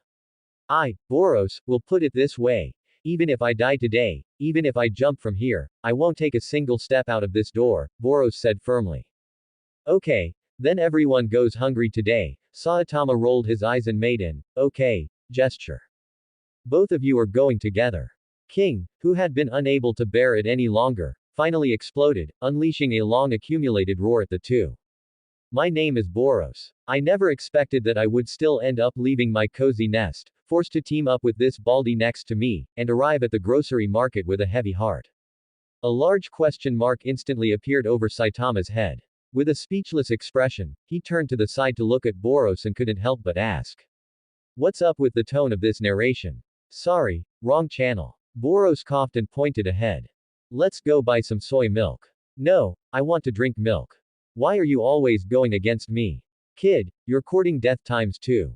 As the two broke into a new round of arguing, in the shadows of a nearby stall, the sneaky Genos was crouching low, clutching a small notebook tightly, his eyes gleaming. He quickly adjusted the focus of his electronic eyes, the green scanning beam silently sweeping over the noisy area, data streams scrolling rapidly across his retinas. Third day of investigation. The teachers have gone out to buy groceries for the first time, and their behavioral trajectory has shown a major breakthrough. I see. Genos recorded rapidly while nodding to himself. The secret to their strength might just be hidden in these seemingly ordinary dietary combinations, or perhaps some special ingredient. Milk from the second shop on the right, soy milk from the fifth shop on the left, cabbage from the seventh shop. Genos hid behind a vending machine at the street corner, clutching his small notebook. His flickering electronic eyes were capturing every detail with millisecond precision, even the angle at which Boros curled his fingers when picking up the cabbage and the duration of time Saitama's gaze lingered when choosing milk were all recorded. This wasn't just ordinary grocery shopping, it was a deep data analysis on the cultivation of the strong. I see. Genos wrote rapidly while frantically deducing in his mind. The teachers came specifically to this market, and even the order in which they bought the groceries contains some profound meaning. Could it be that this is a dietary method for the strong, achieved by consuming specific ingredient combinations? After the two left swaggering with their shopping bags, Genos immediately flashed out from the shadows, sweeping through the entire market like a green whirlwind. Boss, give me an order of that milk. Boss, this soy milk, I want it fresh from the pot. Cabbage, pork. Genos looked at the spoils in his hand and tapped rapidly on his portable terminal. In any case, I'll send the data of the ingredients purchased this time back first and have the doctor help with a deep analysis. Then, he hurriedly carried his spoils and chased after the backs of Boros and the other. Boros, something is really wrong. Walking on the way home, Saitama suddenly stopped and looked around with a solemn expression, his signature dead fish eyes revealing a rare hint of vigilance. I always feel like a pair of eerie eyes are staring at me from behind. It feels like being watched by a perverted stalker. At this moment, a tall, humanoid monster with a white facial mask suddenly jumped out, spreading its arms to block their path. Ha ha ha ha. Finally caught you, Baldy. The monster let out a sharp, ear-piercing laugh. Do you still remember me? Today I will. Boros casually blew up the monster, glanced inadvertently at Genos in the distance, and then said to Saitama, Baldy, don't think so much. Let's hurry back and eat. No way. Today I must catch this perverted stalker. You go back first, and don't drink my milk. Whatever. Boros shrugged and went home alone. No one cared about the unnamed monster that had been blown up. Saitama looked around quickly and immediately locked onto an old green mailbox by the side of the road. He crouched down, snuck over silently like a lurking leopard, and only revealed a pair of bright, piercing eyes to stare fixedly at the intersection ahead. I'll just wait here, without moving. Saitama silently cheered himself on in his heart, his body pressed tightly against the cold iron wall of the box. This is the only way back, and the view is wide open. Even if a mosquito flies by, I'll be able to see it clearly. So, if some sneaky guy looking around appears later, it must definitely be that perverted stalker. 2 hours later, the streetlights cast long shadows on the empty street. In the distance, Genos was locking onto that green mailbox through his high magnification electronic eyes. Teacher Boros has already returned to the residence early.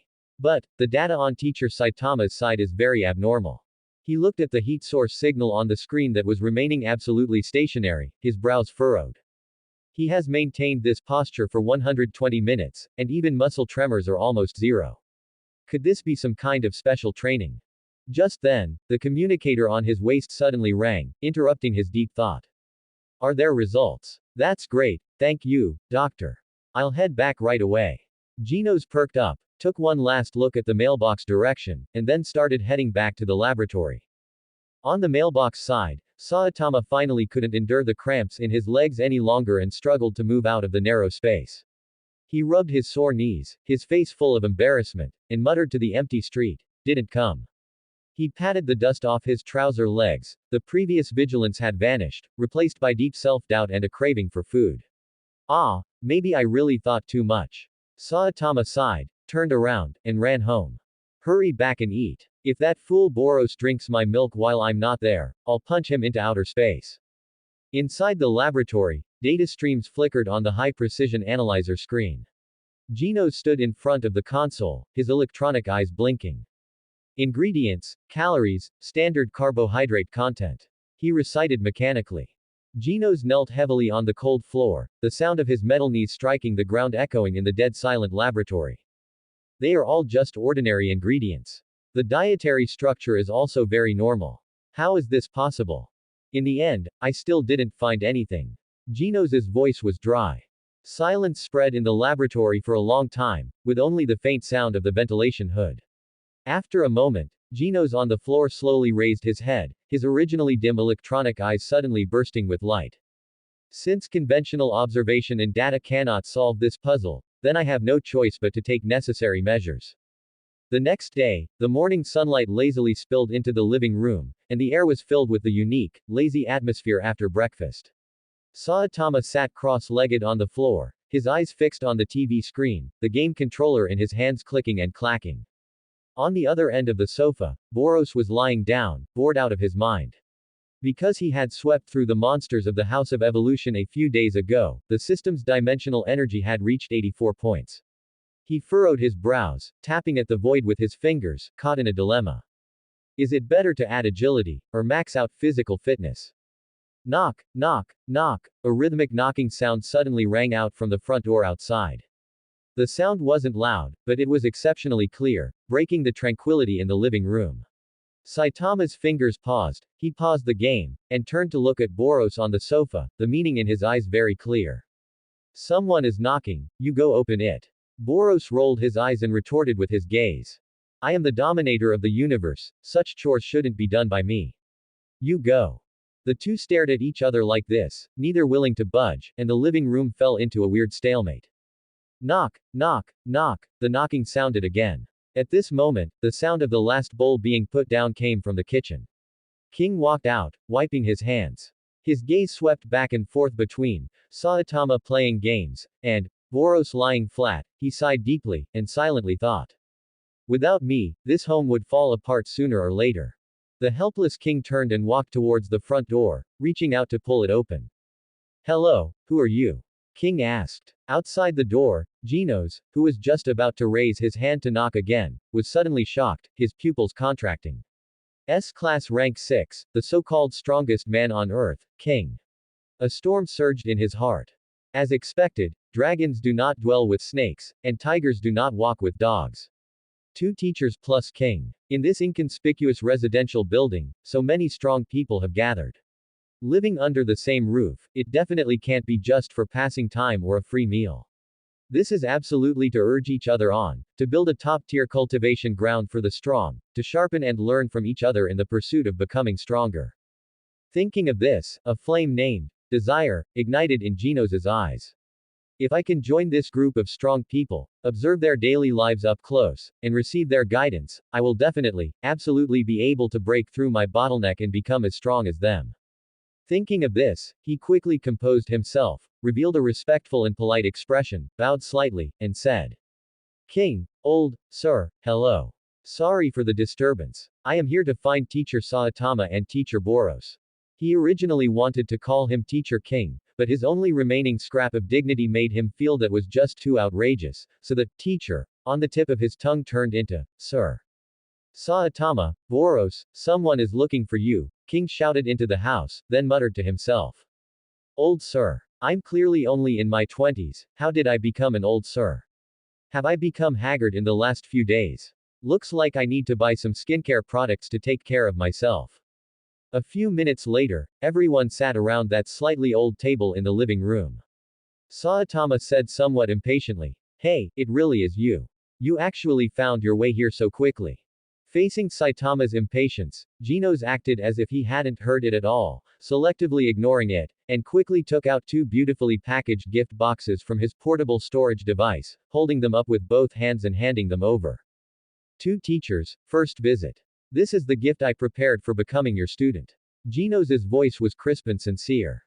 Boros, sitting opposite, was quick-eyed and nimble-handed, his hand had already reached out like lightning, and while hypocritically waving his hand, he quickly unwrapped the packaging. Hey, look at you, kid. Just come if you want, why bring gifts?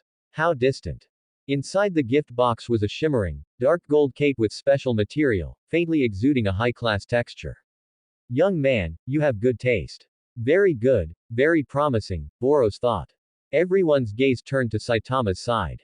They saw Saitama holding a strangely shaped, transparent bottle containing an unknown liquid, with a doctor's special label on the bottle. Saitama had black lines on his face. He shook the bottle, making a splashing sound, and said with disgust, What is this? Laundry detergent. Teacher Saitama, Genos explained from the side, this is the powerful hair growth essence shampoo that I specifically asked Dr. Kusano to develop. It is rich in over 50 rare elements that promote hair follicle regeneration. Hey, you guy. Blue veins popped out on Saitama's forehead. He raised the bottle of shampoo, his voice rising by an octave. Do you think I'm bald? Who needs this kind of thing? I'm not some middle-aged uncle who can't sleep because of worrying about his hair. Although he was saying how disgusted he was and even made a gesture to throw the bottle into the trash can, Boros, sitting next to him, noticed with sharp eyes that while Saitama was cursing, his free hand had already very covertly, in an almost sneaky motion, quickly stuffed that bottle of hair growth potion into the deepest pocket of his hoodie. That's the end of part 2. Part 3 is coming soon. Thanks for watching. Please subscribe and support our channel for more stories.